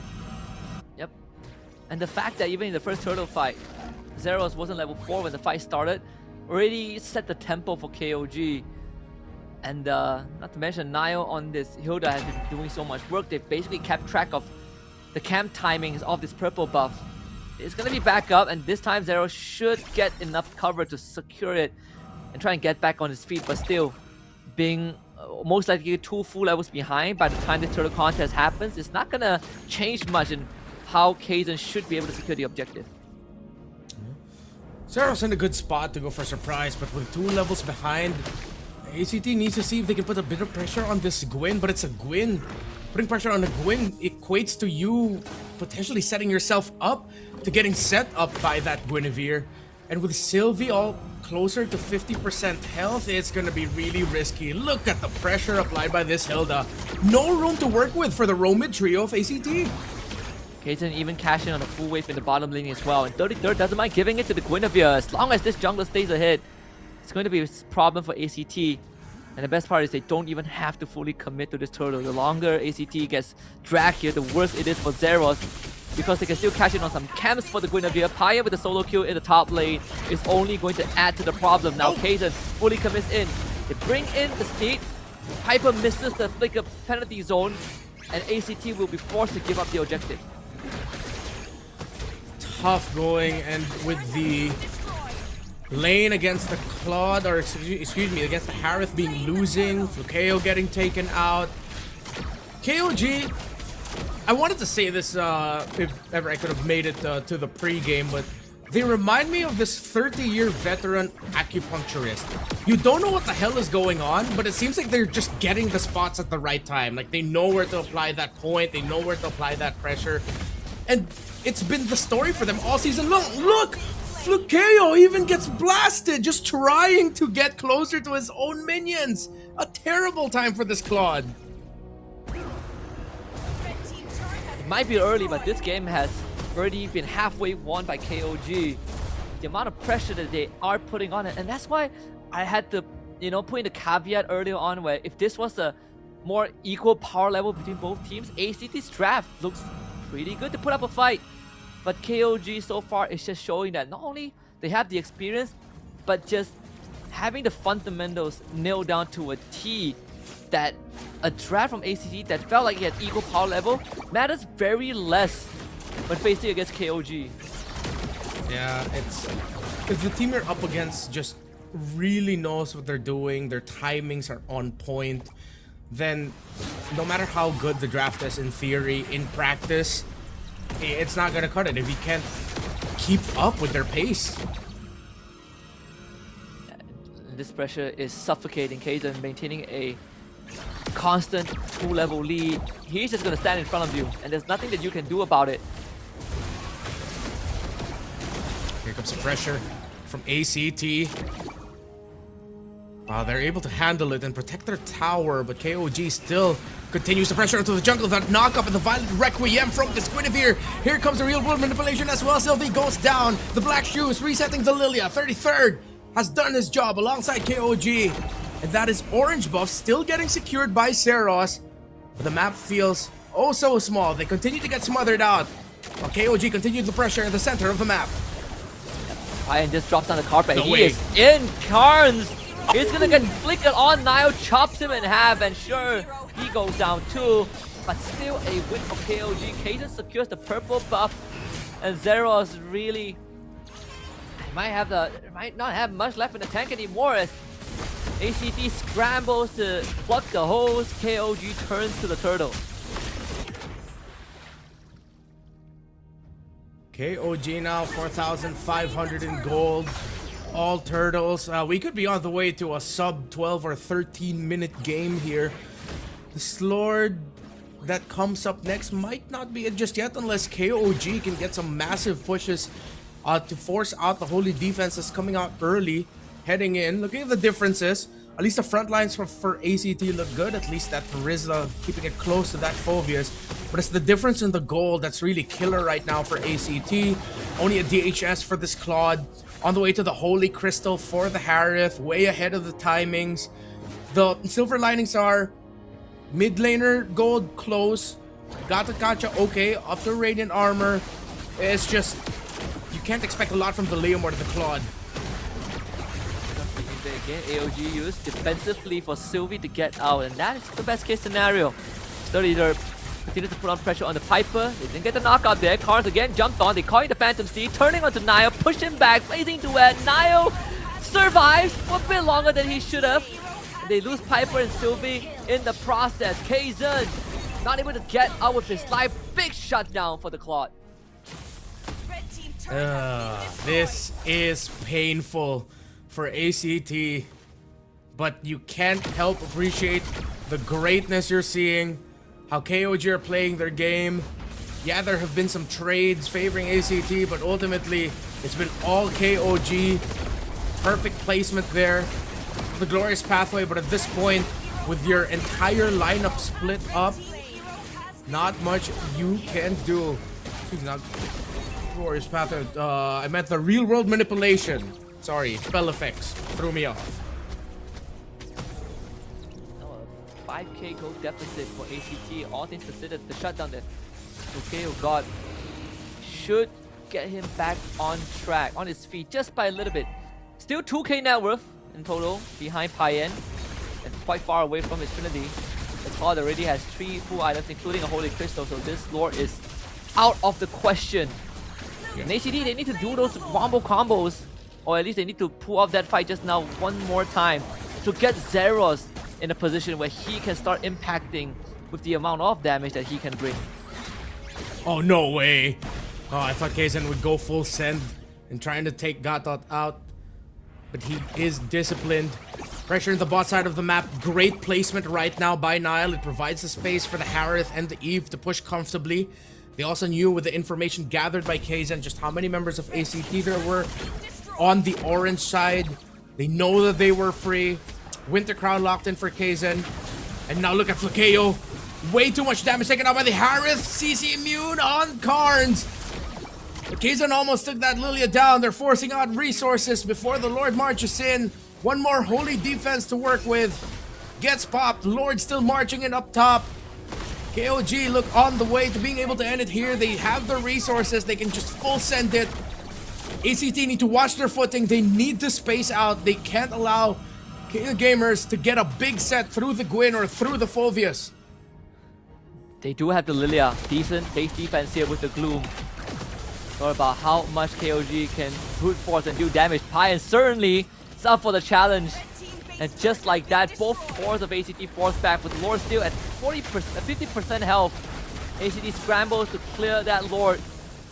And KOG, they walk away without taking much damage at all. Yeah. I thought it could have gotten worse, but that means... Oh, they handled it well, but Kazan doesn't commit the Violent Requiem. Now he does, just for damage. Look here with the Blazing Duet, keeping himself alive. He's holding, but Kazan eventually gets taken out by the Claw, but Sylvie and the rest of ACT slowly crumble beneath the damage that KOG have built up for themselves. Payan is still the threat that ACT has no answer for, and KOG are still in the lead.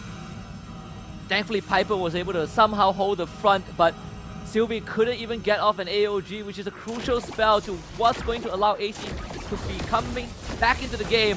And Payan again, right into the thick of it, will at least walk over inhibitor, purify timing on point, so the penalty zone does nothing.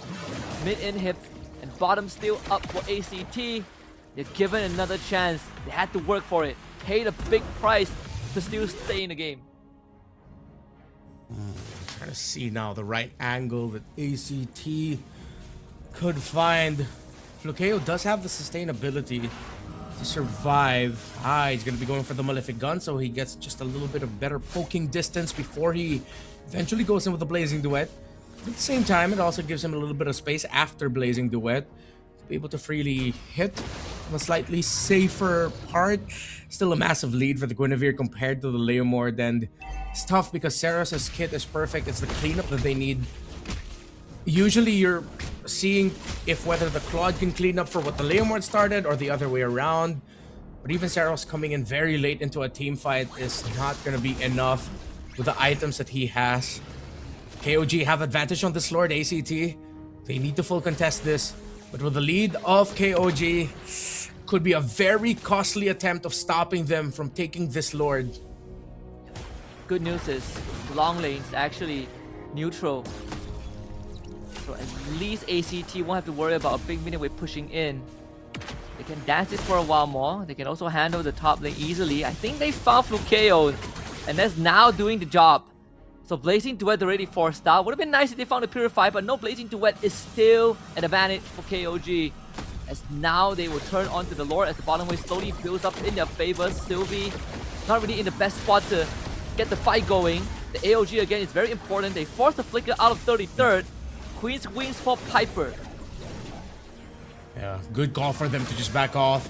Also because Zed, during that little skirmish, already got to build the Divine Glaive. So if ever ACT committed the fight and they can't take the Eve down in time, they are going to get destroyed and melted despite the Queen's Wings already coming in for the Terizla. Saros luckily gets his purple buff with Kazan threatening it. He'll also be able to get his orange. So maybe, just maybe, they might be able to hold on through another siege attempt by KOG and send them back. This is going to be a true test of ACT. Minion waves perfectly synced up. They're most likely going to lose all their inhibitors and having a Lord to contend with. Another engage straight on the Sylvie, so that's going to be the thought out picture already. Zeros will be turned on instantly, so he's also going to be removed. A 3v5 situation. Piper needs to hold on. RWM deployed, and Karn has to walk back to the base to heal up. But thankfully, the minion wave still a while off. Lukeo, can he make an impact here? They still have the flicker penalties on Piper. Karn forced out to use the Black Shield. Here comes the Blazing Duet, but it doesn't matter. They just blow him out with pure magic. The penalties on hits on the 4, but the follow-up is already dead. There's nothing left for ACT. KOG, 5 men strong. They just need to get the minion wave in, and they have more than enough to do just that. KOG with a convincing Game 1 win. They continue their run of domination. ACT still not threatening Tenacity's spot in the top 2, while KOG further solidify exactly why they are undefeated and why they are in the top of the standings here at MSL Season 1. Just absolutely clean. The pressure that Nile and Zed applied towards Sylvie, towards Karn, despite it being a Lilia, just completely snuffed Saros out of any farm that he could get. And of course, Kazan's counter jungling in time with the information gathered by his roam and mid. You can't ask for a better game, and KOG delivered that. I felt like this defense actually was very possible, even with the Gatot out of the fight. It's just, I believe those clutch, those in the heat moment, in the moment decision makings that felt slightly, wrong. The sequence felt off, right? Because Piper has to be the first guy to do something before the Leomord joins, before the Claude commits. But when you see the error in that sequence, they lose Leomord. Claude YOLO first before the penalty zone come through. Something again trivial, but worth thinking about, because I think there was a big window for AC to make a difference. But KOG, solid as always. Felt like there was no host in the game at all. Yeah, it's also a testament to how KOG played this game and how they've been playing throughout the entire season. You see a really good amount of conservation of their key abilities. They're not throwing out abilities left and right, giving information. ACT, in a lot of the fights where it looks like they could have done something, especially in that siege, I would understand why maybe with everything they had to consider, with the Guinevere potentially just jumping on them with a spatial migration, with the Phovis potentially coming out with a Dark Wave Flicker combo. Add to that, you're also thinking about the Eve. There's so many layers of initiation and team fighting that ACT needs to go through and consider. And wow, this kid, Payan, really, oh, did you know he actually showed it off? Payan is ridiculously ripped. he is way more jacked than I thought he would be. He looks like a young little boy here, but this dude is actually buff. It's crazy. Hopefully you get to see it again during the interview. But he continues to show why he is by far the best gold laner in MSL Thailand. It's not like that young hot-bloodedness of, oh, I have to prove myself, I have to do this, and then it leads to an error, it leads to nothing. His timing is on point. He maximized this Harith. The fact that he got 0 deaths after all of the setup that his roam mid trio did for the team speaks quality. He even got some solo kills against Flukeo. Yeah, and I mean, he single-handedly won this lane, right? He started with a solo kill, and then they paid a visit up top, and then they killed Flukeo again, who just won some farm. And from that point onwards, that lane was basically dismantled. Not to mention, the jungler was super far ahead. They have Yeep as well. It's just the unrelenting tempo from the side of KOG that made this game impossible for ACT to really get their hands on until it was too late. Yeah. Showing off why currently he is, I think, in the leaderboards, top 1 of MVPs. Potential regular season MVP. 8 game MVPs for him. 1 weekly MVP back in week 2. That was the week where he pulled off the insane Moskov SOD play to turn things around for KOG just when it looked like they would lose that. Here, this was just business as usual, with the expectations of the Harith going up against the Claude, of him being able to time some great rotations as well alongside Nile. He called that surprise pick-off onto Flukeo after winning that solo. So there's a lot that ACT really need to peel through in the draft when it gets to how they play the game. Because KOG, it's not glaze when it's just factual evidence, and you can see that they're just that damn good, man. It's like, how the hell do you play against this team? They've lost games, but they're just really good. It's a complete outclass in game 1, and I think from just the first 30 seconds to a minute, we already kind of see the possible trajectory, right? When the hero just walks into the jungle and stalls Zeros' clear, it already looked like it's going to be a rough game. And KOG never let their foot off the gas, and also speaks to sort of like the leadership in the team, where you don't really overcommit to get something done, right? You put just enough pressure to make ACT feel it, because there are some teams, they feel like they have the lead, they keep on pressing, and then they go overboard. And then cup runner full, they start losing that lead, but not KOG. Yeah, looking back though at the earlier games that KOG played, they were a little bit more susceptible to that, which I think is very understandable. New league, new season. Of course, there's the most likely, what do you call this, factor that's always there for imports. It's the language barrier, but then it didn't take too long to see everything just click for them, where suddenly it feels like the entire team is on the same page. Where Kaizen, I don't know how he talks about it with this Roman mid, but they are fearsome. It's like they're not always going together. There's always one splitting off from the 3 once they get to the point where they can just very safely go into the jungle. On one side, you'll get the I believe it was the Hilda he was with, the Hilda and Guinevere attacking Beetle, attacking Orange. On the other side of the map, Eve is taking care of mid, while also looking to see the opposite side to see if he can apply pressure there. And those are things you can really only see from really long-time veteran teams. The fact that you're seeing it from a young team such as KOG speaks value, I would like to believe, of the fact that they have a long-time MPL presence, multiple country presence in Kaizen, but also the quality of the rest of the team to just take in all this knowledge, willingly accept it, and the fact that they can execute it so cleanly, it's just breathtaking to watch. Yeah, and it also shout out to Coach Justin, right? Because we have seen examples, you put the best players together, but you need something that really drives them in the right direction. And I think KOG, the fact that, you know, MSL Thailand now is not just a league, playoffs, and then you wait for the next season. There's actually a slot to MSC. This could be, and I think it is, the favorites to make it there to MSC, and the rest of the regions are probably looking forward to facing off against. And I think it also speaks to the quality of the gameplay when it sort of makes you wonder how they would fare against all the other regions. How many upsets can they deliver? In KOG so far, the record unblemished in matches. They've dropped 2 games, sure, but it never really felt like they lose control, and I think that's the best way to describe KOG right now. Yeah, and it's wild that KOG, I mean, they were created back in 2020, and they really don't, looking back at their history, we haven't really heard a lot from them, but the fact that the organization got these elements working for them really well. You mentioned Coach Justine, we talked about the players and how they all blend in together. It's hard to decide whether it's like, is it a lightning in a bottle moment? Is it damn good scouting? Is it really good research? What is it? How did you guys end up putting together a team this crazy good in the very first season of MSL? I wish eventually we could get a little bit more knowledge if ever we get to see them internationally.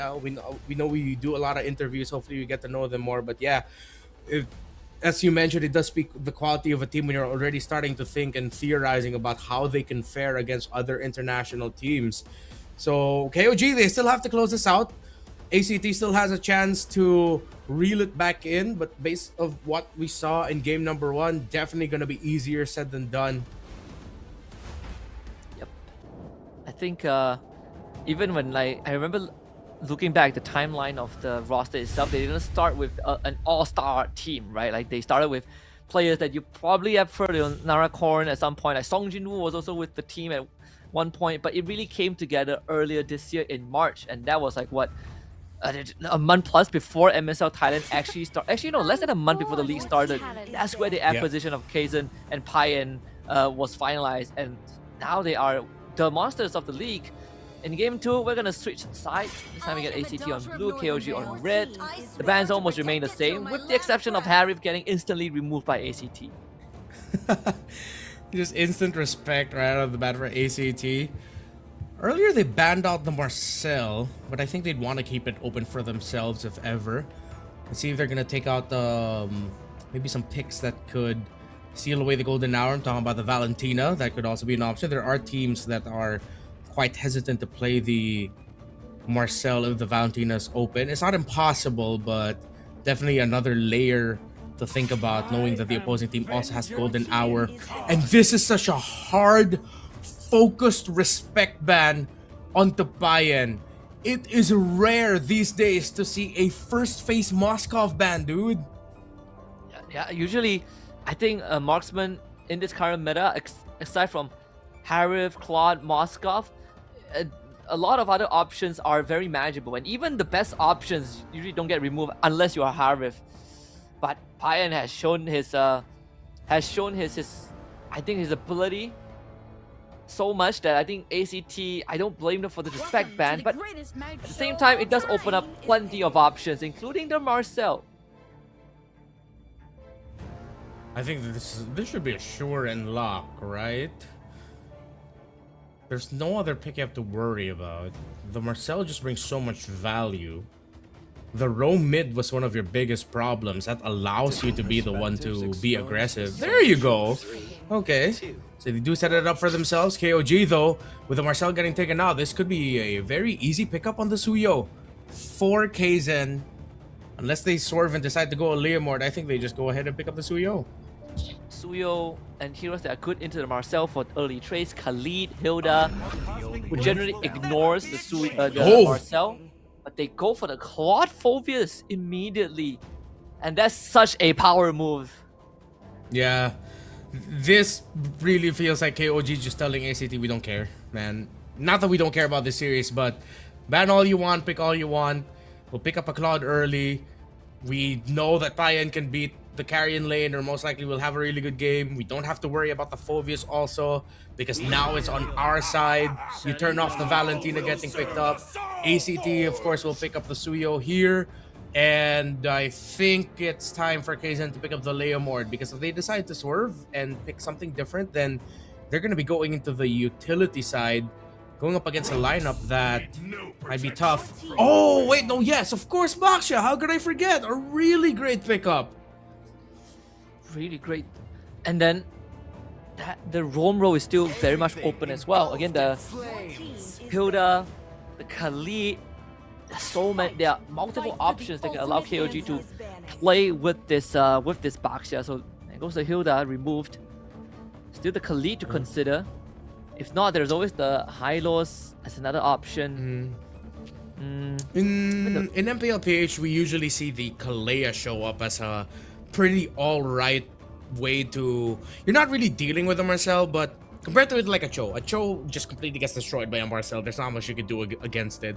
But if it's the Kalea, at least there's that surprise factor. If ever the Golden Hour comes out, once that's free, then you can go in for a very late Tsunami Slam, or you force out the Golden Hour early as a reaction to your Tsunami Slam, which is just... It makes sense mathematically that you're just taking out the big ticket open of ACT that allows them to fight a team fight that's a little bit more towards their speed.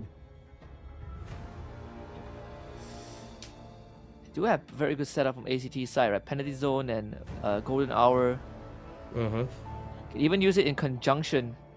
Golden Hour and penalty zone, but you have to make sure you just don't unfreeze the Terizla, or you're wasted.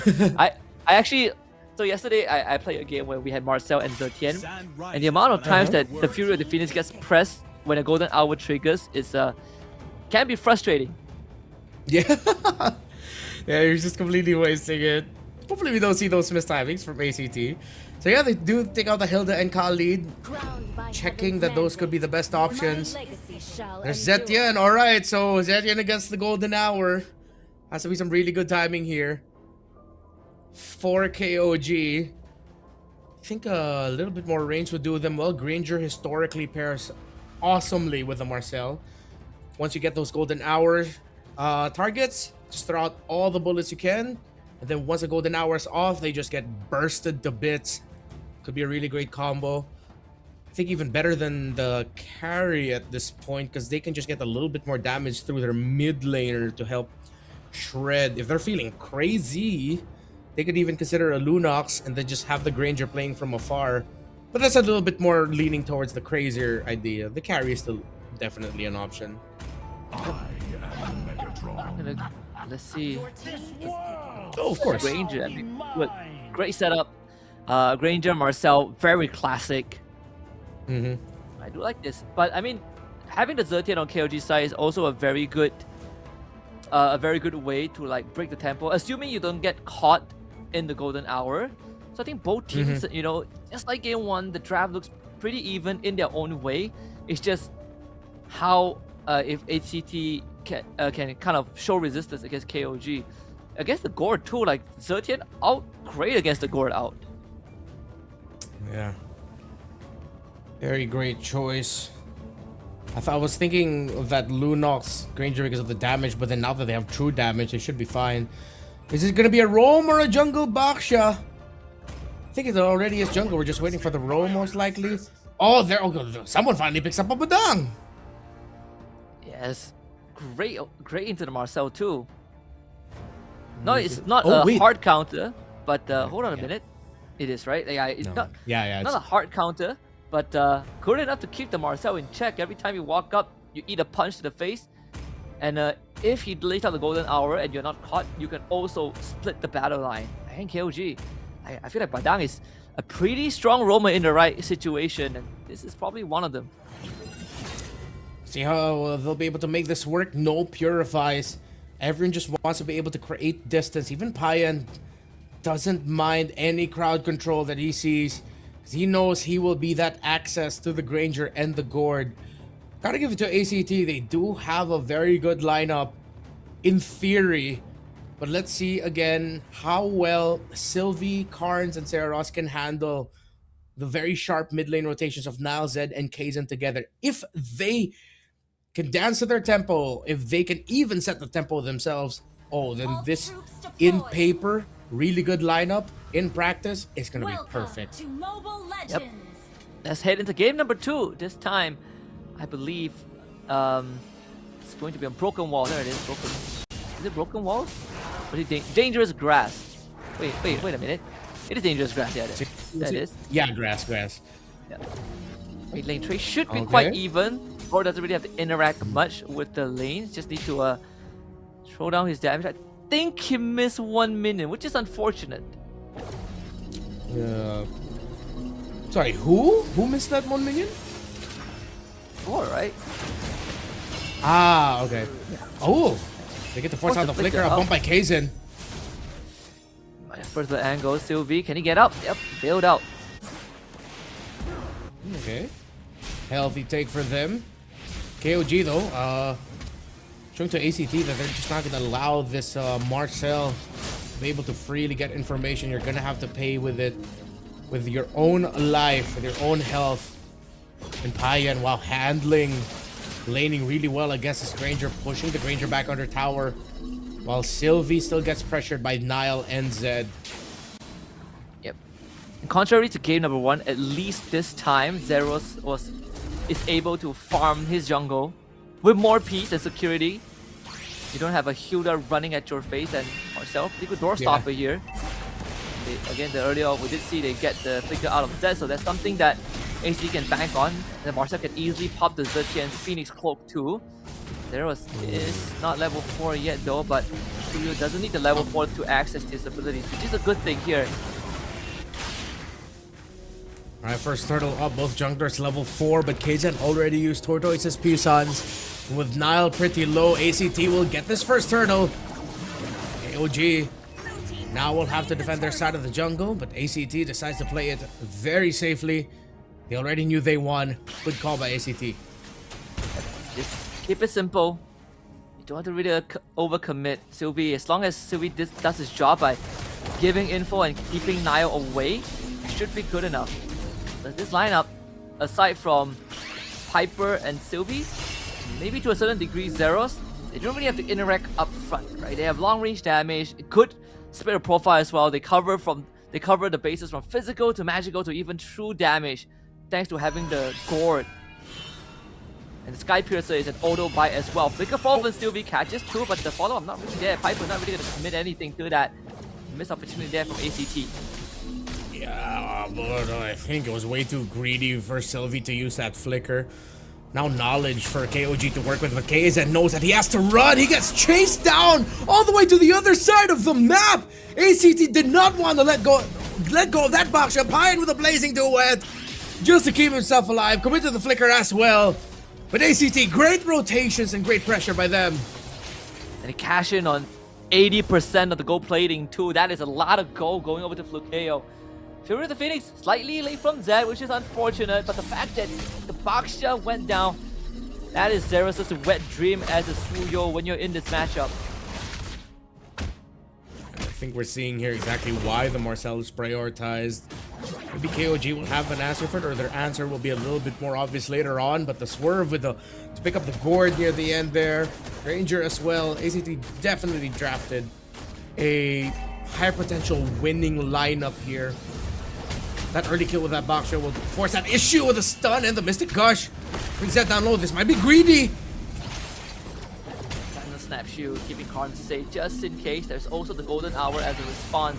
Many tools for KOG to reset the fight. Golden Hour drops, catching through. The Badang isolates the fight. Nile doing his best to keep them all behind. They get the pull on the Karn's too, but still they take the turtle and the penalty zone from Piper as a good follow-up. Fury of the Phoenix to stop them in their tracks. So KO forces out Nile to go for the flicker. Karn does go down to 33rd off screen, but still a win for ACT. Major win. Beautifully executed by them. Karns, though, at least 33rd had the very right idea of just making sure that they could get something out of that. Minimize the wins that ACT are getting. At least try to balance out in terms of their own economy. Because they know it's going to be tough. Sylvie's presence, Piper's gorgeous, absolutely gorgeous entry with a penalty zone flicker. Reaching all the way to the back line. It ruined the tempo of KOG's team fight. And I think now KOG, especially that Claude, might be thinking, maybe I should have picked up that Purify. Very offensive minded. Definitely there's a great line of thinking as to why you would pick up the flicker in this scenario. Again, you are the reach. There's a lot that you want to avoid. It's also great if ever you get caught by the Mystic Gush. It allows you to either dive or just slightly reposition to still be in range of Blazing Duet. The Purifies are getting sorely missed right now by KOG.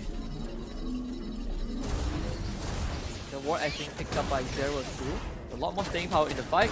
Shale, not a problem there. Can back up the right. Thunderbelt has been put up, but still be okay. Is this enough? Whoa. Ooh. Timing actually not quite as distant as I thought it would. Yeah. It's able to dash out there just in time. Maybe a nitpick would be for Filkeo to at least aim those bullets a little bit more ahead of where he could dash onto. Usually you want that direct line only if it's a really close target, like right on the border of the golden hour, because that's going to be a sure hit. So once the golden hour goes down, you still have to continue the animation. Piper getting pressured up top, already forced to use a penalty zone. He still lives, but I may have spoken too soon as he gets taken down by KOG. They have some room to work with up top to maybe push, but ACT have their eyes set and getting advantage in the mid and in the turtle. It's concealed by Nile and high end. Piper kept his flicker too. Nile didn't get the engage and he wants Spirit to finish. Gonna cancel out the Mystic Gush. Good interception again from Sylvie. Blows his flicker to get away. Kaizen didn't have retribution, so the turtle goes over to ACT. At the end of that, I think the top tier 1 would still stand. So KOG's pickoff instantly neutralized by the turtle take. Whether or not it was intentional, Seros being able to stop the entry of Nile was big for ACT. They were banking on that big conceal play for the Badang, not getting it. Gold-wise though, still not impossible for KOG to come back, while ACT still very clearly in the lead. And I appreciate this, that Gourds, when they play their Gourd like a Farsa. You know how Farsas know that you don't need a perfect set. You can just use your Feathered Airstrike to get that right little bit of minus, a little bit of deduction to see if you can force something out of your opponents. And as long as it's far from objective timers, it's fine. So if cards can keep this up, this is constant pressure for the front line of KOG. It's like limit testing here and there. Yeah. It'll be constant annoyance too. You're getting blasted by bullets from the Granger, the occasional stun from Karns, and not to mention every time you jump someone, Sylvie will be there to basically just break your ankles, bro. You know, force you to take a pause, whether you like it or not. It's ACT's turn to some sort of invade. Kaizen holding in, they unload their utilities. Spirit of Phoenix hits on the tree, and Nile gets the wall breaker there, but the penalty zone has a good follow-up. And that is Badang gone. 33rd finds the Gourd, but Sky Piercer attained from Flukeo, and he cashes in. This is gonna keep snowballing upwards for the Granger. Flukeo's positioning himself really well. The pressure onto the response of KOG every time they go in. Oh, the entry with the Blade Surge, immobilized Kaizen! And he just becomes another Sky Piercer stack for Flukeo. This could not have gone any worse for KOG. The Tank Slayer is online. You have 2 Tank Slayers now. One with the Sky Piercer and one just does 2 damage. ACT 5.4k gold lead. This is what we wanted to see. To put up resistance against KOG, and they did a lot more than just putting up resistance. They put up a fight. Lord should be secured by them. I don't see any way for KOG to contest this. ACT are truly in the driver's seat right now. The comeback for KOG will have to fall through a lot of scenarios. Most importantly, of course, is to make sure that Claude gets that farm. But again, we're also seeing the problems with the Zetian if the team that it's paired up with doesn't get the lead. This Fury of the Phoenix is just utility at this point. And like, both mid laners are very close in gold. But because of the damage profile, the true damage ticks that you could get from the Gore through the Mystic Gush, just so much better compared to what Zetian can dish out in terms of damage. Because even at this point, with you getting information, like, there's not much you can do with it. The Fury of the Phoenix more so has to be used as a defensive tool, as your way to retreat. If ever you don't win that fight and you need to back off, you need those big group stuns to be able to run away from ACT's chase comp. The extra movement speed that provides too. Look at Kaizen, he is deleted. The Platinum Snap set up more than enough with the frame shot as the follow-up there. Without Kaizen, this defense is a bit harder. Paya forced to instantly back off, and Sylvie once more sets up. Nio escapes with his life. There was a Lord still coming in from the bottom lane.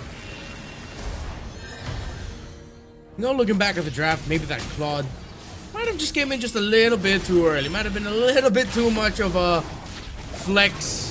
And not in terms of flexibility, but in terms of just flexing on your opponents. Here comes a flex by Nile, Fury of the Phoenix, but they still don't have the follow-up that they need. 33 gets taken down. Here comes Kaizen going after Flakeo. They finally take down this Granger, but they still have Seros and Karns to deal with who are alive.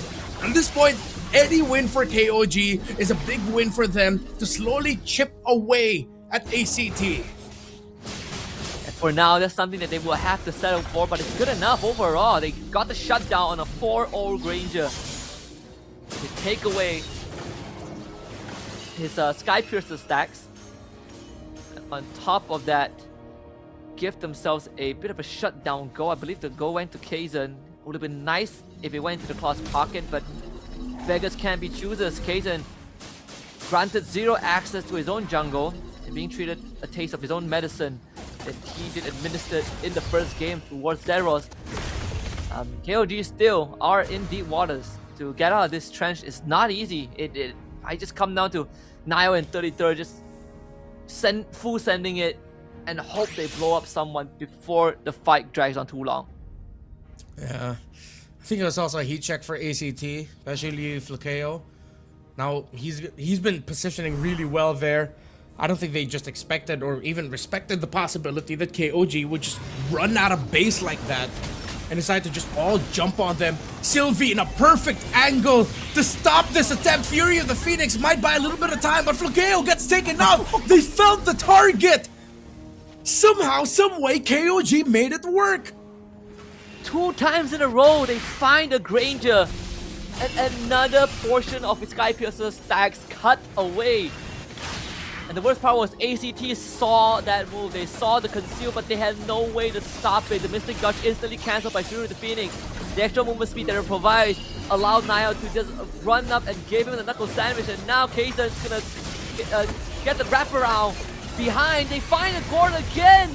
The creative angles from KOG giving them a chance. Zed, they get the safety. Zero's on his tail. They're gonna fall back to the left. Oh! Nile stops Sylvie in his track. The golden hour comes through. But Paya now in a 1v1 against Zeros wins that one. And KOG back in control. Nile with the block to save the team that could have been devastating. It looked like they were all lined up to a Seros chain of kills. But Nile shows up just in time with the fist break. You gotta love that at your KOG. They're still breathing, they're still fighting. They don't want this to go to a game 3. But every sequence gets tougher and tougher. But Payan gets more and more gold. A little bit more room to work with despite the lead ACT has. KOG are starting to threaten the lead.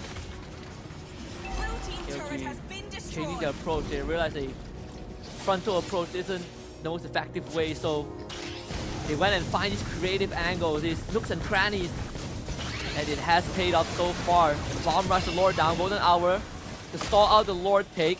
Is that enough for ACT? They will try, and it ends in success. Zeros with the objective. Sylvie will trade his life in return, and ACT putting up a good fight, but Zeros needs to get out of there.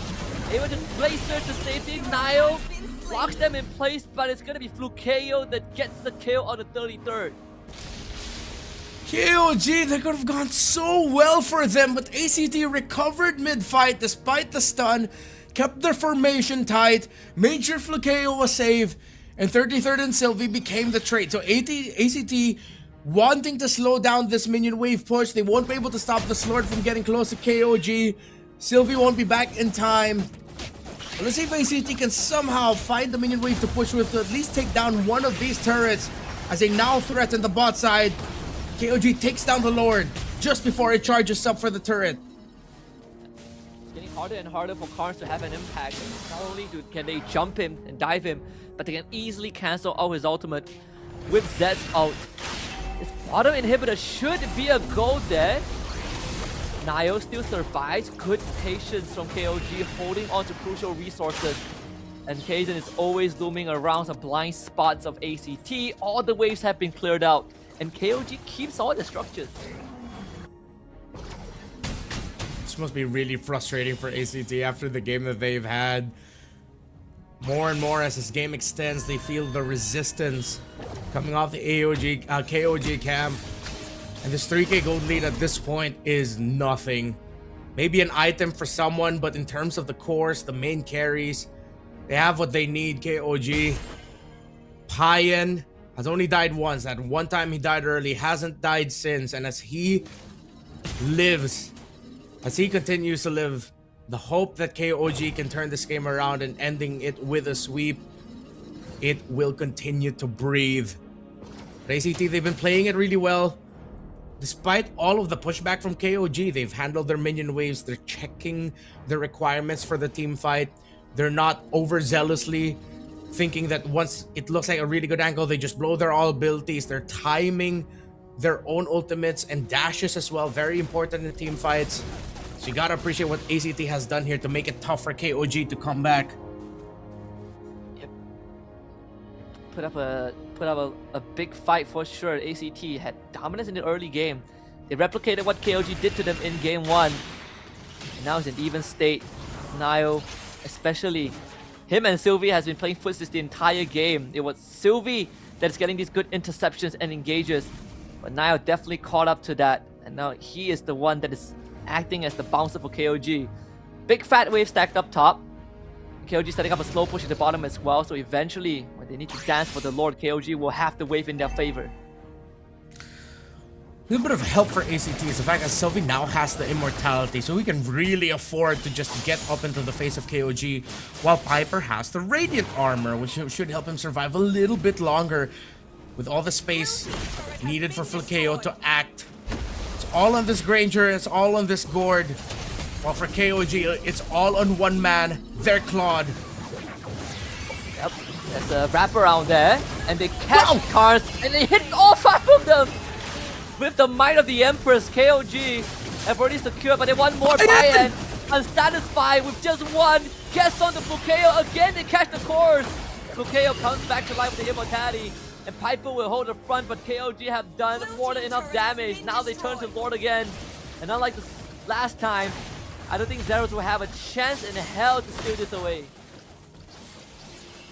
And it all boils down to this. The fact that KZ and Nile found the perfect angle. Nile setting it up after the information provided by ACT because they full sent, or at least the Gord did, onto that Phoveus. Nile found the Gord and Kaizen got the wraparound perfectly, and of course the Fury of the Phoenix coming out of that Zetian. Then Payan caps it off with a great play to flicker forward with his Blazing Duet, forcing Flakeo to get that immortality. Immo gets popped, and then he gets to get away. Fury of the Phoenix again, and another Blazing Duet to send them back into the wraparound by Kaizen. Plus the fist break and fist crack. What the hell are you on? KOG are delivering the comebacks of all comebacks. They might have done enough to make it happen. The game wouldn't end here most likely, but KOG looking very promising with Karn still half a minute out. And Payan incredibly healthy. The cooldown should be back soon. Another multi-prong attack from KOG. I did say they decided that a frontal assault, it just wouldn't cut it, so they got creative with how they take these fights, and every single time it's just bodies from multiple angles. The layering is perfect, and KOG looking to break the entire base of ACT. It's gonna be ACT's possible last hurrah if they ever have one. Payan eats up all the damage. Nile will hold back the rest of ACT, and KOG will settle for 2 inhibitors. Part of me still can't move on the fact that we saw that kind of team fight come out of KOG back to back. I mean, ACT, you can't fault them for getting caught like that because you wouldn't expect it to that moment. KOG are just now on living in rent-free in ACT's heads, and they, with all the lead that they've had, the game that they've had 20 minutes in, it's ACT that lost inhibitors first. KOG has been able to hold on to theirs. Maybe it's the golden hour. A picture-perfect moment that Sylvie finds that helps set it up for KOG. If there's one, for ACT, excuse me, if there's one thing I could potentially ask for from ACT, maybe Carnes should stop on the initiation with the Mystic Gush. Hold on to that for as long as you can. Make sure Piper is there to help, peel for the back line, allow Sylvie to be first contact, and then maybe it could go better for them. But look at the angle Nile is at. He's all the way in the purple buff of ACT. Kaizen is off to exploration too. Once they find out where Carnes or Fukeo is at, you can bet that Nile will press the conceal button and head on in. There's just no winning. That's a huge wave building up top. Eventually someone will show themselves, and Fukeo, he showed himself. Here it comes. Here is Nile Fukeo. He's already out of the fight, and Nile is gonna keep him in place. Through the Phoenix, that's a connection. Oh! How do you get out of that? There is no escape no matter what they do. And KOG have essentially surgically dismantled ACT. All of their members scatter into the wind. They find a rogue Piper, and Piper is going down as well. Zed on the killing spree. Zeros not allowed to go home by Kaizen. It's a 2v4 in the base of ACT. And Kaizen goes one-on-one against the Suyo. He doesn't want him to go home. As the rest of ACT, just 2 against 4. The snapshot drops, but it's only to delay the inevitable. Because KOG, despite the losses, despite the early, have come back to sweep ACT. They further solidify just how damn good they are. 8-0 for the regular season. Incredible stuff. One more series and they will go, one more series win and they will go undefeated. But a comeback like this, of this scale, unheard of. The way that they manage deficits and the way that they adapt and change according to the situation, you can only expect to see something like that from a WoW oil machine and an experienced squad. And KOG have set the bar incredibly high, and it's definitely a team that every other team in the league is going to look up to. How do you even communicate that? That you're telling the team, you're telling each other, hey, we gotta start coming from this weird angles. I don't think at this point it's communication. It's instinctual. It's talent that we're seeing. Nile, did Fukeo not see the Badang right in front of him? Because I wouldn't be reacting like that if I could see a concealed Badang. Did he just not expect it? We don't know. There's a lot of questions, but one sure thing. KOG remain undefeated in MSL.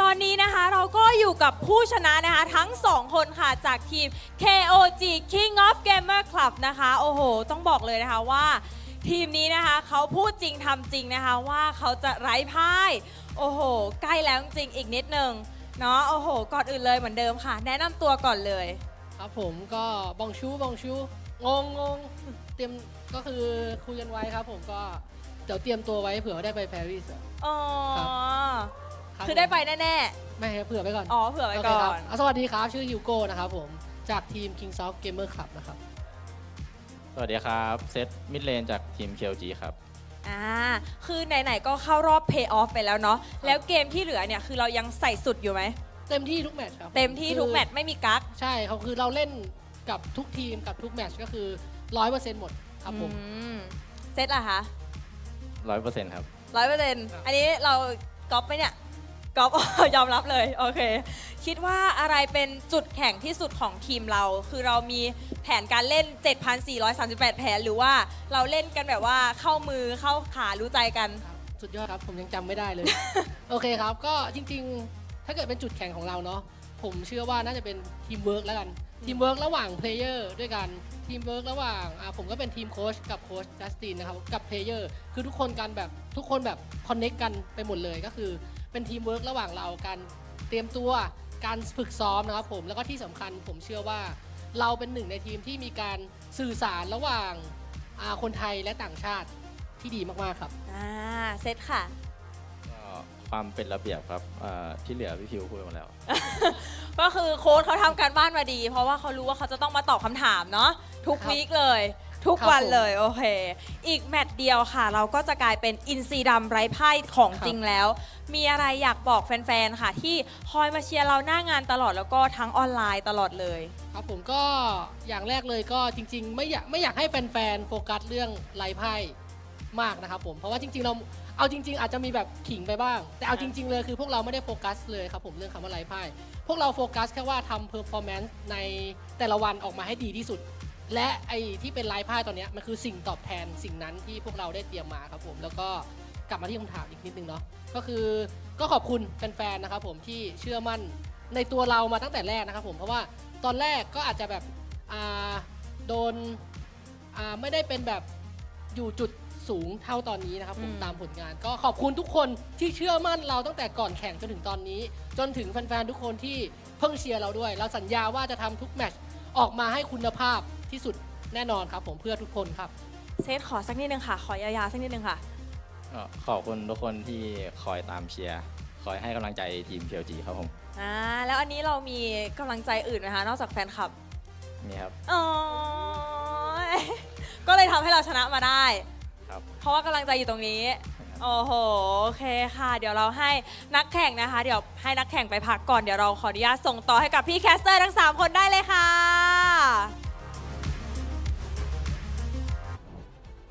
Thank you so much, Minnie, and it's also great to hear from the members of KOG. Husky and I just can't help but gush over this team and what they've done because, man, I hope they get some love internationally. I can't wait to see them if ever they are the team to make it to wild cards or MSC because their approach to the game, their angles, how they were able to hold on, bro, that's just damn good MLBB, as I love to say.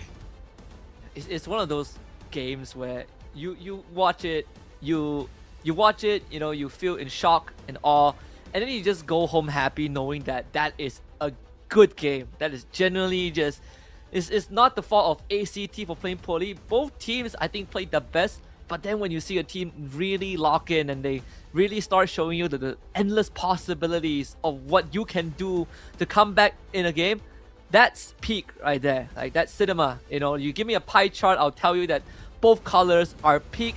One is peak in yellow, one is peak in KOG. Yeah. And Zed on the Zetian, though tough for him in the early game, he kept it close in terms of the farm, in terms of the economy, and that is the difference maker between a Zetian that has a difficult early compared to their lane counterpart. How close can you keep the farm? If you keep it close, you are on the right track. 92% kill participation. His timing of the Fury of the Phoenix paired up with the Badang entries, with the Baksha entries as a deterrent to the initiation by the Marcel as we got later into the game. Definitely a lot of the late game plays that KOG kept finding wouldn't have been possible if the Fury of the Phoenix from Zed, our MVP, did not land. Yeah, I think this game, first 10 to 13 minutes, it really looked like AC has got it in the bag. And then we start seeing moments like these, right? Moments at the base defense. We start to see the possibilities. Like, man, I don't remember the last time I see Baxia becoming a flanker. Because most Baxias, you know, you autopilot and you're like, I'm gonna front. Hazen comes from the corner, takes the Cyclone Eye, bypasses the front. Like who does that on the Baxia? Apparently, KOG does. Oh man. Yeah, I'm trying to think of. I just realized now my stock knowledge of cars is terrible, but let's just say he was drifting, man. He was drifting perfectly, timing it up really well. This Fury of the Phoenix, Payan, good call, good read, and then this. Oh my, Hazen, what the hell? It's crazy just how KOG pulled this off. Again, I don't know where Flakeo was looking. Did he just choose not to get the conceal out of that Badang? Did you really not see him there? Because It's not like he's full invisible. You see the outline. It's not like the only true invisibility skill in the game, the Mia's invisibility. Nah. I think he was looking elsewhere. Yeah, I think even if you broke the conceal, it probably would have made minimal difference, right? Because like, the moment the Badang got into that spot, the fight was over. He already removed your damage dealer. Oh man, it's insane. I could rewatch this a couple more times to really like soak in the marvel that we just witnessed. The KOG delivered. This got my hopes up by a lot. Now I'm super excited to see how much further can KOG go. Yeah, and to add to that, if maybe ACT can like improve on some things, because definitely this game too, it was theirs. It's just KOG just hit another level of what the hell? Where are these guys coming from? We're not expecting them to come from these angles, to come from the directions that they're coming from. They just show up, flank you. Oh my god, all the members of ACT are the dudes. What? The richest guy is Flakeo, the carry is Saros, it's all ACT. But it's KOG that won. It paints the picture of how dominant ACT was in this game and how much mud KOG had to crawl through. Crazy. Yeah, you look at this Hall of Fame, you would think that ACT won, but no, they not only lost to a comeback, they ended the game with lesser kills than KOG. When they were the ones racking up Skypiercer stacks, they were the ones blowing up enemy jungles, they were the ones who had their jungle at level 15 when the enemy Baxia was at level 12. Everything was going their way.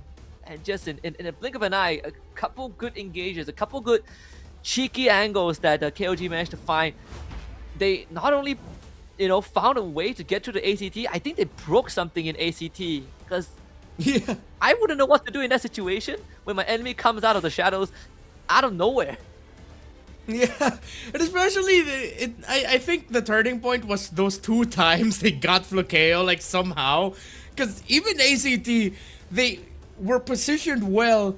You just don't expect your opposing team, despite that big deficit, to just take it onto you and have one clear goal. They were a team on a mission. Just get that Granger down or get the Gore down. Once they're down, okay, we build through this. But then back to back, it was the Granger. Insane plays by KOG. Hopefully our viewers can go back into the look at this game. I feel like this is a good picture of what to expect from the potential of Thailand. KOG remains undefeated. Tenacity spot still secured at this time. And we close out the week, or the second day of the week, tomorrow with the Arena and Hydra. 2 teams, no longer playoffs contentions. Burram United and Solix looking for position, while Bacon Time looks to threaten the spot of Valley Thai at the top of the standings. Yeah. I mean, KOG might have saved Tenacity temporarily by taking down Tenacity, ACT. okay, excuse me. Yeah, but they have no control in in the possibility of Bacon Time. That one lies in the hands of Valley Thai. And what Bacon Time showed us today, oh boy, tomorrow's that series is gonna be quite a series. Valley Thai are looking at Tenacity and hoping to be the answers to Tenacity's prayers that somehow there is a miracle in there that Valley Thai get to take down Bacon Time. Tenacity, let us see if their slot will hold true, because after that, Bacon Time still has one more chance to take a knock at that position of Tenacity in the standings by facing off against Burram in day 3. But you saw the matches here for day 2. As we close out day number 1, Husky, any last thoughts about the action that we got to see today? I'm just happy I got to watch KOG. I'm happy I got to watch Bacon Time win, but man, KOG put me to bed tonight. I need KOG. Yeah, I'm going to bed happy. My power didn't run out mid-broadcast. I'm sorry I had to tag the opening of the final series. So big W's to Husky there on the chat for holding down the fort while I was gone. But to you watching right now, thank you for taking the time and the effort to watch MSL Thailand, to give the spotlight and the appreciation for our players. Thank you. We appreciate you, and all the best to the Thailand's finest in MLBB Esports. My name is Renmar, that's Husky. We will see you back here on broadcast, not us, another pair of casters for day 2 of week 5 of MSL Thailand. Good night.